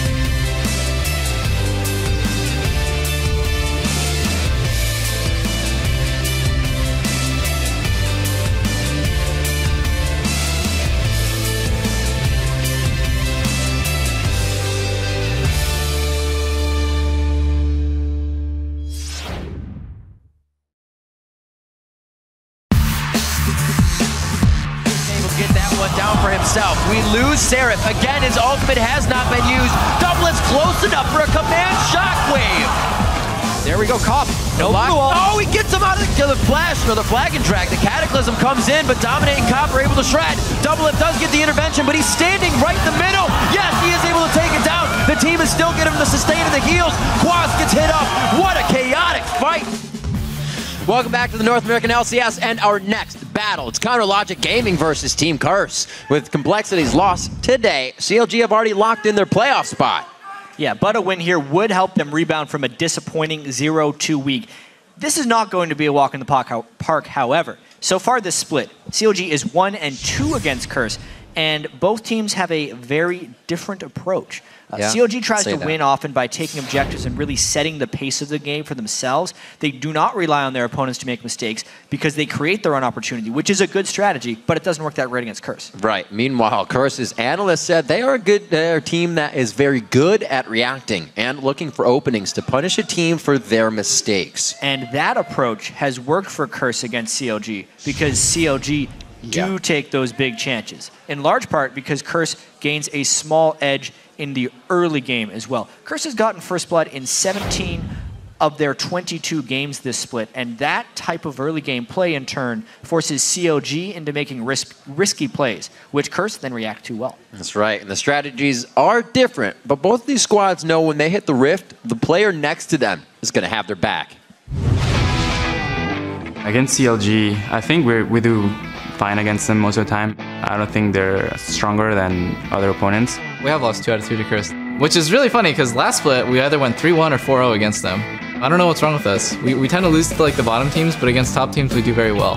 For bot lane against Doublelift and Afro, they go really aggressive, so either I'm gonna probably be feeding and then he'll just keep killing me, or I'll end up getting like the early kill.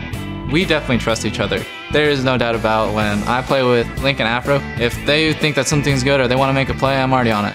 I think trust is something that's pretty important. I think we all trust each other. We all think that we're really good. I think if we can just work on that trust, build it into confidence in ourselves and as a team, then we can really go far. It seems like it takes them a while to regroup themselves, and they kind of like second guess, but when they do execute a play, it's just as good as when C9 or us executes a play. It just takes them a lot longer. Love for both teams, but a few hits for both teams as well. It just takes them a little longer to execute plays. They always got to fit in that last part for Doublelift. It can't always end on a high note. Let's get into the roster rundowns real quick and see what's happening on the blue side. It's Counter Logic Gaming. In the top lane is Seraph, Dexter in the jungle, Link in mid lane, Doublelift right there at 80 carry, and his Afromu on support. And on the red side, of course, it is Curse. With Quas in the top lane, I Will Dominate in the jungle, Voidboy in mid lane, Cop on 80 carry, and of course, Xpecial on support. It's going to be an interesting champion select. We've seen, I believe, Dominate go through a variation of junglers recently. None that are super new, but he's not really tried to lock in just one. He never goes to the Lee Sin. See if it maybe comes out, because people say his Lee Sin is pretty good. Yeah, one of these days he'll pull it out. Maybe you just don't feel comfortable enough. He was the first North American jungler on the Rengar train as well. It really seemed like true. Some really strong ganks he threw in for Voidboy, who, by the way, speaking of Voidboy, has been performing pretty damn well of late. His Yasuo game against Cloud9 was lethal pretty much the whole game. A lot of people gave him some flack for not being able to kill Sneaky at the end of the game, but it was a really hard guy to kill. Some credit there. Voidboy's really just been playing well, and I want to see how he matches up against Link. He's definitely been, as we call Pole Belter, a little bit of a wild card, but he'll definitely bring out the Ace of Spades more often than not in his control in lane and his way to roam around the map and get kills. Seen that on his Yasuo play and a few other things he can continue to stay aggressive on. Back to the wheelhouse. He used to be the Akali player in the top lane too. He still likes to go aggro. Yasuo does get that ban out though. We won't be seeing that onto Voidboy. Twitch for Doublelift. Some right directed bans as we start the game, and haven't really seen Thresh too much on that ban list lately, but for Xpecial, sure will. They may try and just ban out Xpecial here. Thresh and Braum are pretty much two main supports. Occasionally he'll play Leona, and his Morgana is fairly underwhelming. COG doesn't need to ban Braum. Right. They would be willing to pick it early. Yeah. Interesting how the Twitch was banned away from Doublelift. Twitch hasn't been huge in the NA LCS. It's been mainly Kog'Maw and Trist. Yet, we all know Monte Cristo is COG's coach, who takes many heavy cues from the Korean scene, Right. Twitch is still a ban or very high pick priority in the best of 5 quarterfinals they've been playing over in OGN. Dexter has been getting himself his Elise quite a bit lately. First pick COG maybe, COG's done that before. But they were banned out this time. So yes, Wrong. that first Yeah. pick, you said it, Afromu. You're going to want that Braum. They're going to be locking down some support bans. And it just means it gets harder for Xpecial to lock one in now for himself. Quas and Dominate to lock things in. Quas has been quite a keystone here coming in for Curse in a lot of their wins. A controlled top lane and the right moves when necessary in the late game. See if they put him back on a champion that can do that. Gragas is banned, but his Lulu, it's been great. Yep, 3 games in a row with Lulu in the top lane for Curse. With the targeted bans at Xpecial, he'll probably end up picking up Morgana at some juncture. Doesn't need to rush it, unless COG was planning on picking Morgana away as a mid laner. Seen it. Have seen it. If we want to throw all the way back to Season 2. Of course, Lulu. Lulu Quas slowly being locked in. The Rengar is still there for Dominate, but so are a few other things. They decide Cops Tristana to go for. More so than COG. Yep. Or Caitlyn. Interesting. Cobb has had some crazy living artilleries, but you can't just base off everything on somebody walking into a long-range ultimate. So he goes with the Trist, the surefire long-range shot in the late game. Dexter and Link now to pick up with Dexter's ban towards Elise. We'll see what he decides to run around the jungle with. Lee Sin, still up. Easy pick if he wants it. Absolutely true, but wonder if they're on the Rengar train. A lot of people have been training Rengar. It's just a matter of time. So they want to make all that practice make perfect. Bring it to the LCS. Could be. They brought it out against LMQ last week on day 2. Didn't go for the W on that. No win coming out. But it's still a possibility. Great composition they have for it to lock down consecutive crowd control. A lot of talking. A lot of talking. Really? They consider Curse to be a threat. We heard it in the pre-game talk. We're going the Shields and the Rengar. That combo is there. Orianna Rengar. Invisible Orioles. Yep. Oh, yeah. It's, you talk about the Curse fear thing and how teams definitely Right, the expect risk Curse. averse. They'd be silly not to not fear Curse. Only because when you talk about scrims, oh yeah, by the way, this guy's still in the pick and ban. How'd that We happen? forgot to talk about that. Wow. They were so subtle in their picks and bans. They slipped it by everyone. Except for everyone online saying, Cassidy. Yeah, where's Cass? Where's But Cass? wait, they show it. They know they don't need to pick it because mid's already shown, so they go jungle. Couple things. We may or may not see Voidboy go with Caston, even though he's had a lot of success with it. Caston was nerfed in the 4.12 patch that we are playing on this week.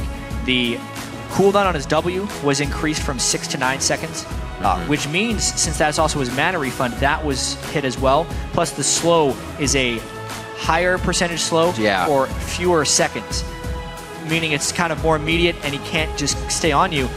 But with all that being said, he's still been banned pretty much all the time. Froggen got to play him, got to 20 stacks on his Soul Stealer, right?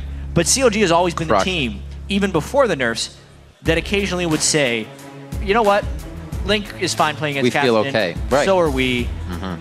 And they're leaving it up as a potential for Curse.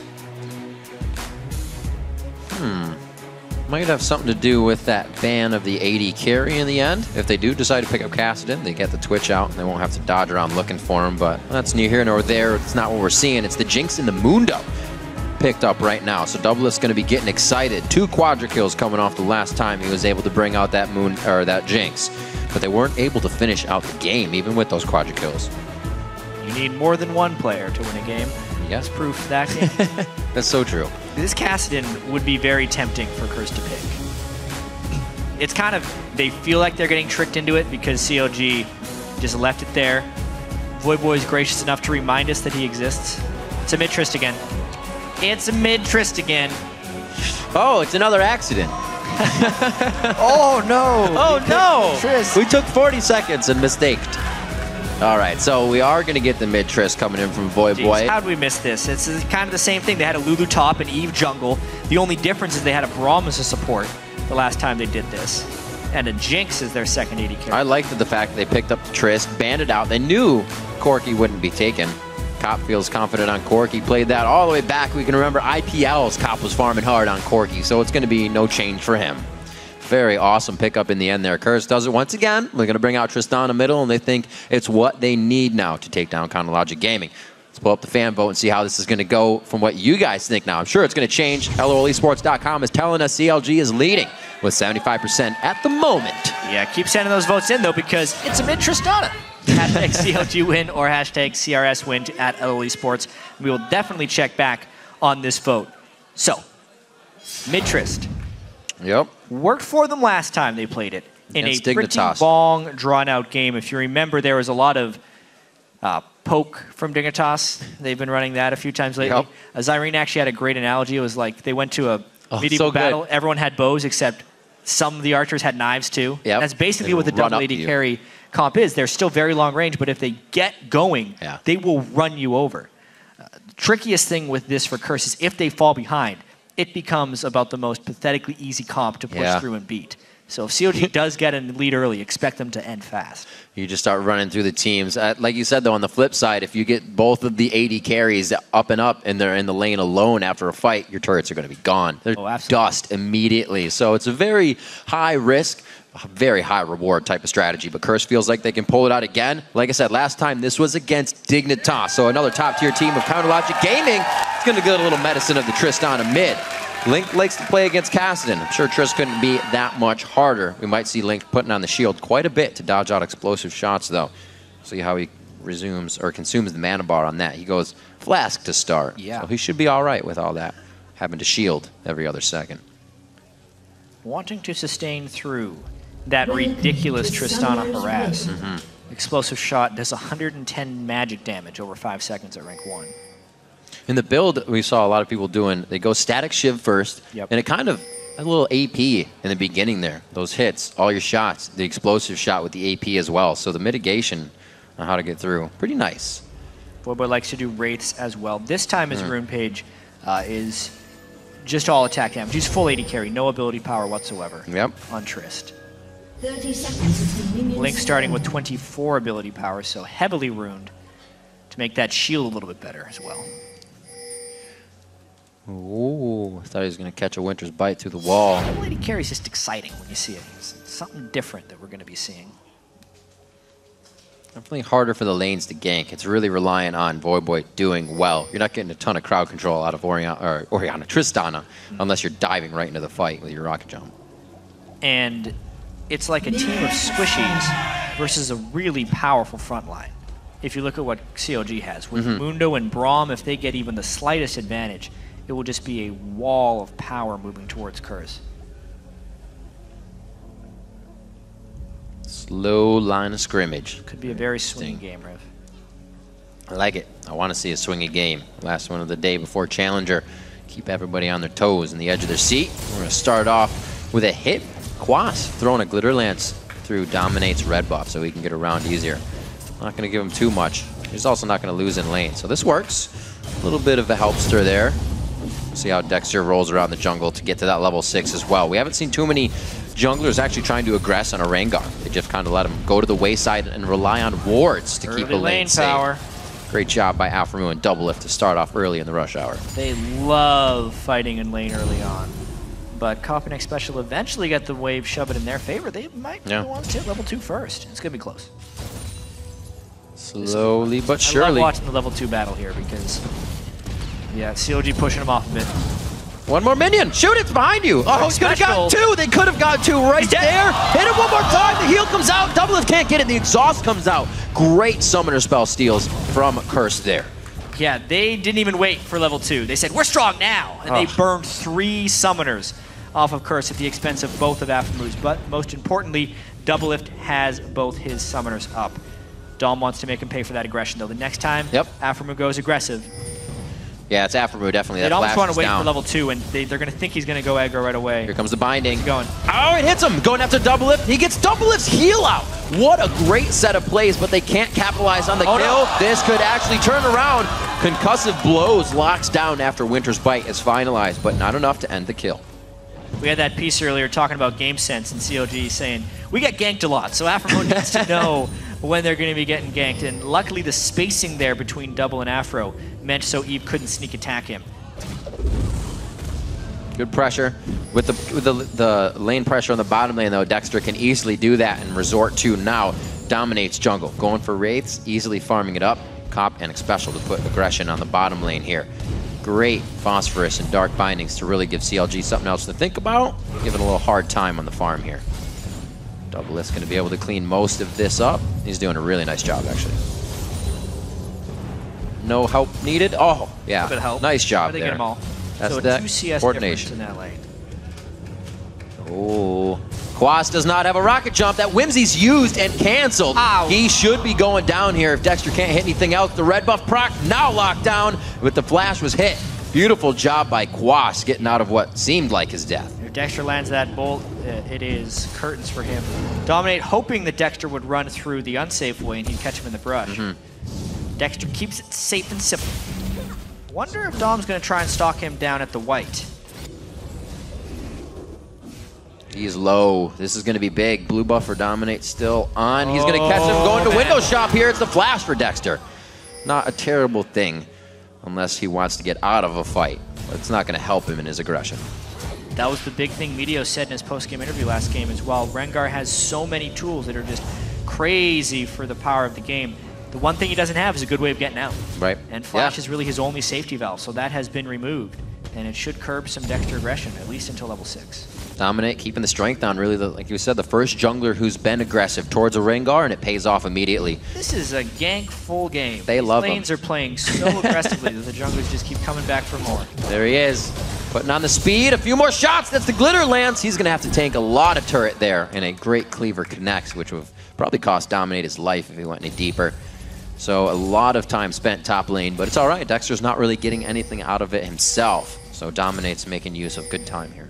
And we talk about Curse as being a team that reacts to opponents' mistakes and doesn't really take many of their own actions. That's in the mid and late game. In the early game, Curse is just as aggressive as anyone else. These are potentially the two most aggressive early game teams in the LCS, which is why we're seeing so much action before 6 minutes. It's just crazy we haven't seen a first blood yet. Both of them love to fight if they are down in gold too, never hesitating. We see Curse do it, and we'll see CLG force themselves to do it in situations. Not quite having vision on the back of Curse, but they are completely pushing this lane. Looks like we're going to get it back from Doublelift and Afremu. Dexter's in the bottom lane. So everybody's taking a breather. We're not going to get any ganks out of the game so far, but movements to be made. Probably a dragon. Level 6s are coming up all around the map. We're still waiting on Dominate. He's just ticked up to level 5. Could be a big jump if he hits the 6 before Dexter.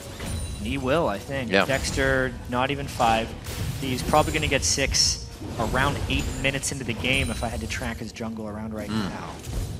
It's going to be a little ways until he can go for any type of gank. Now, how kind of scary does it get when you have a Tristana towards this, when you now want to take a dragon? It's almost a lack of power. Pretty scary. Unless Voyboy can get a whole bunch of poke down onto Link, which he hasn't been able to because of the flask, the team fight power at level 6 a dragon with a shockwave versus a AD carry with boots as his only item is ridiculous. Curse, unless they get a nice gank off before the dragon, will probably get bullied around that place on the map. Leave it up to Curse. Put themselves in this style of play. We've seen him come out with a win before. Very risk-averse in the start. Not really being able to get this dragon. Doesn't hurt them all the time. But it's definitely not going to give him the lead. Pink ward here. Dominate will walk right over. Hopefully be able to clear. He does see it. Clear, though. Ping in the bottom lane. We can see the hover towards the top side. I like Voyboy's movement here. He starts to move his way into the brush before Link even tries to move. No aggression there from the mid lane of CLG. Good clear by Dominate, getting in high risk. This will be level 6, about at 8 minutes like we thought. That's what Curse was expecting as well, which is why they're trying to get the deep wards into CLG's jungle. Wow. I just wonder where Dom or Dexter is going to try this first Rengar gank. The risk of a counter gank against Eve is very high. They're kind of the two hardest junglers to predict gank path-wise, so it's all about the mind games. It looks like they have eyes on blue in the knowledge of that timer. He saw him, Dexter did see the other way. This is a sneak attack. It's going to be a jump over slow onto Dexter and then the kill here.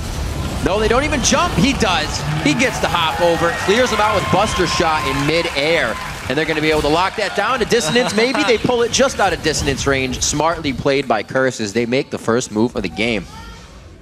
Yeah. First blood again. Yep. By the way. Was that 17-18? That's 18 to 23. Yep. Yeah. So they always manage to get that quick lead. And oh, now what's dear. CLG going to do next? That's the last bit of mana Xpecial has. He uses it to get into the fight. Doublelift, only a few more shots. The Dark Binding takes him down.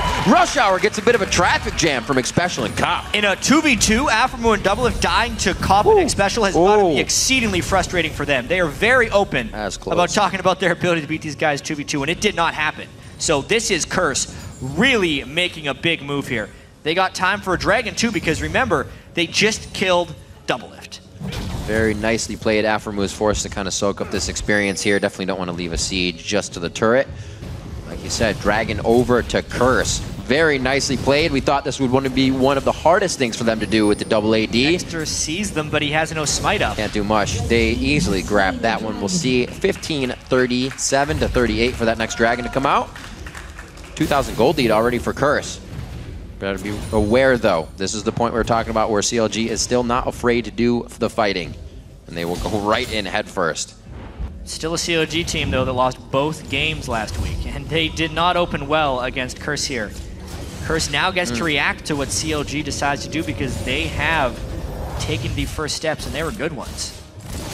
Man, I really just got to talk about this 2v2 in the bottom lane between Cop and Xpecial, just because Doublelift and Afromoo are so confident in their ability to 2v2. And when that gives on CLG, that is kind of the basis of where all their plays are engineered. They either gank bottom lane again and again while Seraph is getting pushed in and draw a huge advantage and just play around Doublelift via that. It's the thing they can always rely on. And when that fails, it becomes really difficult for CLG to make moves. And Xpecial and team, they've really put themselves in this, banning out the Twitch. If that was a Twitch Doublelift, that fight would have gone completely different. Probably would have cleared out both Cop and Xpecial with the pass-through of Rat-a-tat-tat. So they know the power they have coming into this lane. Kind of got that level 6 fight that they wanted. And I don't think CLG is done being aggressive in this lane. No way. They gave up the first blood there, but with the pickaxe by Doublelift, he's looking for immediate power. He's not doing his normal wait for an Infinity Edge, build the BF sword first. He had to go back, instead of waiting for the BF buy, he went pickaxe immediately, because I think COD is looking for aggression. The last one we had, Xpecial flashed right in with that Soul Shackle in perfect positioning. Be a little dangerous now with everybody on full resources, as Dexter is going to clear out last golem and try make this party a crowd in the bottom. Ooh, good hit, good damage, wow. Jeez. Sheen procs and Phage. Doublelift still has to realize he's down in damage for this fight, so they will need Dexter. And now the risk of a counter gank is huge. Curse is actually going down because they want to dive. Oh, man. They haven't taken too long to set it up. There's no, I'm sure they called that mid is gone. Oh, man. Dexter was looking at the shop. That's the slow. He's going to get hit up a few more times. Voyboy gets another kill. Doesn't matter if he's on a different champion. He will roam. Bottom lane's going to get hit now. Here comes Quas from the top lane. He wants a piece. Throws down Wild Growth for the utility, and he is going to get assistance off that, and it's going to be a great job. Seraph's the only one alive. Link's doing what he can to pressure middle, but a huge grab. 5-1 now for Curse. And a 3-for-1 in that particular trade. Voyboy as well comes out of that now, 2-0-2. Holy crap, Curse looked good in that set of moves. The fight all really just started when Dexter was thinking he was all the way back in base, and Dominate got the best of him once again with that Eve. Link doing his best to try and get something back for CLG, though. Red team's turret has been destroyed. Dominate making a lot of strong moves for the team, and the coordination overall. The reaction from the ward, Dexter should have immediately canceled his recall, but he was a hair slow on the flash, and that gave the first kill up. And at this point, you see that teleport coming in, you see another one coming in. Curse is not deterred, they do not care. They killed Doublelift, the damage dealer first, then they worry about the tank line, and Dominate, he went in there with full intentions of dying, and they kept him alive as long as possible with the Wild Growth. And they're not getting anything they need, even out of the kill they got on the side. Oh, almost a second window. Chopper gone down. Curse is really on the ball today. Omnipresent everywhere. on the map. Doublelift, like I said, didn't get much out of that. That was a kill going to Seraph, so he didn't build on that Infinity Edge whatsoever out of that. Triforce finish for Cop, 13 minutes into the game. Yeah, Doublelift will be able to buy a BF sword the next time he goes back to base. But until then, it's a Trinity Force versus not much, and Cop is trying to kill him. No! Doublelift getting soloed out by Cop here, putting down the authority. It's only going to be a few more shots necessary. Really just playing the situation how it should be played. And sometimes you have to know when you're behind. Oh, special. Scary spot, but he's got Dom on the backside. This is going to be a bait in. Oh, tackle. Curse is getting everything they want. Dominates a little lackluster on the entrance here, but he'll be there in time. They'll lock down the kill. Seraph trying to do what he can now. Throws on the Iron Lung. He can't live long enough.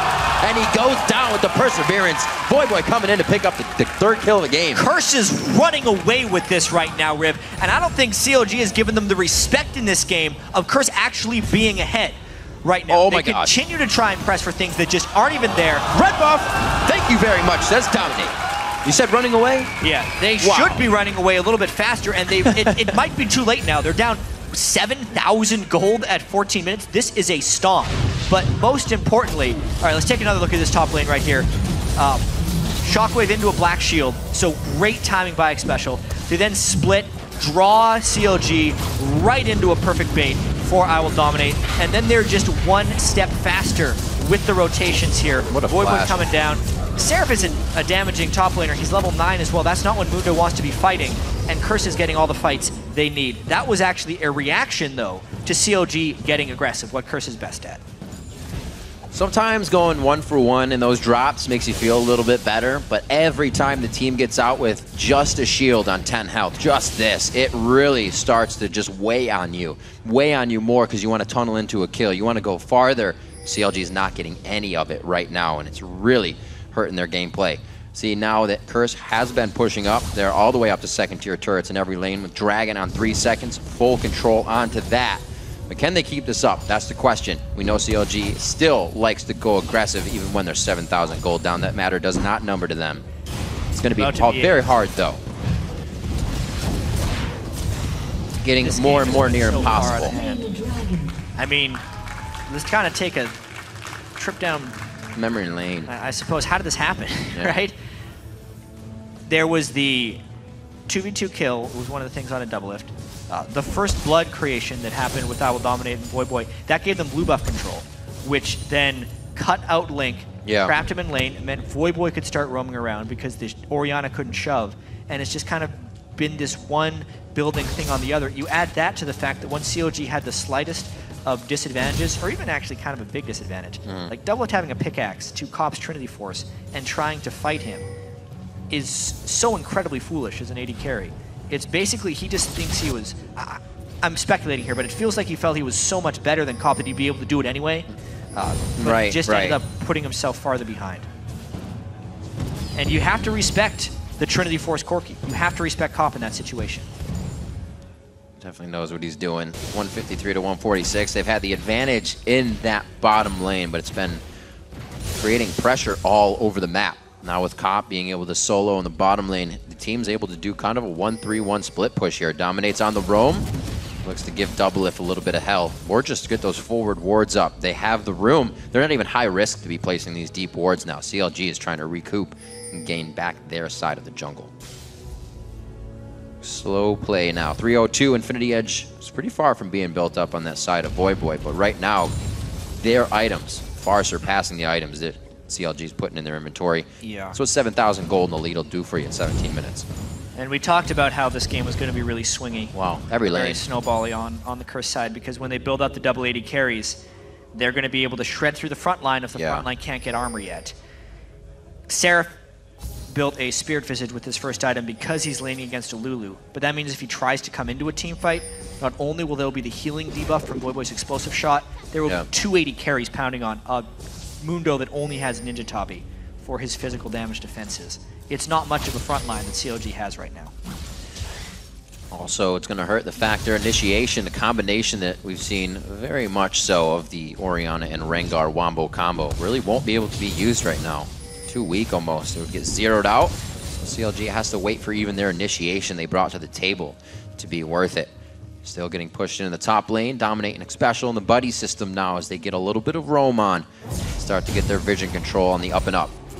Curse, a little slow here with the amount of gold lead they have. They should probably be pressuring a little bit more. If there was a team to come back from a gold lead this big, though, in North America, it would be CLG. They already have the biggest comeback from gold deficit at 20 minutes this year, which was a 5.2 thousand gold deficit against Complexity. This one is even more. Breaking their own record. They'd have to. Well, it doesn't look like they have the room to do it just yet. They don't have any control of their side of the jungle on Counter Logic Gaming. Curse is really running amok right now, and they have the pink wards to defend it too. Staggered across the river, I actually like that. They have pink on their entrance and their offense as well if they want to get in the face of Counter Logic Gaming even more. Solid play with kills across the board for Curse. Notice the Morellonomicon second item from Quas as well. Immediately trying to get more healing debuffs for Seraph, so even if Voyboy doesn't want to use his explosive shot on him, they still have an answer for that Mundo ultimate. Because they're running a team without ignites, so they do need another answer for the Mundo ult. Really great play on this blue buff as well. Consistently keeping the timer, consistently stealing it. The last time this blue buff went down was the bait fight we saw Special getting and flashing out of. Nice job by Dom, picking that one up for the team. Again, they deny Link that blue buff. While Link has been able to CS, he has not been able to keep tabs on Voyboy. No. Voyboy's been running amok. Infinity Edge completed. I think this is the point in the game where Curse will have to posture around Baron shortly. They can kind of take their time a little bit because the gold lead is so vast, but with a lead this big, they need to punish CLG. Slowly being in position for that. Link afraid to even farm in mid lane. And the Baron check. Whee. No Baron.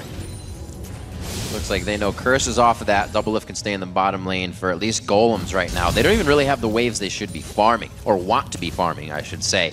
Everything is pushed up out of their favor, and they're trying to scrape their way back into this game with enough damage to make the next fight count for CLG.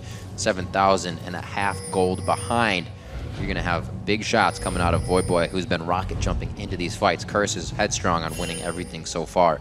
But right now, this slowness, very concerning. I think the big thing that happened was CLG stopped doing stuff because everything they were doing was turning bad for them, and Curse actually hasn't been able to manufacture very many of their own plays. That's past right. the point of CLG running out. Yeah. Talked about Curse waiting for the other team. Doublelift even said in the interview, they make the same plays as us, it just takes them some time. So soon enough, they will be doing Baron. Clock is ticking. I got him marked in for another 3 minutes before the fight. 21.5 right now with 20 seconds onto Dragon. Curse should be able to take this one with really no participation from CLG towards the bottom side of the map. We do have a little bit of hover towards mid lane, but they're not going any farther. So a bit more gold for Curse. This won't really put them in any grand position to take the game in their favor. It's kind of like a bookkeeping Dragon. They already have the pink ward control for Baron. They're hoping they could put that up and just leave it there because CLG is going to be so scared. Just take the Dragon, then go over to the Baron. The longer those pink wards stand at Baron, the more secure they'll feel about trying it because they'll know that CLG doesn't pass that point in the map. CLG is just in huddle mode. Look at that mini-map. All staying around each other for safety right now. One pick could mean the death of a lot of team members. Safety in numbers for CLG right now, 9,000 gold behind, as Curse is really playing a fantastic strategical game. Being around CLG, working around their mistakes, as they said they would in the pre-bump of the show. CLG's going to have to figure something out. This game is most likely over. Yeah. That's the thing, though. We say that quite a bit, and then the late game for these teams becomes a troublesome spot. Baron will be theirs. This could kind of bring the late game in a little bit earlier for us. You can see Double Assault's on cooldown. He'd already used his Baron check. They have no Baron checks left here. No way of stopping this. Dominate's pretty hurt, but they'll get out safe. It's a pretty early Baron. We're only 23 minutes in. Would have been nice if some people would have shared the damage with I Will Dominate from the Baron. But tank it all. You can tank it all. Just go back to base and heal, you big baby. It's your idea. You got to tank it. 41-31. Not looking good for CLG. They're looking for scraps around the map right now. Everybody on sweeper duty except for Doublelift. Getting the wards out. Sightstone is on the Afro Moon, so he's trying to keep him out as well. They're really having to put a lot of gold into these pink wards that Curse keeps clearing out. Something they want to be focusing on items quite a bit. All the lanes are quite even in CS. From the action we've had, it's very even in CS. It's just an overall map win Curse has taken and made the game theirs. Curse has no tanks as well. Dominate's trying to build up to being a tank Evelyn, which would then allow them to do some nice turret diving. They also want a Zhonya's on X Special, so he could potentially go in and take some turret shots as well. I think that's one of the reasons this game is taking a while to actually really be a Curse game. This gold lead has been somewhat stagnant for many minutes. The Baron will help. They might have the confidence to push here. They do have double AD carry. They did too good too fast. They couldn't keep up with how well they did. Hey, we saw a game earlier. Complexity had a decent-sized early lead on LMQ, and then started giving up advantages. Curse isn't doing that. They're just holding their advantages and slowly increasing them right now. Right. It's actually, that's a great point. Just imagine the pick that happened earlier in the game and how much chaos it caused. If Curse would have let that one pick happen, CLG could produce the same result. But Curse is playing it safe. 25 minutes in, they get a drop on the first, second tier turret, and the AD carry composition for Curse starts to come to fruition as they start rolling down the tracks and dropping these objectives. Doublift off by himself here. He should be safe. The team starts to come up to his safety. Trying desperately to get farmed. Uh-oh. Oh. Link just wants his blue buff. Not going to happen again. Dominate takes that one out. Doesn't give it to Corki. Oh, well. Yeah, Corki would have been good for that blue buff. We're talking about trying to siege. It's something they need right now. They got Baron, so they can at least stay sustained on that bit of HP gain. The strength they gave in stats. CLG doing a very good job at keeping themselves in the safe zone now. They may be losing a little bit, but that's not 9 kills continuously on top of each other. 45-34 as Curse now takes the top lane. This is the harder one to guard. Still holding mid though. I like the fact that they're not giving up pressure anywhere while they're still taking. Very smart moves. Man, Link still taking a lot of damage from Boss in the top lane as he's second AP on the team. This is going to be tricky. Curse is taking their time with this one. It's the nature of the composition they have right now, though. They haven't won a fight, so it's hard for them to push. And COG still has compositionally a very strong tank line that Curse does have to give respect to.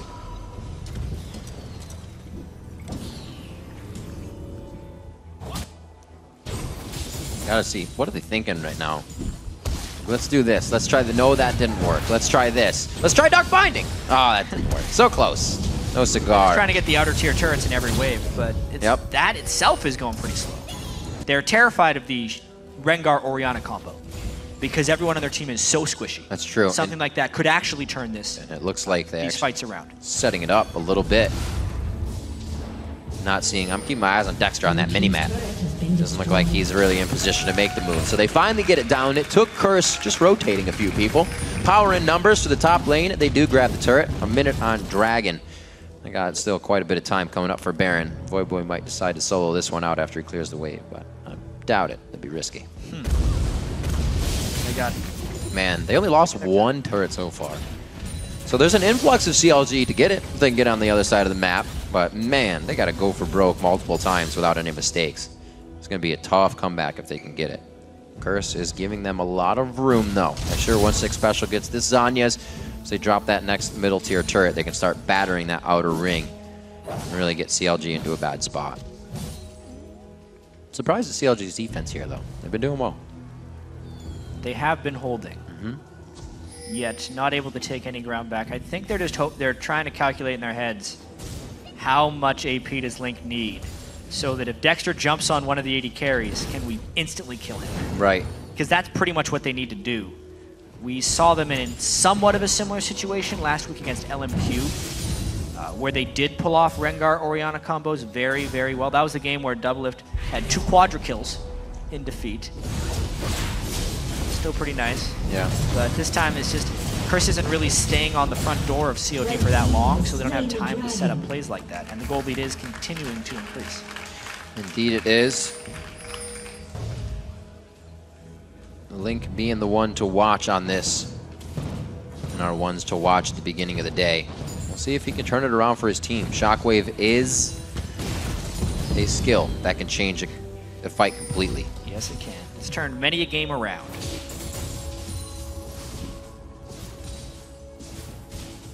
It's been 9-1 for about 15 minutes. Yeah. Definitely a lax part of the game for sure. Not really too many items being created. We have Doublelift's Phantom Dancer finally being locked in.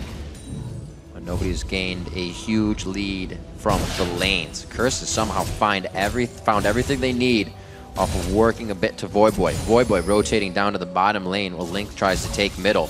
Curse, really strong early game, has now given them about a 12,000, 13,000 gold lead as it ticks up here against CLG. Almost can't come back from that. It's going to be a miracle. But where does Curse close out the game still? Is it in 30 seconds with this next Baron? I mean,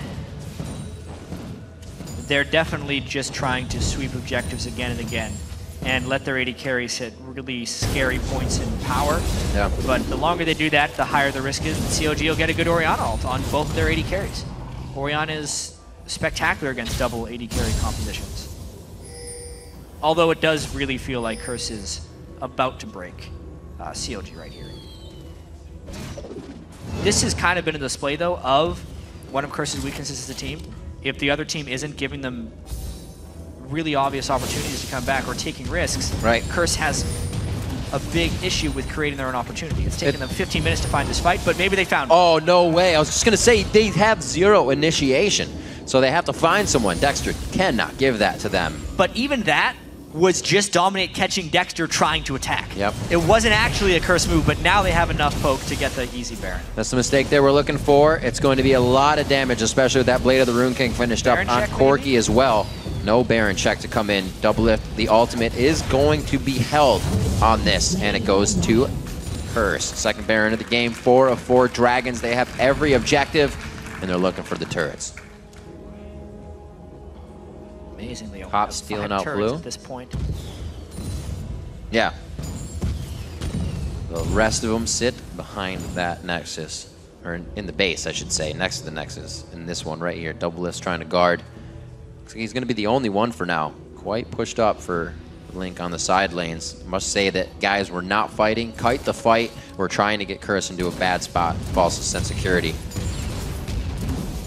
Look like Curse is going to bite just yet. They're waiting for the entire team. Really great team play coming in here from them. Not to make too many moves without the full 5. Full 5 with Baron buff. Plenty of gold. Actually 1,000 left on Cop, but they need to pressure now. They don't really need to. They're up 15,000 gold, but they would like to pressure now. We'd like them to pressure now. That'd be nice. I'm not going to lie. We like it. 32 on the clock. It looks like they're trying to extend that lead a little bit. Can they get every turret to the front door here? And it looks like they have the wave with Voyboy staying strong in the same spot. He's not even going to move on this one. Stares down the turret. Takes it down as well. Curse finally makes a move. Dexter taking a few shots, and that's going to mean half his HP. Definitely putting out the DPS coming from the side of Curse. And with that, they finally get a little bit of pressure. They're able to almost take a second turret here. Yeah, this would be the big one for them to take. The inhibitor wall that is so hard to push, especially as a bunch of ranged champions, because they're more likely to group up while sieging, putting themselves at even greater risk for the Orianna ultimate. But with a 15,000 gold lead and a Baron buff, they feel pretty safe. Rewatching, here it is. He gets the ball. It's going to be a shockwave. Goes in. Xpecial gets hit up. His Zanyas goes down immediately. Cop with a very nice Valkyrie out of the fight, but his focus now onto Seraph. Takes down Seraph. A great polymorph going on to Dexter, so he can't cancel anybody out. But remember, there's 2 AD carries spitting out DPS, and they're going to be still hitting hard. Voyboy's in the base taking shots, but the triple kills for Cop on Corki, and they just went for broke and get the inhibitor out. They managed to crack the COG turtle. That is the fight they needed. Actually is only a 3 for 2, so COG still trying to get back out of the base. Curse is going for the game, maybe. They have Doublelift and Afro. Cleanup duty. Voyboy goes in. It's going to be a few more shots, and he closes him. He gets locked up on the fountain, taken down. They just snuffed out Counter Logic Gaming in their own base. A 33-minute victory. Curse takes down Counter Logic Gaming for a 2-2 on the split. Wow. If you were to go back in time 33 minutes, and someone is going to tell you that Curse is going to beat CLG 14-3 and be 3-1 against them on the season, very few people would have believed you, except probably the entire You're right, team. 3-1. I said 2-2.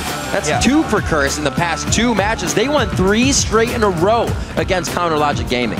Yeah. 3 in a row. The first game they lost was back in week 1, but they turned it on after that. Beautifully done and just well executed with the double AD composition once again. Hey, it works for him. Curse and that mid lane tryst for Void Boy has really started to pay some dividends. They got basically the same composition with a few tweaks. Yeah. That they won the last double AD time they played against Dignitas. Champion select was pretty damn cool, Jat. Seeing it go through and then being wowed by the Tristana pick when we were like, oh, Kassadin got through too. They confused, they caused so much chaos in our minds that we didn't even see the picks that they were coming up with, and it was clear. It was clear. That was amazing. It was just the strangest game because across the board, CLG was losing one fight after another.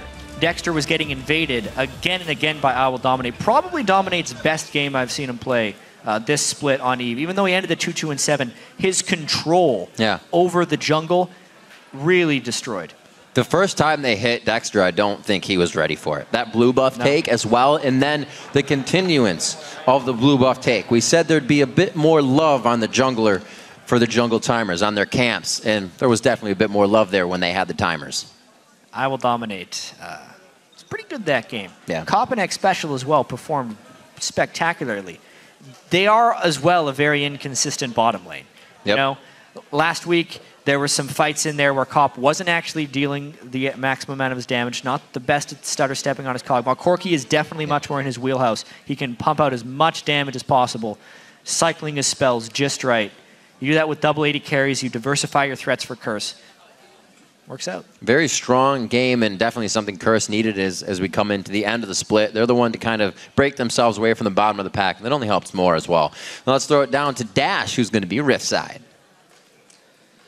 Thank you, Riv. I'm here Rift side with I Will Dominate after a fantastic win against CLG. Now, immediately, the first thing I want to touch on is the Tristana pick yet again. Now, my question is this something you're going to continue to play, or is it a bit of a niche pick that people will figure out and you're going to have to remove from your champion pool?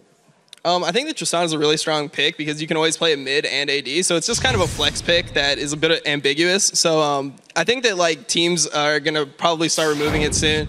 But we have a lot of different strategies planned. We actually didn't practice much with Tristana this week, and it just kind of seemed like the best pick for the game, so we decided to go with it. All right, so it's a pick that comes out if and when the time is right. The other thing I want to highlight is how early of a lead you guys got out to. Jat mentioned it during the game that you guys have gotten first blood in 18 of 23 games so far this split. So how important is the early lead to you guys as a team, and how are you going to better capitalize on that going through the end of the split? I think it really just it depends on us controlling objectives after we get the early leads. We're normally really consistent at getting the first blood and getting kills on the map.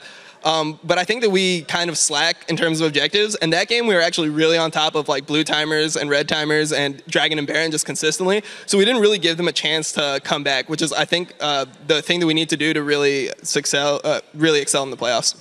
All right, yeah. Speaking of the playoffs, you actually now have a 3-game cushion in that 6th place spot, and you're only 2 games back of Dignitas.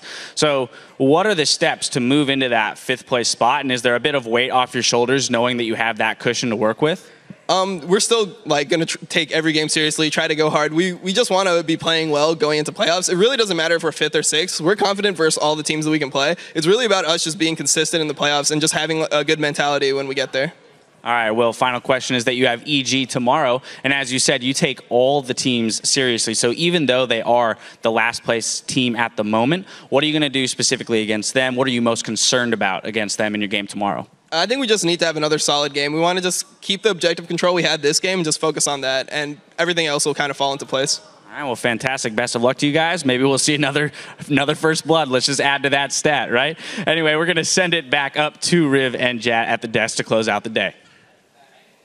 Thank you, Dash and Dominate. Another 4 games are in the books, so let's check out how the teams are stacked up. And first, once again, it's LMQ. And tied for second, we now have Cloud9 and TSM, with COG dropping to 4th place. Yeah. And 1 game back in 5th, it is Dignitas. And after that, it's Curse in 6th, followed by Complexity in 7th, and Evil Geniuses in last. We will be back tomorrow with another full day of matches, starting with Evil Geniuses versus Curse. And then Cloud9 will take on LMQ, followed by TSM facing off against COG. That is a big game. That is. Then Dignitas will battle it out with Complexity, but keep it tuned right here for more of the North American Challenger Series. We'll be bringing you a best-of-3 semifinal between Ro4 and Cursed Academy. Now, as we pass the baton to Freak and Zyrene for tonight's Challenger Series coverage, let's take one last look back at some of today's highlights.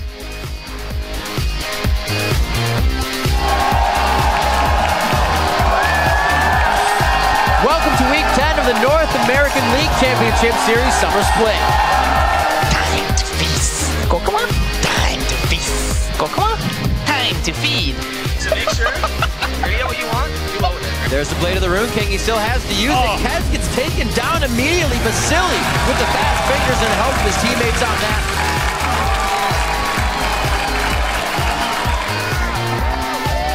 Snap back to reality. Out there goes gravity. Out there goes gravity. Chokes is so bad, but he won't give up that easy. He'll cripple. He'll cripple. He'll cripple. Okay, kite. Help turtle. Inox. Inox. Helios. Get away. Nice.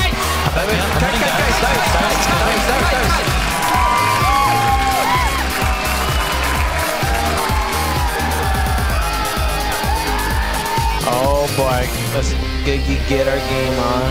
Dragon getting burned down, but they're so low. High's very low. Shockwave doesn't go off. He gets canceled out in the channel. That's a double kill coming for Shifter from the outside.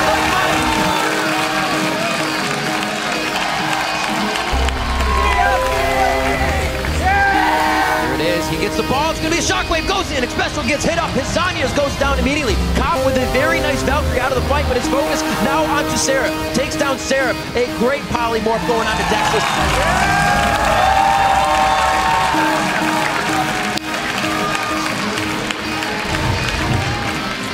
Hey everyone, welcome to the 2014 North American Challenger Series, brought to you thanks in part by our friends at Coca-Cola. I'm David Frick-Turley. Alongside me is the ageless and always wonderful Aiden Zyrene Moon. Oh, thank you. I would say you're timeless, because your puns just never get old. Of course they don't. Just like us in Never Never Land. Now we are here now in the Summer 2 semifinals, and today it's the #1 seed Team Coast against the #4 seed Team 8. Yeah, first let's talk about Team Coast. They took the title in the Summer 1 Challenger Series and are undefeated coming into today's match. That's not so surprising when you realize that 4 of their members are former LCS pros. Yeah, they're a pretty good team, but on the other side of the rift is another very good team. It's Team 8, who are, of course, very talented, albeit they've got some consistency issues. They have only a single ex-pro in AD carry Maple Street, and they actually have been upset before. They lost the 1-game elimination match back in Summer 1. Yeah, but don't let that misstep fool you. In outside tournaments this year, Team 8 has taken first place in the Spring and Summer Monster Cups and in the Lone Star Clash 3, and they also beat Coast very recently 2-0 in a row Cat King of the Hill.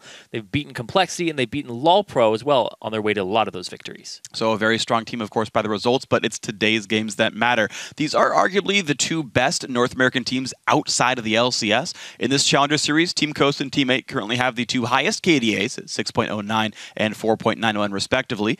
Those leading scores are largely thanks to the 2 former LCS Pro AD carries. On Team Coast, that's Mash. On Team 8, that's Maple Street. Yeah, whichever team can win the laning phase in this matchup will likely take the series and head to the Summer 2 finals next week in person. It's going to be a good thing for these teams if they can make that happen. Now, here is how the Summer 2 tournament stands at the start of the semifinals. After both sweeping their opponents in the quarters, Team Coast and Team 8 face off in today's round of 4 match. And tomorrow, it's Curse Academy and Team Ro4 in the other semifinal match. No upset so far in this bracket, as the top 4 seeds at the start of the quarterfinals are still in the mix. And of course, whenever you win games in the Challenger Series, or win series, I suppose, you're going to be awarded points here. At the end of the Summer Series 2, the 6 teams with the most points qualify for the Summer Playoffs. We already know 5 of those 6 teams. It's Team Coast, Team Ro4, Curse Academy, Team 8, and Wasabi Gaming have all clinched playoff spots thanks to their scores. But there's a 3-way tie for that final spot, meaning Cognitive Gaming, Denial Esports, and Zenith Esports will have to win a tiebreaker match to make it. We'll see if those guys can do it, but the teams with the top 2 scores earn a bye in the first playoff round. Team Coast have already clinched one of those with at least 16 points, even if they lose the rest of their games. Tomorrow's winner, either Curse Academy or Team Ro4, will secure the other bye. Now, these are a lot of points to keep track of, but never fear, LOLesports.com is here. Yeah, is it an Anivia? Is it a Corki? No, it's the Leagues and Tournaments tab. Under that, you'll find scores, schedules, playoff standings, and everything else you need to follow Challenger Series and the LCS for the remainder of the summer split. So those formalities out of the way, we've got a game to talk about now. We're moments away from Champion Select. Team Coast, Team 8 readying up. As we talked about, Coast, the #1 seed, big favorites coming in. They win pretty much all their games. Yeah, Team Coast is 8-1 in the Challenger Series in Summer 1 and 2 with the highest win percentage at 88.9%. Said they win most of their games. They basically win 89% of them. So it's a big number. It's really big there. And Team 8, on the other hand, they have some really good KDAs coming into this as well. We'll talk about those a little later. I want to talk about that bottom lane matchup. Mash and Maple Street.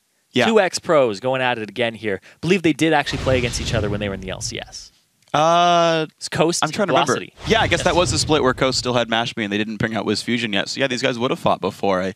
I don't remember my old LCS history. I'm kind of sad about that. Don't need it anymore. We got LOLesports.com who can help us pull these stats back up. Just look at the post-game screens under the Leagues and Tournaments tab. I mean, it's so glorious. We can ad-lib these all the time. Don't even need the teleprompter to talk about LOLesports.com.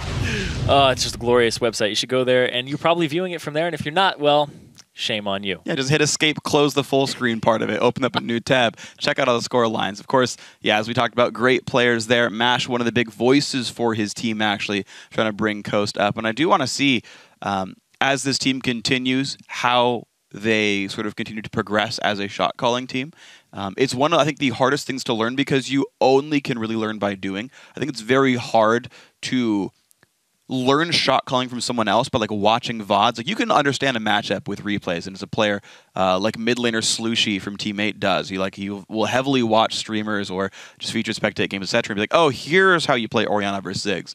But shot calling, there's so much information to feed through. You've just got to do it. Yeah, it's a lot of personality types, in my opinion. You have to have somebody who's very vocal, who doesn't mind being vocal, who's a little bit commanding and decisive, and lacks hesitation in their calls. It's very kind of like you have to have a bunch of people who aren't the same personality type as that person. Yeah. Or else you get conflicting calls. One person will be like, I don't really want to follow that call because I think my call's better, etc. So you have a bunch of information feeders into one person who's going to be making the decision. Yes. That's the best way to do it currently. That's been discovered. Basically an informed monarchy. Yes. We'll see who the king ends up being for these guys. We are in a champ select. Nidalee, Gragas both removed away from Cali Trolls, Cassidon away from Golden Glue. No big surprise there. See what else these guys want to get rid of. Yeah, a lot of bans go towards Cali Trolls all the time. His Vladimir gets banned out, which doesn't sound like something that's very common, but it is against him. And the Gragas being banned out here is not unsurprising because teammates are practicing a lot of Gragas Yasuo compositions. Well, Lulu goes away from Rux as well. I know his Shyvana is one to be a bit fearsome of, even though we don't see her all that much in the recent history. Braum away from Dodo, so no big tank line in the bot lane either, but there are plenty of tanks still to play in the top lane, and to me, I think that's actually an important thing to have in a team composition. Morgana already banned away, and insta-lock in there, the Yasuo for Golden Glue. Yeah, steal it away, make sure that they don't get it on the side of teammate, and at the same time, there isn't a whole lot left to assist the Yasuo in knockups. Lulu's off the table, Gragas off the table, Braum off the table. You're going to have to go with the jungler. You might have to look at some other lanes too. Maybe Lee Sin will come in there, but they're going to steal it away. Just another one, you can just take some resources away from that Yasuo. Yeah, my thought of synergies would be like Shyvana, Lee Sin, Nami would be the ones you look at there. The interesting thing is teammate actually banned Morgana themselves, which is an interesting choice there. I don't know if you necessarily need it so much, but they want that away from Sheep either way. And teammate considering, do you steal away the few knockups that are left as common picks? And you say, how deep does the champion pool go in terms of knockups? I think what you do here is you take Lee Sin and you take Thresh away because it's Sheep. You don't give Thresh to Sheep just haphazardly alongside a Yasuo. He's able to set up the last breath very, very cleanly, very easily. And if they have other priorities, that's fine too, because there is a fact that Lucian is currently disabled. True. So hyper carries are all in right now. Except for the Corki, and we've seen the winning lanes. He's the lane bully that's left. People aren't going to Caitlyn, they're going straight to Corki. I actually wonder if we're going to see, if Corki gets banned out, people do go back to Caitlyn there, or some of the other aggressive lane pushers. Like even Sivir, I think, is a good matchup against Trist personally. But they pick up 2 knockups. The ulti's there from Lee Sin. Tristana going to be grabbed for teammate, though. I wonder if they pull a curse and they run double AD. I think it'd be fun. Hey, man. Slushy, former AD carry player. Right. He's in the mid lane now, and he's picked that role up fantastically, to the point that a lot of pros are praising him. He's doing pretty well for himself, but Team Coast are going to get the Thresh here for Sheev, so that's going to be a bit scary then for Maple Street down to the bottom lane. Santorin is going to grab Elise for himself. And Coast not immediately rushing all their knockups, though. Yeah, they're just kind of keeping some of them hidden. I think Shyvana, like you said, might be what goes out for Rux. But at the same time, the way that Teammate operates is they will always last pick their top laner into a counter matchup. Calitrolls is the shot caller, the team captain that makes those calls on what's going to happen in Champion Select. So either he first picks something that's a high priority, like a Lulu Gragas, or he last picks something for a counter pick. They don't last pick their mid. Slushy, they think he can go even win a lot of matchups with Orianna or Twisted Fate. Okay. But instead, they wait for him to get that last matchup. So he might go with a Mundo into a Shyvana. He'll look for something. We'll see what he does look for in this one. A bit of a shout out to probably there the Annie hover. Oh, actually, no, they pick it up though. That's going to be Dodo actually playing Annie, but out of the support lane. I actually kind of like that because the fact that the lane bullies are out right now, the support is kind of the new lane bully that has to take care of the hyper carry. And this will set up some team fights later on, but also during the laning phase, the extended range is really good for harassment. Yeah, and you got to consider there's so much gank follow-up now. Imagine Lee Sin comes up and there's just an immediately locked-in stun from Dodo. Life gets painful there if your team goes bottom lane, and that actually speaks a little bit to the Morgana ban. It is hard to Black Shield Annie, but it does let you get away from the gank sometimes. Team Coast can make their choices here. Golden Glue, you know him as a big assassin player, typically, but he's branched his champion pool out since then. Twisted Fate for Slushy, and is it going to be Xerath against him? I think it's going to be Golden Glue on Yasuo. We've seen him on Yasuo before, where he will push hard, and if he gets behind, they put him on a side lane and just have him farm until he's ready to join the fights. And they actually do go for the Caitlyn, though, interestingly enough, so Mash does want to lane bully. He is going to try to get out of range of Dodo here. The Rise goes top lane. I don't know why I forgot that Yasuo was picked up. Yeah. A little silly in that one, but hey, teammate get to counter pick top lane. Yeah, so they don't go with a setup in terms of what they're going to do for the Yasuo. Instead, they're like, all right, you have Thresh, that's fine, that's all you need. We're going to go with picks that go and destroy most laners right now. Now, there's some things here for California Trolls that he can fall back on. He does love the Fizz, but he can't pick that into Rise. He does love Vladimir, it does okay. But then when you hit these power spikes, Rise is already ahead of you by that time. Yeah, and that's going to be a tough situation to be in. And all the other conventional mage tops are gone for now. We'll see what he goes for in this one. 20 seconds to make his choice. Kha'Zix was buffed recently. Maybe that one works as a matchup here. Of course, we've seen top lane Lee Sin before, though I've not seen that work well against Rise either. I do want to talk about the... It's going to be crazy. It's going to be like top Annie. He goes top Rammus. Shout out to like Korean solo queue. Why not? TP top laner. Well, oh, man. It could be a Lee Sin top. He has played it before, and then they go with the global composition of Twisted Fate Nocturne. So yeah, it was a Lee Sin, and they make that change in the mid-game. They decided Lee Sin top was good enough to fight up against Rux here. I do want to see how this pans out, though, because in my admittedly much worse as a player experience playing Rise, or Lee Sin up against Rise, it hasn't gone well for me. So Calitroll's better than me, but I want to see how the matchup goes, because you get locked up and you can't follow up your damage anymore. Well, I think Rise is probably better than your opponents that you were playing against as well. That's true. I think Rux, sorry. They both start with R's. Yes. Anyway, the big thing here for me is actually Team 8. Like, I gave that little bit of information that Calitrolls will usually always last pick his champion. Coast knows that by now, too, because they've played against each other a lot. They use that information to their advantage. They're like, yeah, this Lee Sin's actually going to Calitrolls. And it's funny, too, because they selected their champion at the same time. So they had the Lee Sin on Porpoise Pops, as opposed to having it on Calitrolls when they locked him in. So.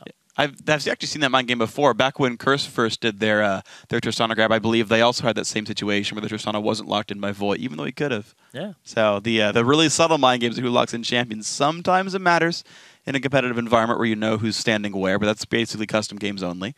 So, no setups for Yasuo, really. But they go for the first pick there, and it's going to be Golden Glue looking to go as big as possible on a big assassin. They've picked largely for the lanes, I think is something you can pretty faithfully say is true, but they've got a late game to fall back on, so Coast lineup does look pretty good. Yeah, I like the lineup here from Coast. The Yasuo, the Rise scale extremely well, and then they have some lane bully potential with Santorin roaming around. Santorin, I'm going to quote him on this too. He said, I hate it when people ban Elise and Lee Sin from me, because I want to go and fight the enemy jungler, and no other jungler does it as well in my hands as Elise or Lee Sin.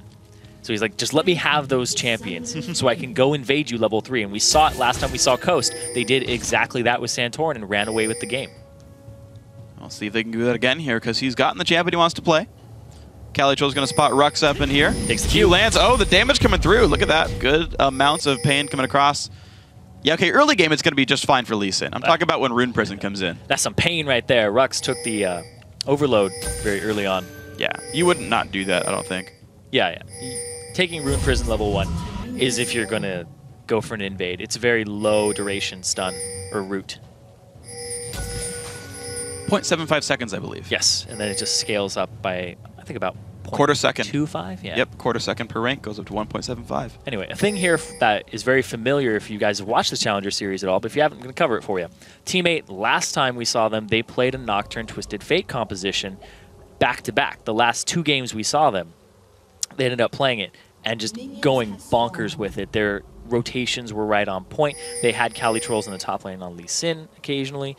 They know how to make moves with this composition and make an advantage early that they transition into team fights. Well, speaking of making an advantage early, Team 8 have the potential for a 3-buff start right here. You're seeing the top laner helping Santorin start at the blue buff, but Team 8 are going to have a 3-man invade there with their duo lane plus Cali Troll. So not only are they lane swapping to dodge Lee Sin versus Ryze, but here's the invade, and he's already got a stun ready, and out they go. That's perfect play by them as well. The execution of that, the delay, and the fact that it's Lee Sin alongside these 2 others up against a Ryze and a Caitlyn lane bully. Avoid the lane. You don't have to play right into their hands into an unfavorable matchup, and they are going to get a 3-buff start off of that. And look at the sort of poise here by Pops. He realizes that he's going to get attacked a little bit there. He saw Thresh come in, decided not to risk getting caught out. Don't risk getting hooked. Don't risk getting comboed. Just leave, clear your camp later, get level 2 off of the Wraiths, and then Cali Trolls can simply help him double jungle and grab the red. 3-buff start. Very, very well played by Team 8. Yeah, I like that start from them, but the question is what they do with it. Cali is taking a lot of damage from this red.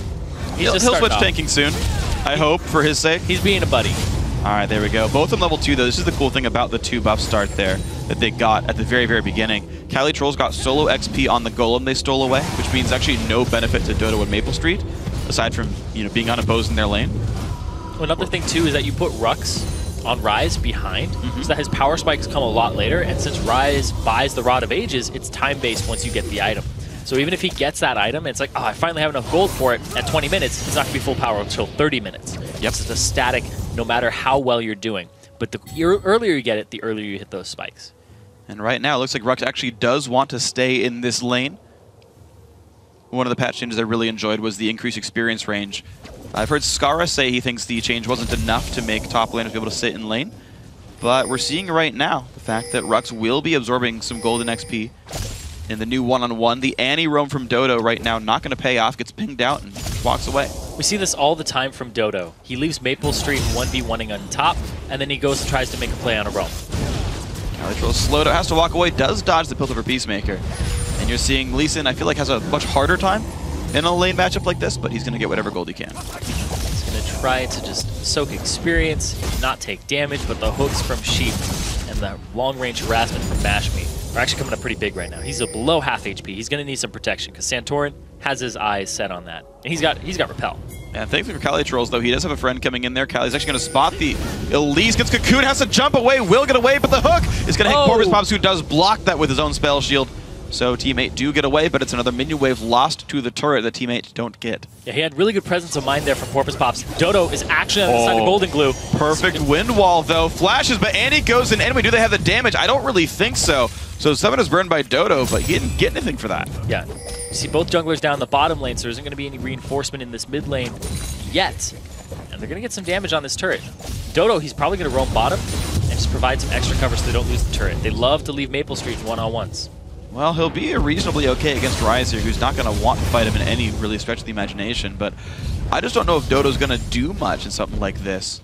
And also, I mean, with the lane swap again, Rux is basically in a free farm scenario. Like, maybe he misses some CS under the turret, but largely he's getting solo XP without missing a beat. Cali Trolls is actually forced to back away, chug extra potions, maybe hide, and that's honestly not great for Lee Sin. Yeah, he's going to have to split experience among 2 other members of his team. Porpoise Gets hooked, gets Cocoon. Big damage comes out. 100 health. The trap came in as well. Repel goes the other way. First blood goes to Sheep, though. Calitrolls once in, though. Trying to get the slowdown, trying to get the damage. Ward hops, picks up a kill. Now, can they keep going? Flash Play goes in. Calitrolls makes that a second death for the team, and Team Coast starting out well. It's only a 200, 300 gold difference, though, after that fight when it's all said and done. But what are they going to get from it? We see they lane swap it back. Maple Street on his way down bottom to defend this turret because they just can't hold off long enough against Caitlyn. Yeah, so he went and recalled off the pickaxe there, wants that to maybe cement a lane advantage. Problem is, Mash got a kill and an assist. He's got plenty of gold for himself. And the thing is, he won't be very far away from a BF sword if he actually waits here. And in fact, there it is. BF sword versus pickaxe. That's rough. You don't have to be a mathematician to figure that one out.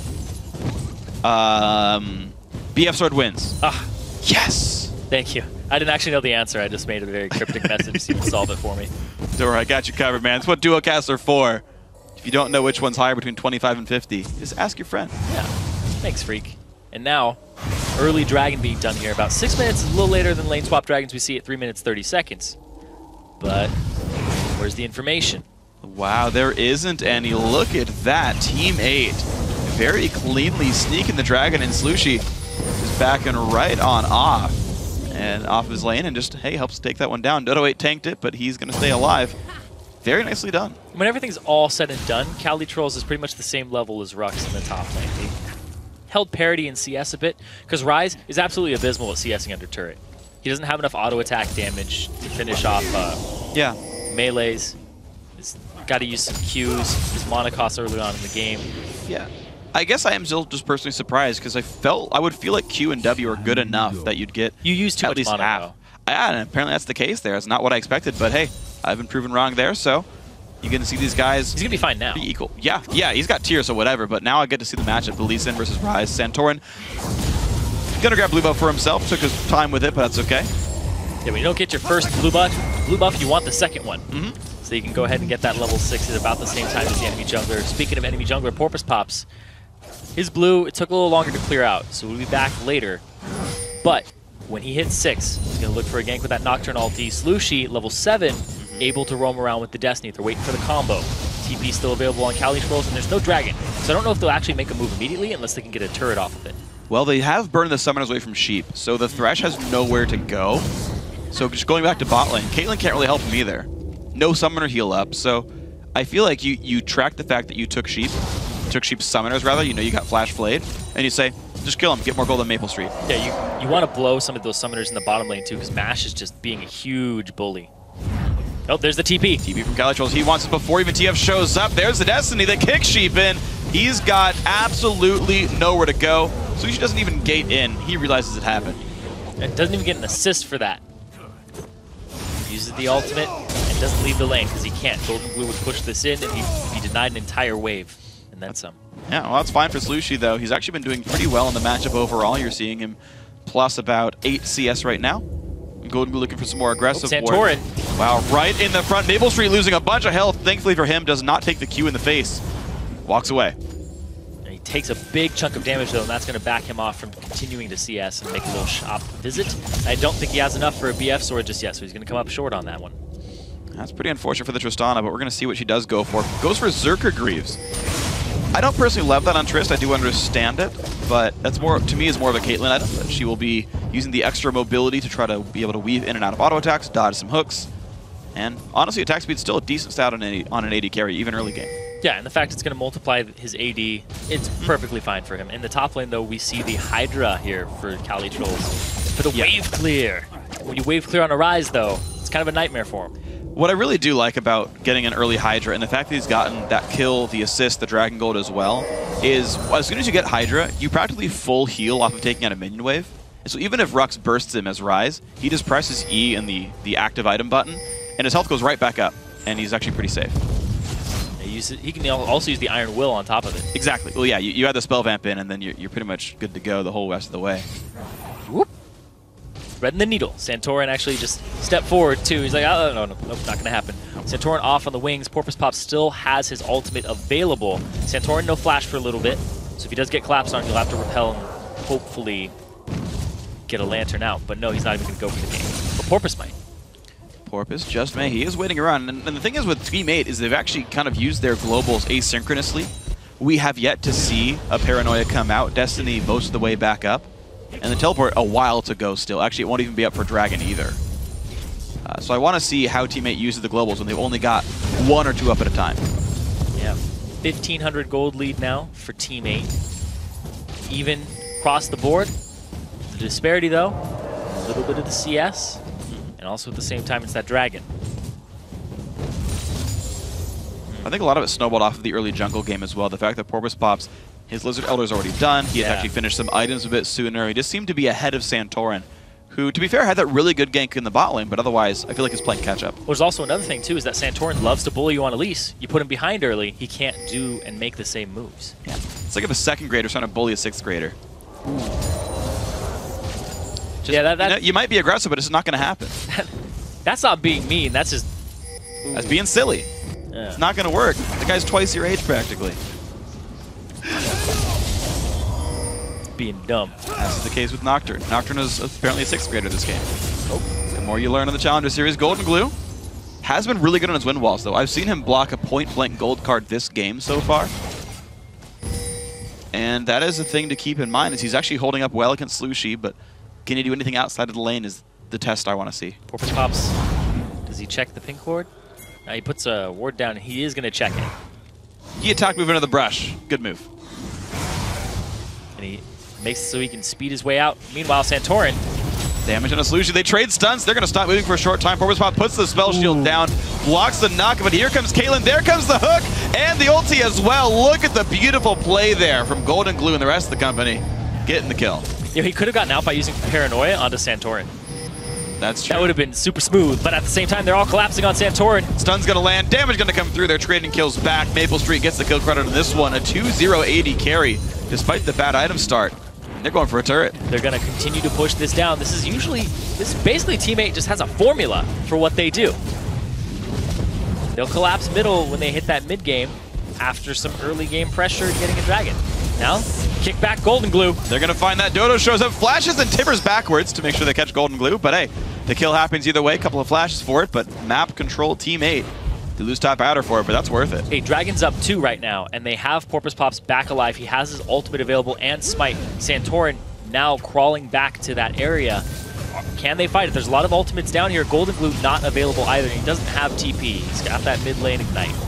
Oh, the hook on a Cali trolls those sheep says, I don't think you left that brush just yet. You can take it, he always takes it. He does, and you know what? He might just live because of it, and that's going to be okay. Dragon does go through. However, Cali Trolls does give up the chance to defend this first wave under the turret, so he'll miss out on a little bit of golden XP, but heck, he just kept leaving his lane. He's 2-1-1. It's going just fine. Love how Cali Trolls plays, though. There's never a dull moment when he's on Lee Sin. He lands Q, like he's not gonna, oh, he took it. Yep. What is he doing in the middle of the team? At the same time, though, he's got that Hydra completed now, and he's going to be able to continue pushing that top lane back out against Rux. Yeah, honestly, now that he can clear the waves away, it will allow him to more readily play that same style. Like, Ryze is not the fastest pusher without using his ultimate, and that itself has a cooldown, as low as they are for Ryze. And so, yeah, Cali Trolls can run in, clear a wave or two, get out there, keep making these aggressive moves he's been trying to, and basically dodging the laning phase. Rod of Age is completed for Rux. He's going to go bottom now. And just leave Cali Trolls to pushing. If Cali Trolls fast pushes, he might need a response. The way that he's pushing right now, he seems kind of slow. He's not being overly aggressive. He doesn't have the ward coverage. It's interesting to me, yeah, but it looks like there's just nothing to play for, really. I mean, the problem is the blue buff, I believe, not going to respawn for some time. I think it just got taken recently on the western side of the map. Dragon's, of course, gone, and mid-outer turret's already out as well, so I think if they want to push somewhere else with Cali Trolls, they've got to set up the wards to make sure they don't get flanked if they go for top outer. I think that would be the next easy place to be aggressive for Team 8, is that top left turret. They're kind of folding back in on themselves right now because they don't have ward coverage really deep on the top side. They set up a little bit for Dragon. They gave up some turrets because Rux is now freed up, and Cali Trolls is trying to freeze / kind of push. He's not causing a lot of pressure. Coast has some opportunities now if they get a catch. Wow, they just did on a Dodo. There comes the Lantern as well. Big burst coming through, and Dodo is going to fall. They trade lives, though. Both supports going away. Maple Street low on health, though. Slushie. In comes TF. Slushie's got a Ghost and Flash away, but Rux is one hit from dead. Putting up the gold card. Santorin still trying to run. Maple Street nearly gets the damage, but Mash definitely does. Kills the AD carry. Now Calitros shows up, but he'll trade his life for 2, which is worth it. And overall, 3 members die on both sides. Just a crazy bloody fight there. No TP used for Rux, and he's going to go for it. The knock up, the ulti, and Maple Street has gone. Yep, that's going to be another one picked up. I don't know what that sound was, but it is Golden Glue with a double kill. Golden Glue gets Yasuo all of the time, and I don't know why people give it to him. They're going to get a turret off of this. He's just so aggressive. It plays right into his style. He was known for his Akali play, for his Zed play, for just his crazy assassins. You talked about it in Champion Select. And man, you give him Yasuo, pretty much the only relevant melee AD assassin in the game, meta, and he just destroys with it. There's a lot of just collapsing here. We see Slushie come to the back line, TP in from Calitrolls all the way in the back, but now they're trying to peel off because they aren't close enough. Calitrolls runs up, he ends up getting Rux eventually with a kick, gets Santorin, and then he gets picked off at the very end. Golden Glue eventually just has his Steel Tempest completely charged, goes in with a flash, sweeping wind, picks it up with a last breath afterwards. Amazing, well-calculated play there from him, and we thought it was 3 for 3, 5 for 3, and a turret. Exactly, that turret was actually a big one. Team Coast now up 3-1, and they've brought the gold back within 400 here. Got to really commend some great play by that team. And now you got to see Golden Glue is the guy to watch here, man. He is 4-1-0, 139 minions, highest on his team. He has got to be the richest member on the blue side. And you got to love his boot choice too, but here comes Rux. TPing into the bottom lane, he's way behind them too. He's going to pinch them in completely. Well, the CC goes on to Santorin, though, forcing him away, but Maple Street's got basically nowhere to go. He flashes. Oh my God. Does he get away? Mash got to get in range for the ulti, but it's down now. Wow, in the early Berserker's Greaves, Maple Street's going to keep running away. Flash hunt for sheep! Yes, it is. Dodo's going to die as well. 2 for 0, despite the attempted counter engage onto Santorin. Now Golden Glue's not done either. Okay, he's done. he had enough of that. The play from his team was just so big. They evened up the gold again with Calitrolls getting that top turret. Now they have their eyes on this middle turret. They got to wait for the minion wave, though. Looks like Slushie has enough ability power with almost a death cap that he will be wave clearing successfully. Calitrolls is trying to collapse on them, but at the same time, they're very outnumbered. Yeah, they have at most he pinged people. He pinged it. Wow. Well, nope. His mind told him no. And he listened this time. Easy sweep there from Team Coast. They're going to stay safe on this one, but the rest of the team is basically regrouped at this point. 4 members mid for the blue side, and Team 8 have lost that opening in. 200 gold, actually 100 gold now, separates these two teams. Team 8 had such a very great early start to the game. Coast pulled it back. They're going to go. Ulti, they're going to look for Rux there, who does not have flash. He has got nowhere to go. Even the white helps out. They picked him off, but Dragon is in 45 seconds, and Coast has ward coverage of that area. They need to book it down there and take advantage of the fact that Rux, by the time he actually gets to the Dragon pit, it'll be up for about 5 seconds. So can Team 8 do anything about this? They know they've got a 4-on-5 on the map. The problem is Slushie's not on the correct spot to help them with this one. They look for Sheep. Anyway, in comes the rocket shot. Maple Street, Dodo in there as well, but he gets exploded without getting to do anything. The support dies for nothing, and Team 8 over-aggressive. Yeah, Calitrolls ended up backing.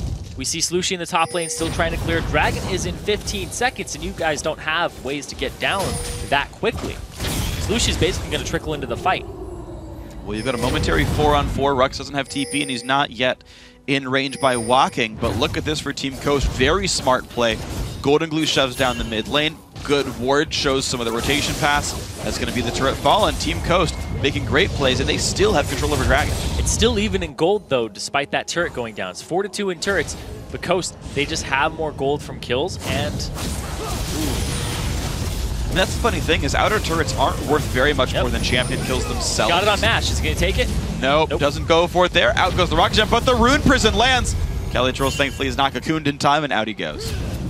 Just teammate is losing their team fight potential now that Coast is caught up, and it's going very even back and forth. Maple Street actually ends up picking up that blue for himself. He also has a red pot too, because he is very aware of the situation where they are getting just unbeaten right now in terms of rotations and team fights. So if he has that little extra boost to combat stats, he might be able to turn that into kills for his team off the back of a team fight and possibly a turret. So he's going with that investment. The problem is, though, his investments might be falling out right there. Mash already part way to the static shiv being done, whereas Maple Street's just on the Infinity Edge right now. So that Caitlyn, I mean, we talk about Tristana being a better late-game carry than Caitlyn. You pick up Caitlyn for the lane bullying, but if you're down in items and gold, you just don't have the same damage up with the champion like Caitlyn has if she's got a static shiv when you don't. So a real threat to keep in mind if you're Team 8 right here. Calitroll's walking by, knows that the blue was done, but here comes Sheep, and they gave Thresh to Sheep.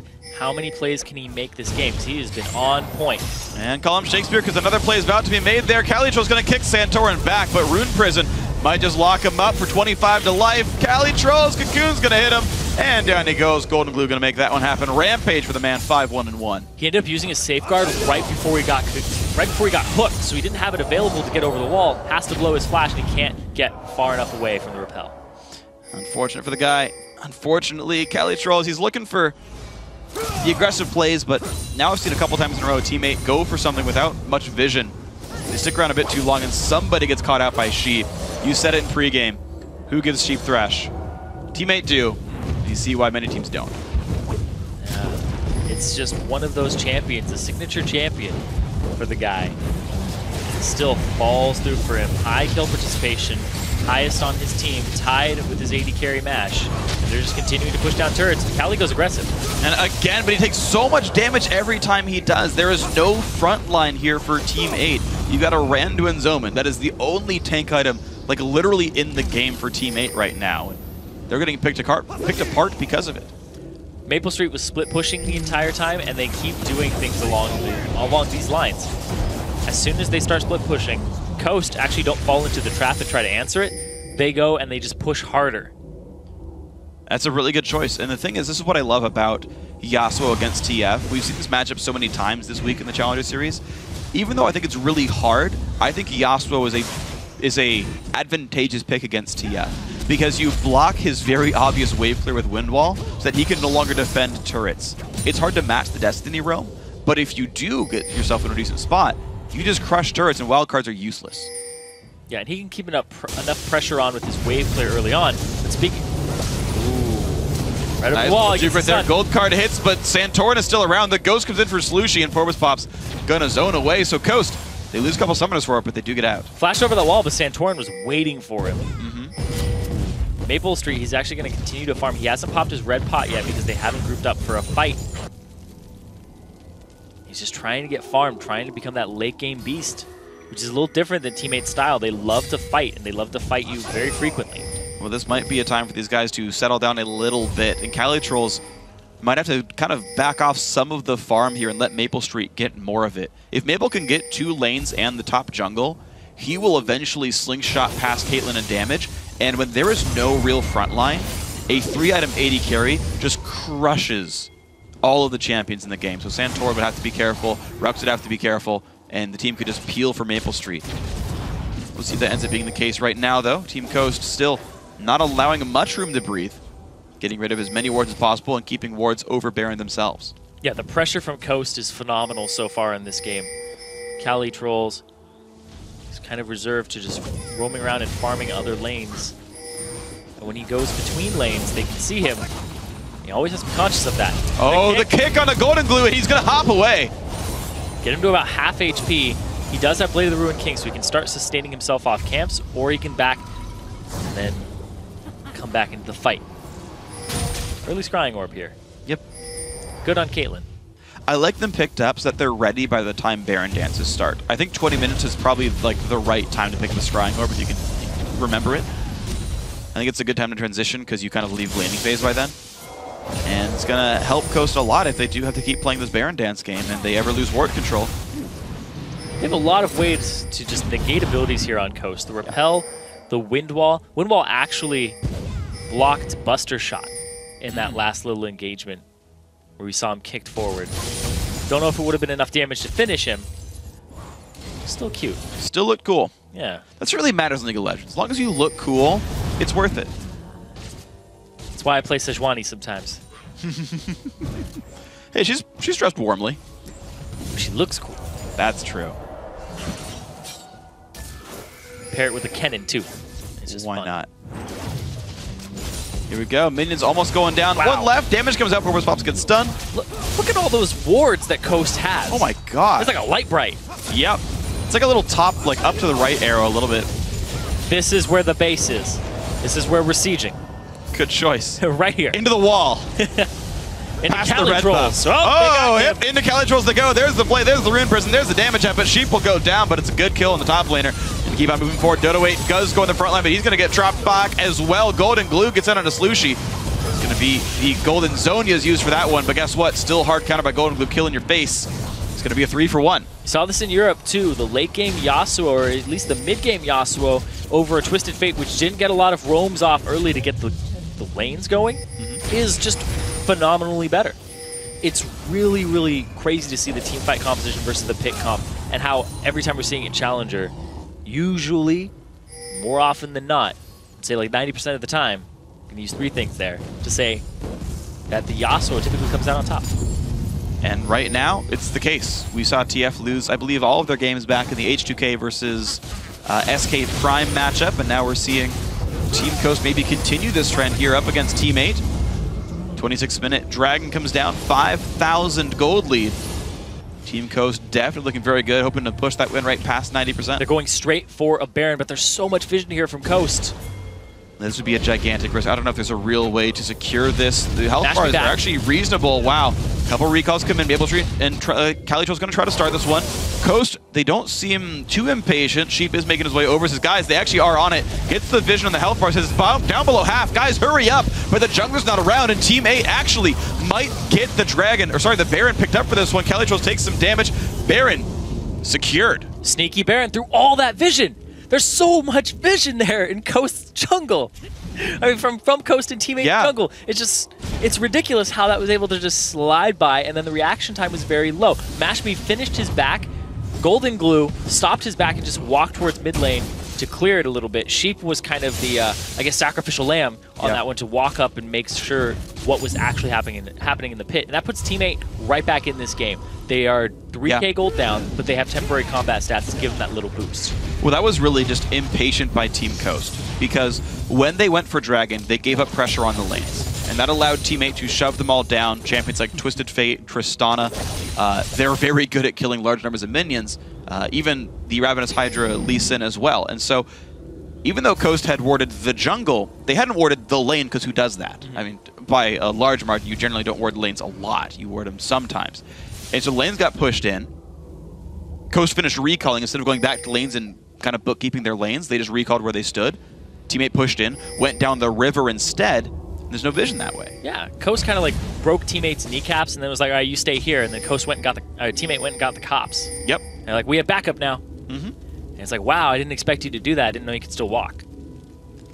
In a crutches, maybe wheelchair. Yep, crawling. Hey, they made it happen. Sliding by the vision. Team 8 made it happen. So, back in this game, only a 3,000, actually, heck, 2,500 gold game at this point. Cali split pushing. Really back in. And yeah, full offense Lee Sin for now. Warden's Mail grabbed up, doesn't even care about Rise. And it's pretty impressive how much he's managed to dodge those fights. Porpoise Pops comes around as well. Santorin's going to look for something. 4 men strong, but they don't go in for that. Yeah, and the rotations here from Team 8 are something you're going to have to keep an eye on, because they're starting to ward up the jungle and just move around it. Cali Trolls will continue to split push. He doesn't have his teleport available, but at the same time, Maple Street has great wave clear, and he can siege turrets very quickly. He's going to get hooked again. It's another Sheep. Hook on a Cali Trolls. Sheep's around, plays him backwards, though. Says, I don't want to be part of this one. Go ahead and tank that one. Not a big problem. Mid lane now getting pushed. Teammate really heavily split pushing. Maple Street's got to be careful, though. Tries to jump away. Looks like he'll be safe, but Golden Luke can chase through the minion wave. You could pick up Tristana if you wanted, but the rest of the team is there to defend him. Yeah, Porpoise Pops clearing that bottom wave, pushing it out. Cali Trolls has to back after all that damage he took. Give ourselves a game here, like we said. We really Two do. of the best teams. They go back and forth in games all the time. And I actually made a little mistake. I said they went 2-0 over Coast. They went 2-1 over Coast in the Rocat King of the Hills. So a little amendment to that. And that just shows how close it is. It went to a best-of-3 series. Right. And you might see the very same thing here. We've seen them trade objectives back and forth. Very smart moves on both sides, the occasional misstep, but just entertaining games all the same. And of course, Team Coast say, well, we're not going to play aggressive while you have Baron buff. I think Coast still knows they have the gold lead overall. But against Baron, not likely. Team 8 grabbing whatever they can with Baron, but they have yet to crack a tier 2 turret. They're still crawling back in gold. It was 3K at one point. Now it's 2.2K. Team 8 just keeping this very close. 30 minutes in the game, despite being 3 turrets down and 6 kills down. There's still a lot of gold for them to reclaim in turrets. And we'll see if they can get that gold back in the next few minutes there. Baron buff timing out. Ooh, in 30 seconds. Is actually level 16 already. He's the highest level in the game. They look for golden glue. Ulti reveals that everyone's around.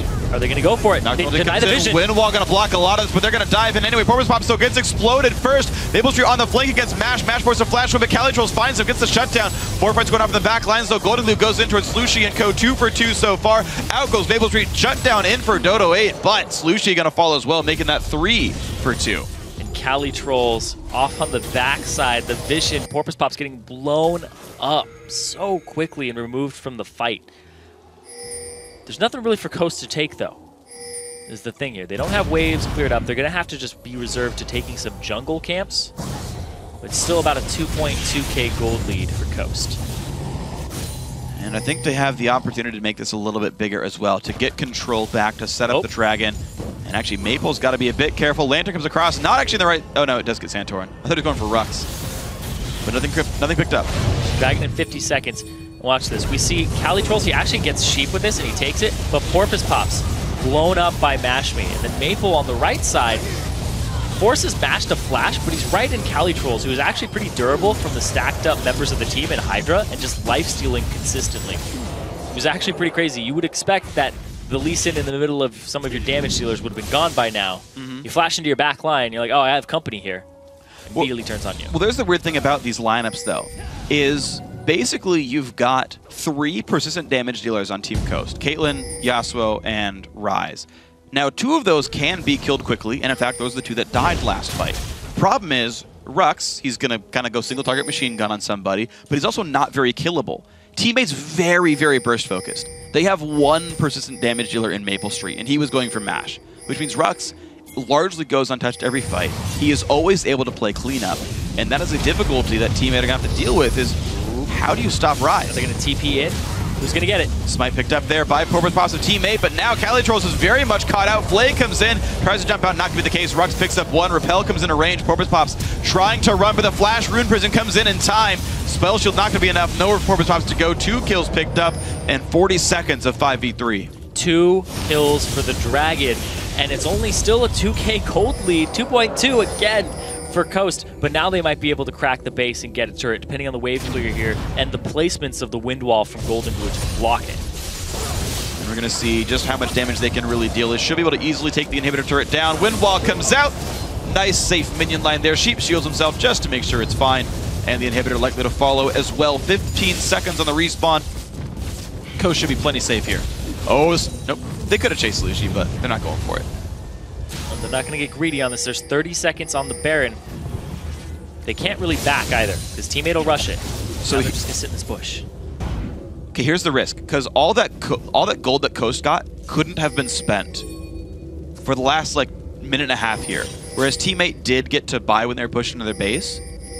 So there's actually, I would expect teammate to have a higher inventory value right now than Coast. Very close. The ward's being set up. Slushi might back here, but no. Well, you can see the lesson learned by Coast, though. Right? They don't back. They get the minions back into control, but they realize they can't recall or they lose Baron. Their wards still stand largely. They know it's not being taken down. But at some point, I think Coast needs to make room for Mash or Rux to go back and buy. Slushi just went back and was able to buy. He has mobility boots on his Twisted Fate. He just rushes straight back. Some members of Coast are actually backing right now. All right, well, looks like they've bought themselves enough time. These guys feel safe. Teammate can always poke. Oh, they see the positioning, and they say go. All right, they're going to ping for it. In comes Yasuo, in comes Thresh, but the damage starting out already for Slushi. There's Calitrolls as well, and the damage has started. Ulti onto Dodo. And they say, nope, these guys have gotten in too quickly. Knock up on Calitrolls. That could have been pretty big there. And now 2 half HP members of Team 8. Team 8 are in darkness right now. They've lost all the ward coverage. They don't know where Coast is, I don't believe. They don't know how low the Baron is. They don't know what's happening. They have no Twisted Fate ultimate, and they don't have a blue trinket either. Calytrolls nearly gets hooked. That means they know they're on Baron. Q comes out. Is there going to be some kind of a steal? No, not going to happen. Team Coast pick it up. Not an ulti means nothing. And Coast pick up Baron. Really good play. Yep. Now they make the lead about 4,000 gold, 4.2. And they have those temporary combat stats for themselves. Coast in a good position now. 5-1 and 12 on Mash Me. All the kills that's happened, he's only not been involved in 3. And it's been really good to watch this team sort of work right now. Forbes pops. Oh no, he flashes, but he doesn't flash far enough. Another kill picked up. That one goes to Mash. Team 8 have not been able to find a way in for a while now, and Coast can look for their second inhibitor. And like you said, it's a very persistent damage team here from Coast. And a lot of people that can't escape on the side of Team 8. Once you're in their grasp, they're going to chase you down. And first turret goes down. Now the inhibitor going to drop as well, making this 2 inhibs now for Team Coast. 36 minutes in. Great rotations all game long. Great choices. The one Baron mishap, but they came back from it strongly. Their comp is working very well. Definitely playing to their strengths here. Using the fact that they were lane swapped on, not as a detriment,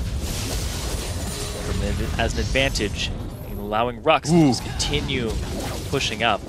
Catches. They're looking for him. They go for Slushy. Flasher in prison on a Slushy. Gets the Mikhail's Crucible. Trying to run away, but there comes the engage from Annie as well. Still not going to be quite enough. Slushy just barely gets out. Calytrolls finally going to take enough damage. The flash from Golden Glue. The knockup won't quite reach Dodo, but the hook catches onto Maple Street, who's forced to flash, then rocket jump away.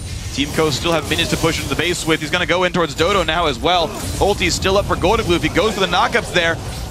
But they can't just go for the Nexus now. They're going to go straight for this. They have so much damage on their team. Porpoise Pops locked up. And there's the ulti in as well, just off the flay. Easy pick up there, 28 kills to 11. 37-minute game in Team Coast with a very commanding game 1, making great plays all game long. 6-1-14 for Mash Me. 8-2-9 for Golden Glue. A lot of great scores there. I'm not going to go through all of them, but top to bottom, fantastic performance from Coast. Rux, super tanky in the end, exactly what they needed. Santorin, he was able to set up some fights. Golden Glue, amazing just skirmish power. And the fact that Mash Me was doing phenomenally well from lane phase to end, it was great. His first buy was a BF sword. Yeah. Just didn't let up the pressure. Well, they got just enough good things happening. Santorin set up those 2 kills in the bot lane that allowed that recall, allowed the item lead, and it just kind of kept snowballing from there. Team Coast look really good. That's kind of all I can say. Very well-rounded. Sheep's Thresh, I think, cannot come in again, and it surprises me with how well these teams know each other. I know you've got to realize there's many threats everywhere, but you still let Golden Glue get Yasuo, you still let Sheep get Thresh, and you still let Santorin get one of his 2 favorite junglers. When that's what happens after your ban phase and after your first few picks, I've got to wonder what your champ select strategies even are. Yeah, a lot of the times when I watch Team 8, sometimes they'll kind of crumble in their champion select.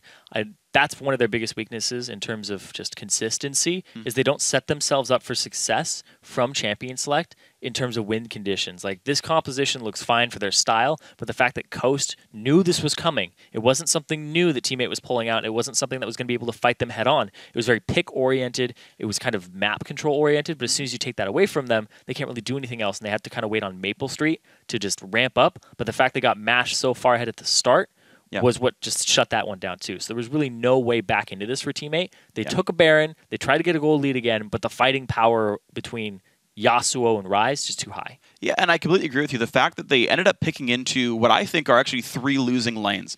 Down the line, I think, weak lanes that can't create pressure on their own, really betrays trying to play a pick composition. I don't think it's actually possible there. You talk about their champ select strats fumbling. I kind of agree. The only way they win that game is by outskilling their opponents in lane to get a lead they didn't deserve. And that's a really big concern for me, is you don't have other winning lanes with a TF Nocturne. I don't care if TF wins in mid lane. I care if the other lanes win, so you can do things with it. And it was only the missteps from Coast that really betrayed them there. So, got to see what happens the rest of the series. Of course, it is a best of 3. We know that Team 8 is occasionally very, not unpredictable, not unreliable, inconsistent. And so occasionally they'll lose a game they really probably shouldn't have, or they'll make some decisions that were just kind of silly, but they'll pull it back for the next ones. So I think they can definitely pull back the series. Of course, Team Coast, thing is, I have nothing new to say about them. They got the things that they wanted, and they played Team Coast. And they're like, yeah, here you go. Sheep's really good on Thresh. FYI, if you didn't know. Well, he also said that Team 8 shouldn't lose games. There's some games they shouldn't lose. They should have lost this one, and they did. That's how I come in looking at this one. Because the way that they set up for all of it, it just wasn't very good. We have 0-4-7 on Slushy's Twisted Fate. He just couldn't get going because not ManCloud, thinking of Curse Academy, Golden Glue on Yasuo. He was just pushing the wave constantly. You can't roam as a Twisted Fate. You're going to give up your turret. And the Santorin will go ahead and just be like, oh, you roamed bottom? We'll give up a kill there, and I'm just going to take your turret and push in. Yeah, and that's the thing is there's so many cool choices that can be made. And I talked a little bit about Yasuo versus TF, how it can be really hard to match the roaming. But you brought up a really good point with Santorin there, where in the game in general, and we actually saw this, for example, with the Baron trade that happened, is you don't have to react to a play by showing up against the play and just butting heads for it. You can react to a Dragon by saying, push the waves. Oh, they recalled off Dragon. Well, that's a Baron, right? Instead of saying, oh, shoot, they're taking Dragon. Let's try to fight them and lose more kills. Right, that was a good move that Team 8 made right there. Again, Baron for Dragon, that was very smart by them, off of pushing waves. Same thing there as you talked about with Santorin and Golden Glue. If Slushy does leave the lane, was a whole bunch of push pressure from Elise and Yasuo, and you can take a turret for a kill, which is why so often when we talk about when a team picks up a kill, they need to pick up more than just the kill, because you're often giving something up to grab 300 gold somewhere, so it better be worth more than 300 gold. Yeah, whether it's a Dragon, whether it's a turret, or at least just denying like 2-3 waves of experience in CS. Yeah. So those are really big factors coming into it.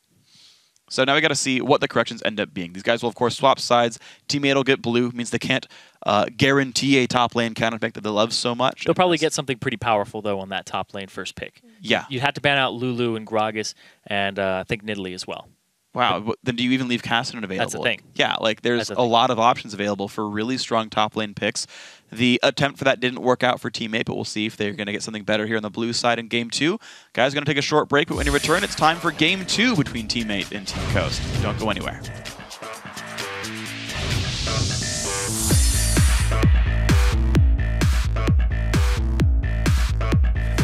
Kills the AD carry. Now Calitros shows up, but he'll trade his life. Maple's going to keep running away.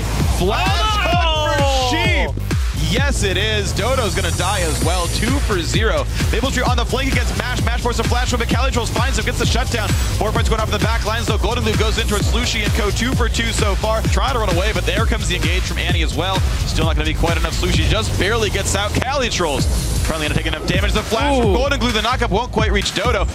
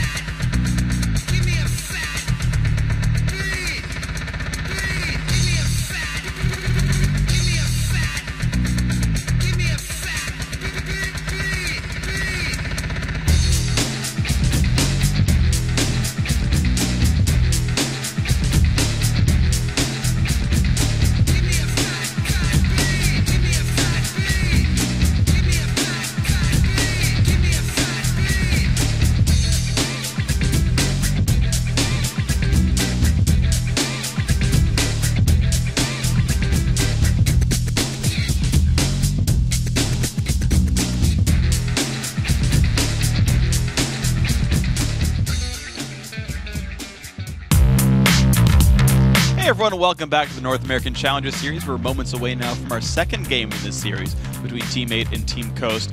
Now Coast did win a pretty commanding Game 1 there. They're one game away from making it to the finals now. Took a bit. It was pretty even for a very long time. That's true. And then they started to run away with it once they got just team fights in their favor and more turrets. So these guys have honestly been fighting back and forth for the title of who's actually the best team outside of the LCS in North America.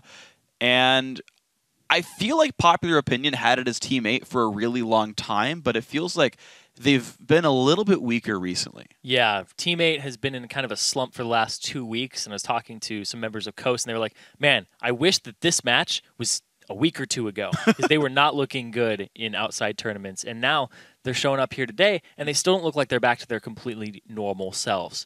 And you're right. These teams, they scrim LCS teams all the time, and the top LCS teams are like, well, we kind of have an idea of which one it is. Bottom LCS teams are kind of like, well, which one is it? And everybody's kind of divided. It's like, no, Coast is better. It's like, no, Team 8's better. Like, nobody knows for sure which one is the #1 team.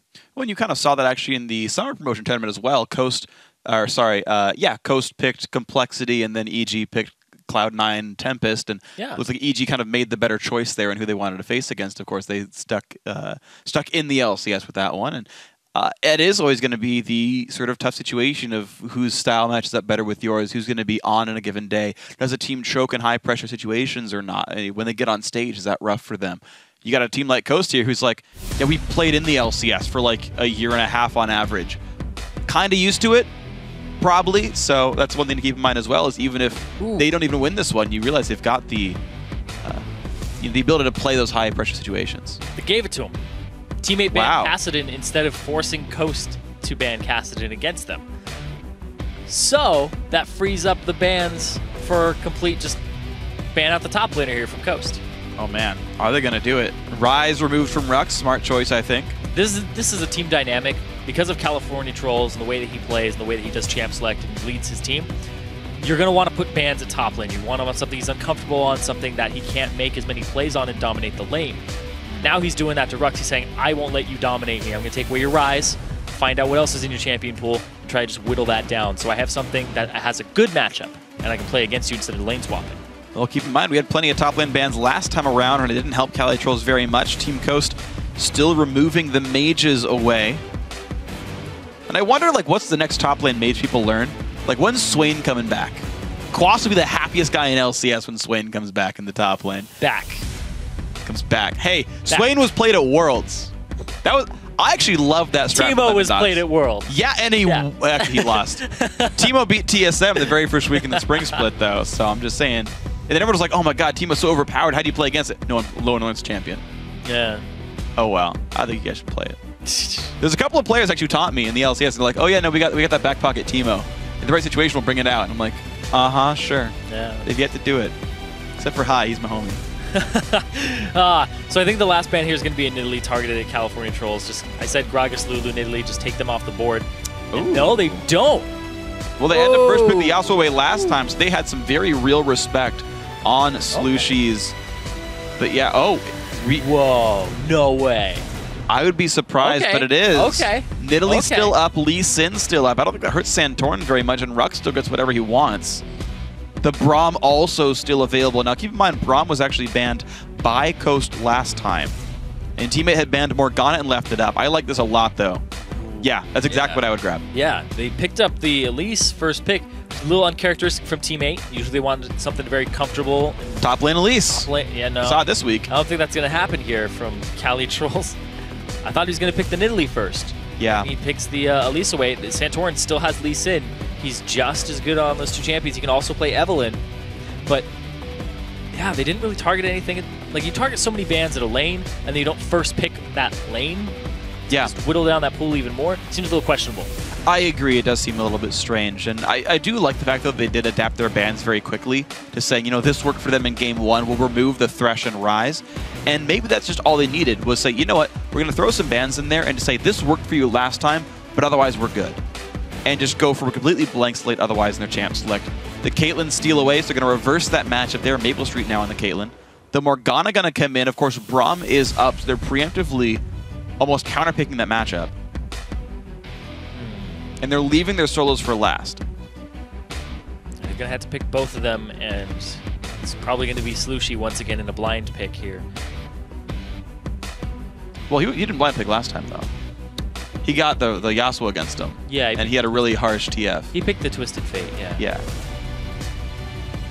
Still was a rough matchup. Ooh, Nami, I like this. This is a much better choice. Nami beats up on Morgana in lane. I've seen so many Braums lose to Morg. I am glad Sheep didn't tunnel on that matchup. Yeah, big thing here, though, is you can't really bully around an Elise as Evelynn. You're going to have to kind of stalk him.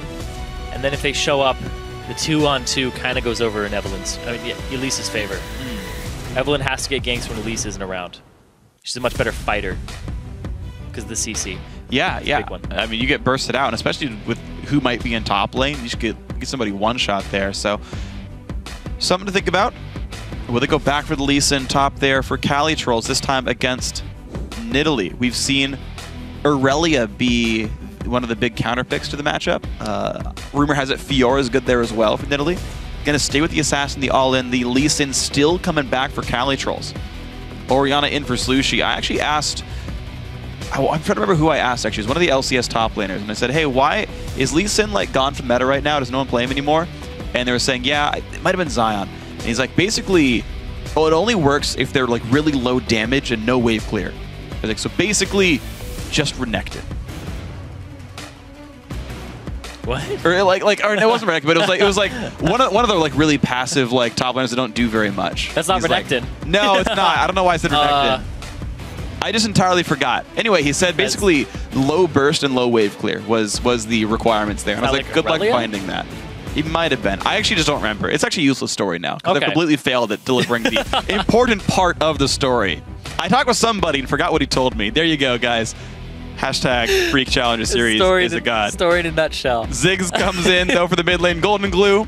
Take a minute for that one. Didn't even have useful information, but Ziggs comes out. So I actually like this comp a lot, by the way. For Coast? For Coast, I do. Because you've, again, got the queen of the top lane, Nidalee. I feel like no matter what, it's going to be really hard for Cali Trolls to do anything there. You've got the wave clear to set up for the end game of Ziggs and Tristana going crazy. And that's a good comp. Yeah, and then in the bottom lane, you have a good matchup for you. It's Tristana with Nami versus a Caitlyn, which is going to bully around the Tristana a little bit. Yeah. But then the Morgana part of that is the big thing, because Nami definitely outshines Morgana in that early game, depending on the bindings. You know, it can be a little bit of a skill matchup, but there's a little more point and click in Nami. Yeah, it just becomes a matchup that's really reliant on Caitlyn. Like, all the pressures on Maple Street to play around the harass, push down the health bar on Nami, not get hit too much by Trist, and then you've basically got to overextend to hit the Caitlyn, and that puts you into binding range. So again, it's about how many moves Maple can force out of the Coast bottom lane, out of Mash and Sheep. We'll see what happens here. Cali Trolls back on the top Lee Sin as well. Going to be fun to watch for. Can you hold up to a Nidalee? It's going to be a tough one. See what happens. It's fight for King of the Challenger coming in here. Fight to go to the finals. Fight to come here and perform on the stage in those finals. It's true. That'll be during day 2 of Super Week. So if you do want to watch one of these two teams battle it out in the finals, that'll be Saturday's game. Basically, a week from today, it's going to be the finals. Then after that, the playoffs. Yeah, will these guys be... Which one will be playing in that finals in 7 days? Which one will be playing in the 3rd, 4th place match in 6? Maple Street. Walks right by Trist, doesn't know. What? A little bit of battle there. Explosion shot damage comes through. It's going to be more damage. Oh, he stuttered one of his auto attacks. Ooh. Oh, I didn't dodge it. Got him. This is actually a bit risky. He's in the bush now. He's going to get headshot soon. Like, I mean, it doesn't really mean anything. They can recall pretty safely. Both AD Dodo, do carries. it. Yeah, stop the recall. Yeah. Oh, I don't think he saw Mash turn around. He still threw it out, though. Yep. Don't know how much difference it's going to make, though, because there's about 40 seconds before anything. It does almost guarantee there's no invade, though. Yes, that is true. Almost guaranteed. If you get complacent with that and then you get invaded on by 4 members. The last possible second. Ooh. It's always the risk. So, both support starting 3 health potions and a mana potion. Pretty normal stuff. Nidalee traps are set up in the line of scrimmage. Stop a little bit of the invade there. And kind of a big props to Santorin last game. Despite not getting, I think, a blue buff at all, he still performed really well. Yeah. He was pretty excellent. He got his own blue buff second time around. Actually, Sheep going for the harass up against Dodo. Both of them fighting back and forth. 15 gold earned by Dodo. And Sheep only got 10, so early lead going in. By like 3. It's ticking up pretty quickly. That was actually, it's ticking up faster for Sheep than it was for Dodo. Yeah, his Sheep may be running either deeper utility or some GP generates. There's a mystery here. I know a lot of players will go 21 defense, 9 utility. And then you miss out on the GP10, but you still get biscuits. Yeah, that's true. The 2-on-2s are now coming out. So Cali Trolls, he's in a matchup in the top lane. Can he tilt it? Can he win it? He bought a shield early on to just deal with the auto attack harassment. But is that going to be what he needs to get that little edge and continue to duel the top lane?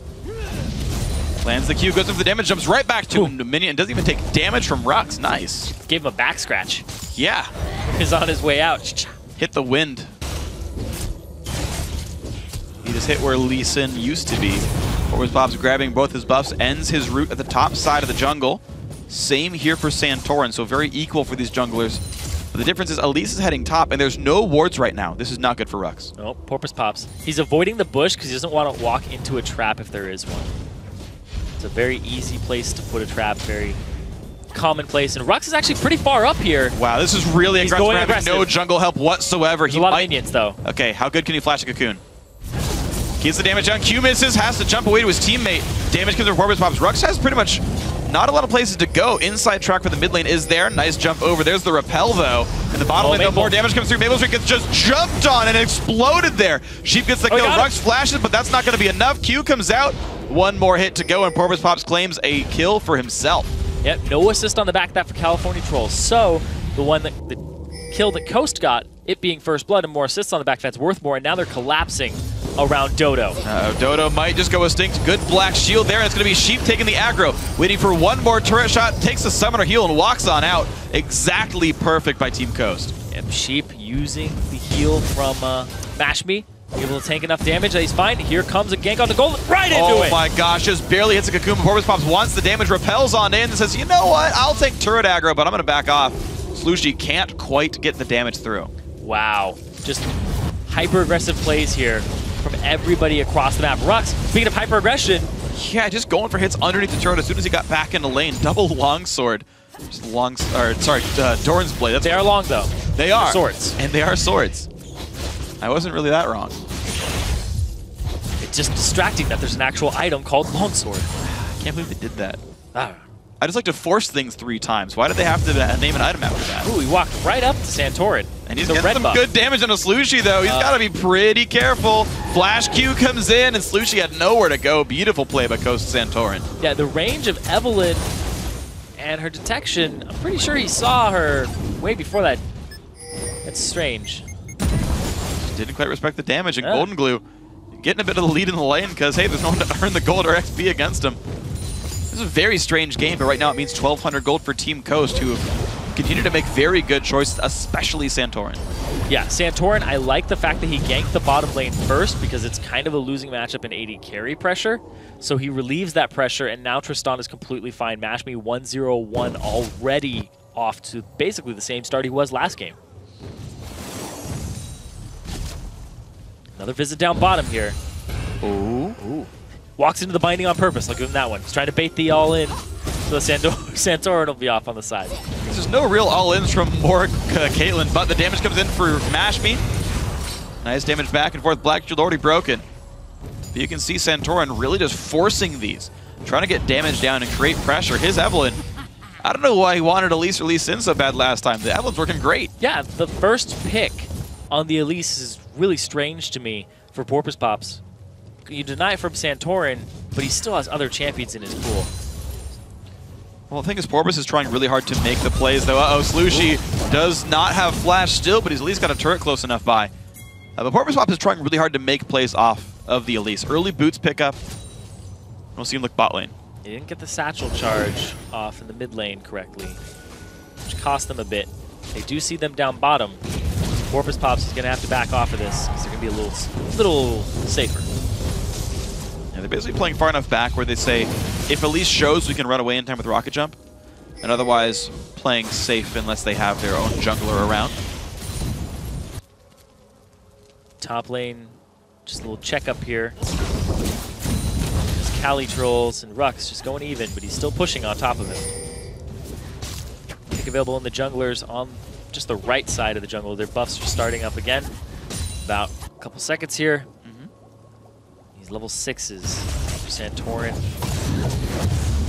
So let's 6 off this. It's a good spike for Evelyn players everywhere to get that ultimate. Orbis Pop's going to be in a similar situation. I don't think he quite hit 6 off this, maybe after the little baby ones, but it doesn't really matter for Elise anyway. Yeah, her power spike at 6 isn't that great. Extra Spiderling, it's kind of nice. It's a little bit more damage, a little bit more durability when tanking turrets, etc. It's decent, but it's not like an extra ability in a team fight. Nope. In comparison to where her power was before, where it is now, it's kind of a little blip. It's okay. Still plenty strong as we're seeing her getting picked every time. All the same. The bot lane actually, I'm very surprised at, and teammate, their bot lane is, of course they did get killed earlier on, but they are down in CS in a matchup they should arguably would be winning with the Caitlyn pickup here. They're a little far forward. Santorin left, and they're going to see Evelyn now. Oh, Santorin's got to be a bit careful. Sees the ward and says, you know what, I actually can't really punch Maple Street in the face right now. I'm surprised there isn't actually a trap in that bush. Oh, Cocoon's in this one, though. Santorin's got to be real careful. Great black shield from Dodo. And can they keep chasing? There's the repel. There's more damage coming through. Great buster shot. But there comes Calitrolls. They find Santorin. He finally goes down. Sheep's got to flash the wall. Does so. Gets out. But still the 1 for 0. Mega Inferno Bomb from Golden Blue hit nobody. Yeah. Threw it into the bush thinking they'd still fight there, but the fight had already moved off to the right. So that means a kill and maybe even more for Team 8 right here. Rux has not come down to defend this. Instead, basically all of Team 8 just all in this dragon. They need the gold back in this game. That might have been just what they needed to get back in.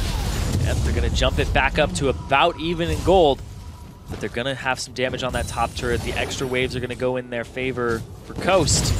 Calitrolls now down about 10 CS, then a little more once he gets back to lane. I was even keep going in the matchup though, because he was doing just fine in the one-on-one. He took that break to go and roam and make some plays elsewhere. He got to go back and buy a bunch more attack damage. Rux did get his turret for that roam though. Yeah. Here's the thing too, is when you're a top lane shot caller, your teleporting is pretty damn frequent. You're always trying to make the play because you can't just watch the bottom lane and be like, all right, now you guys go. Instead, it's kind of like, I'm going, and he's going now. Well, a bit of an idle lead for Calitrolls, who had just gone back to buy, and Rux has got to be pretty careful. Cocoon, will it land? Does not quite, and Santorin waiting in the wings to defend with the red buff. Golden Glue around as well, but this was a blue buff attempt here. Teammate took plenty of time to start this one out. Up into the brush it goes. Santorin is around, but blue goes to Slushi pretty cleanly. Nicely done, teammate. And Rux just applying some pressure because he got the turret, and the fact that that allows you to contest the blue buff pretty easily. Team Coast back into the lead, but now just continuing to push. We're seeing this turret not in a very good spot. That was the recall from Team 8, which really doesn't make them very happy here. Purpose Pops tries to harass them out, but Coast will stick around for the turret. Looks like they will do so, and the second turret of the game now goes for Team Coast just off of their basic lanes. Yeah, they push these lanes so quickly, and it kind of happened last game too, ahead in turrets. And then teammate just couldn't reclaim anything with their composition. Calitrolls tries to claim something in the top lane, but just can't really do it. Rux comes back in time. Sheep gets rid of the pink cord as well, and now this means more ganks available for Santorin, whose ulti just came back up. And he's actually going straight up that river towards Calitrolls. Cali's a little overextended now.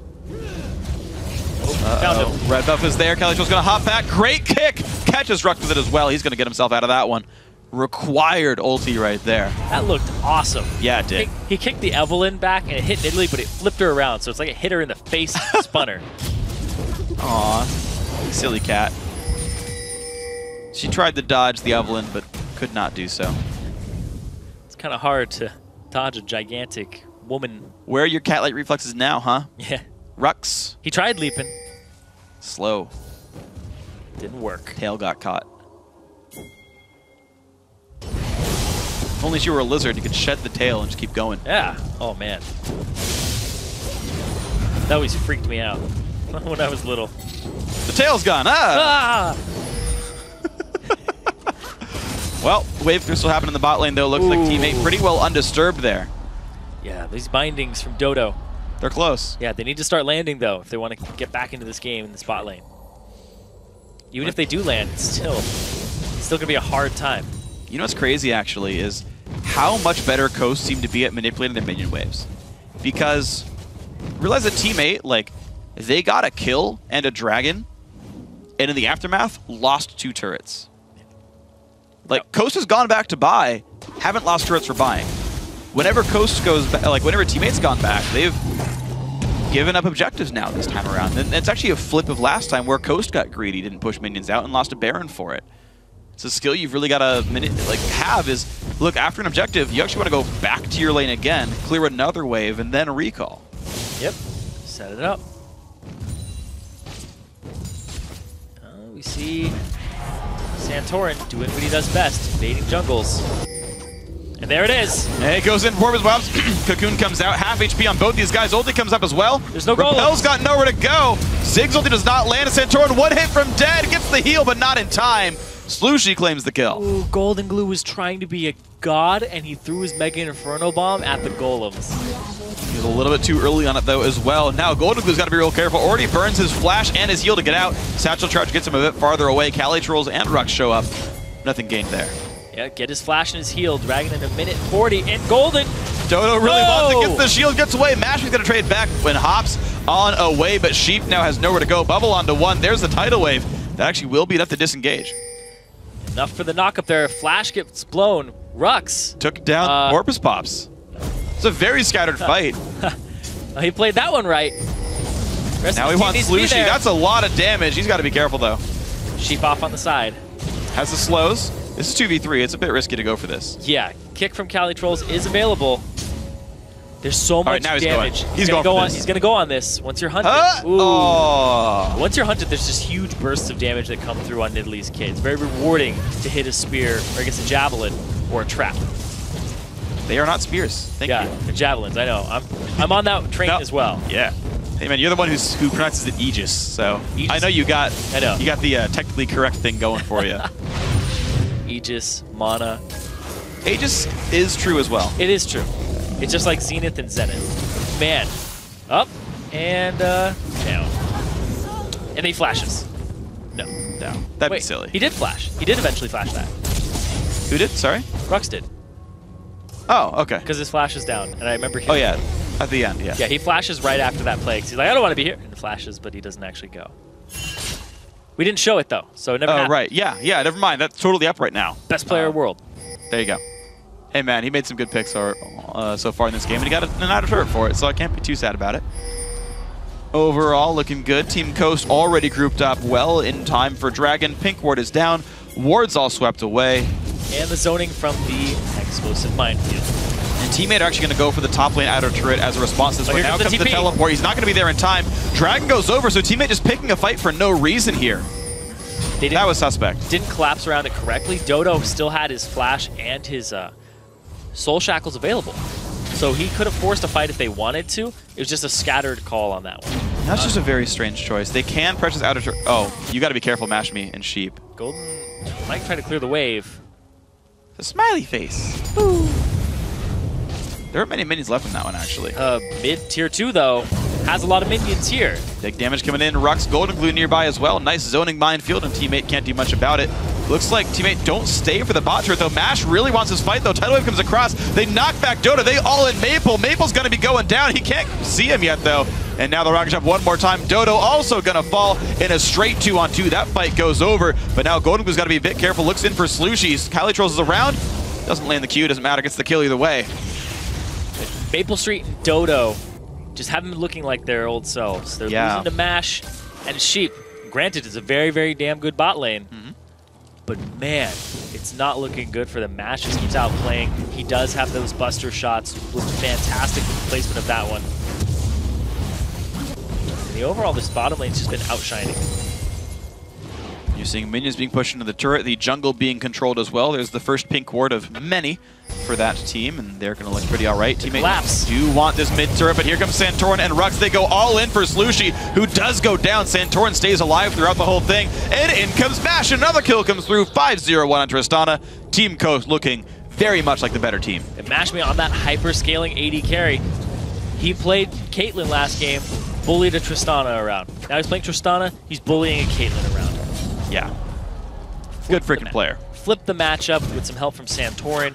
Both games, just the teamwork of Coast just seems to be on a higher level right now than teammates. The overall moves just have been really, really good for these guys. A couple of missteps once again for teammate, but maybe they can pull it on back. These guys have shown the ability to rally back in the mid game. Again, I want to call attention to that Baron play just from the first game because that was so smart.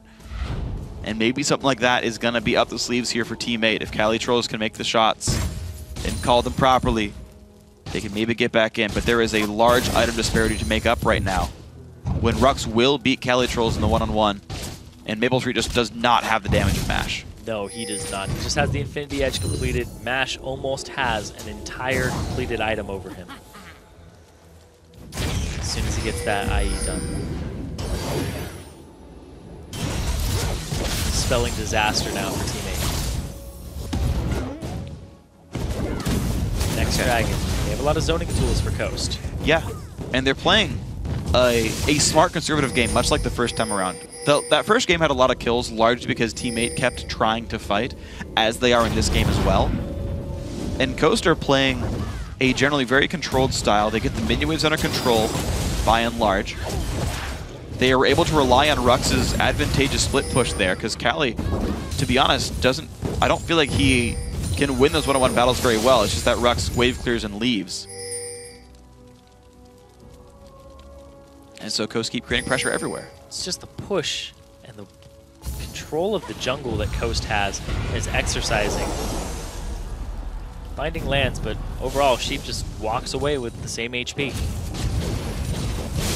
Jungle control here, it'll be a 4-on-3 in the bottom lane if Slushy makes it here and they can't see it. Oh, Binding gets mashed, Dodo gets some damage down, but just not much else gained for these guys. There's no combos coming out here either. Yeah. I don't see a binding into a trap. Well, that one's out of range. Oh, Maple Street's got to be real careful. He's almost his entire health bar. Ulti comes out onto Dodo to prevent any ultis from coming across for himself. Actually times it out. Ziggs bomb claims Maple Street. Now Dodo dived on as well. Match takes a binding, but who cares? Santorin's got to get away from this. He's fine. He'll live. It's a trap. Into a trap. He'll still live. Now Calitrolls versus Rux in this top lane. Big damage comes out. Rux already takes the first little bit of damage down. Nice kick into the Q as well, but Cali looks like he will not keep chasing. He will keep chasing. Forces the flash away from Rux, actually. Great fight by the Lee Sin. Oh, he gets the Q! Oh, the flash Q! Calitrolls, I take it back. You can win the one-on-one. That was beautiful. That's exactly what teammate needs right now, is somebody who can duel that split pusher and come out on top. All right, well, I take back everything bad I said about that. The Lee Sin top gonna work here. Shockwave gonna miss, though, from Slushy. That is something he would have wanted there, but not going to happen. But at least teammate can say, look, the top lane duel matchup is winning, and it will continue to win. This will actually only get better for Calitrolls now. Once you get that first kill, man, you keep getting more. So something for teammate to rely on now, that is big. They just have to focus on not giving up kills in the bottom lane or the mid. And there's 50 seconds on the Dragon now. The teleports will be up, but no flashes for both of these top laners. Calitrolls very risk averse, you can see. As you mentioned, no flash available. It says Santorin might be here. I'm out. Setting up for the Dragon. At least attempting to here from Dodo. And he stops it. He's leaving it up for Rux for the duel. Yep. Coast identifies how well teammate can play around that, because Calitrolls can push fast, can kill turrets fast, and can dive Rux under his turret. So they require him to have some kind of edge in that matchup. It's a very smart choice. He's going to have the auto attack harass just multiplied. Yeah. It's actually a pretty big damage source. Because they fight fairly long battles, because there's so much lifesteal and healing. It's not like an 80 carry versus 80 carry battle where you die in 4 attacks. Coast is always in the Dragon Pit first, which allows Ziggs to kind of zone. But I like this move from Team 8. Because you can't get zoned out when you're already in by a Ziggs. They kind of give up pressure, and there's the zoning. There you go. Minefield down on one side, bouncing bombs coming down the other potentially. Dodo down a half HP right here. This is very close to dead. Q comes out, the smite goes in. Santorin going to claim that one. Calitrolls got to be careful. Flash bubble, not quite going to land. Calitrolls, though, Shockwave pulls in Santorin. Ziggs bomb onto 3. Repel comes in to dodge that one. Now Mash chases in for Maple. Finds 2 kills already. Calitrolls in the back line, but he has only been able to pick up 1 for himself. Javelin comes out. 3rd kill for Team Coast, plus the Dragon. It's a 3-for-1 and a Dragon in favor of Team Coast. And Baron are where the pings are right now. They're going to go straight for this. Yeah. Well, I'm confused by a teammate's choice to actually defend the Dragon fight. As we talked about in between the games, you can just go for option B as your opponents go for option A, take down that top lane turret for a Dragon, equal trade, get some extra farm, but they chose to 5-on-5 against a team that is ahead in basically every single lane. And they chose to go for the 5-on-5 anyway. Team Coast going to earn themselves this Baron off the very clean team fight. And there they go. It's a late game for Tristana as well. 7-0-3, 2 items in. He's about to go for that third one. I mean, 22 minutes in, 2 items 80 carry is plenty fast. Yeah. They don't even contest it with their jungler. He's not even far enough up to even attempt to smite. And the jukes here from Cali Trolls are pretty good. He kicks Mash to get him out of the fight. But Mash still finds his way back in on the cleanup after the tidal wave. Instead, decides that Cali Trolls is the one that needs to go down last. But man, the way that fight just broke out. Teammate, it's kind of one of those things where it's like, all right, we'll let you take the dragon, then we'll fight you afterwards, which is never a good decision. Yeah, that's twice now it's happened. Yeah. First time it was Cali Trolls TPing down to a ward as the dragon went down. Second time was them just waiting and then walking through a minefield to do so. I am a little disappointed in teammates' play right now. I know they're typically a better team, but it's just not been very smart choices by the crew. Today, anyway. They have already qualified for the playoffs. Yeah, so no matter what, you're going to see more of them. When they're playing seeding is the problem. And exactly. Depending on where you seed, like, you could have a really, really rough first-round opponent. Team Coast already have a first-round bye, but they can guarantee a first-place seed in the playoffs if they can win the whole thing again. Looks like they're poised to do so here. They could go up 2-0, take the semifinal. Get a little bit more of that LCS stage experience, because why not? It's what you're going to need for the promotion tournament. True. A lot on the line there. Get the nerves out, get more rotations on the stage. Big damage going off from this turret. You can see Golden Glue deals plenty. Mash going to do the rest. There we go. 5 turrets to 2 now. 13 kills to 7. Only 24 minutes in. They're already pushing him with Baron buff. There's just so much here for Coast to work with. The siege, the wave clear, some poke, but also some great tower pushing ability. And look at that. It goes down so quickly. Half HP off one wave. This is almost disaster for teammates. Very, very close. Oh! Zig's ult's not up. Nope. Kate we have a time. Big damage on the Rex, though. Could they shockwave him in? I feel like they should have. They don't do it in time. He gets out with the Mikhails, and they just pick up Cali Trolls. There's the engage a little bit later on. They've already picked up 1 kill. They'll pick up their 3rd now. It's 3 so far for Mash. Goes in for Porpoise Pops. He's going to back out. Sheep's going to tank the ulti. That is an inhibitor down at 25 minutes, though. They're going to go straight for this inhibitor, and they have so much tower pushing ability, they might actually just go for the Nexus and try to end the game. Wow, a 25-minute victory over Team 8. If this is convincing you guys that Team Coast is the best challenger team in NA right now, I'm not sure what else will, but these guys have won they won Summer 1. They're poised into the finals of Summer 2 right there. They're knocking down all the good teams time and time again, and the Nexus now going to fall at just 25.5 minutes. Very, very strong victory. Great gameplay by these guys. That's a 2-0. They're going to be here next week to compete in the finals. Team 8 will drop down to a 3rd, 4th place match. But man, that game, Team Coast, about 25-minute game there over one of their hardest opponents you could possibly have in the Challenger Series, and they looked flawless. They looked absolutely great. And you said it a little bit earlier, these guys scrim LCS teams, both these teams. Again, they're considered top dog in the Challenger circuit. LCS teams like to scrim them because, well, your strats aren't going to backfire. You're not going to play them anytime soon, necessarily. And they're still good enough that the practice is worth it. So these guys have been training against their region's best for a while. They put it all on the line right here. You're seeing how good a team like Coast is, and they're like, all right, just one more step on the way to joining the LCS. And hey, these guys look good. You know, they look really, really good. And I mean, there's 4 former LCS pros on Team Coast. The exception would be Santorin. Yep. Actually, no. It's, yeah, it is. And he was great that game. He's played on the stage, though. Still, hasn't played in the LCS. He's looking for it. He's played on the LCS stage before. He's pulling a broken shard, though. Okay. Coming over from Europe, wants to make it into the NALCS. Honestly, though, down the line, right, great players. We've seen some of these guys catch flack, right? Mash was removed from the old Coast lineup back in the day when they replaced him with Wiz Fusion. You saw Sheep get relegated from XDG. Rux just played a very short stint there with Team Curse. They brought someone else on afterwards. Golden Glue filled in for Dig. They brought him out. They took him out and they put Skara back in the playoffs, right? All these guys have like had their little glimpses, then had the LCS taken away from them for various reasons. And now you put them all together, but they're meshing real well. This is a real contender. Yeah, they all had a little bit of a taste, and now they're really hungry for it. Yeah, they had their dessert before their dinner, but now it's meal time, and they're eating champions for breakfast. I don't know why I switched meals in that one. But after that match, here's a snapshot of the Summer 2 series right now. Team Coast has advanced to the finals in the LCS studios in LA on August 2nd. They will face the winners of tomorrow's match between Curse Academy and Team Ro4. And whoever loses that match will face Team 8 in the battle for 3rd place on August 1st. But before that, best of 3 match. There are more LCS games tomorrow to close out Week 10. It all starts with the Evil Geniuses against Curse, and then Cloud9 versus LMQ. Then Team SoloMid faces Counterlogic Gaming, and Dignitas battles Complexity. It all starts at 12 p.m. Pacific Daylight Time, 9 p.m. Central European Summer Time. So with that, we've reached the end of our time together tonight, but before we go, I want to say thanks again to our friends at Coca-Cola. Now for myself, Zyrene, and the entire live broadcast crew, thanks for watching, good night, and GG. This mid turret, but here comes Santorin and Rux. They go all in for Slushy, who does go down. Santorin stays alive throughout the whole thing, and in comes Mash. Another kill comes through. 5-0-1 on Tristana. Great fight by the Lee Sin.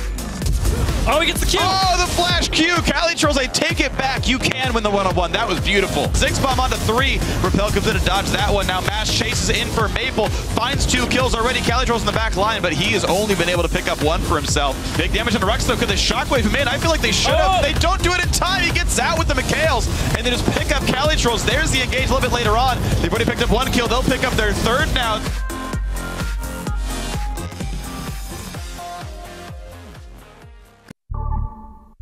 Yo, man, look at me, man. I got all the jewels. Look at my shoes, man. I'm sharp, man. I look good, right, I look good, right, I look exactly the way you wish you could. I look good, right, I look good, right, come on. I'm in love with a girl that I call old school. Sipping on my brandy, I'm feeling brand new. Got the feather in my hat because I'm just that cool. You peeping at my alligators bent kinda slew. They peeping at me pimping cause I got all the game. And even if the day changed, it's all the same. You rolling up the block, but you in the wrong lane. You hating on a brother, man, you must be insane. I look good. I look good. I look exactly the way you wish you could. I look good. I look good. Come on. I look good, I look good, I look exactly the way you wish you could. I look good, I look good, come on. Joe said that I'm the best in the West. I got the girls singing, damn, look at how he dressed. No need to guess, just bless my finesse. I keep him in a mess, all up in this caress. Jeans, fitted, shirt, knitted. Man, she need to quit it, she already did it. She gotta be Latina cause she look mixed with it. She all up on me, so I guess she gonna get it. I look good, I look good, I look exactly the way you wish you could. I look good, I look good, come on. I look good, I look good, I look exactly the way you wish you could. I look good, I look good, come on.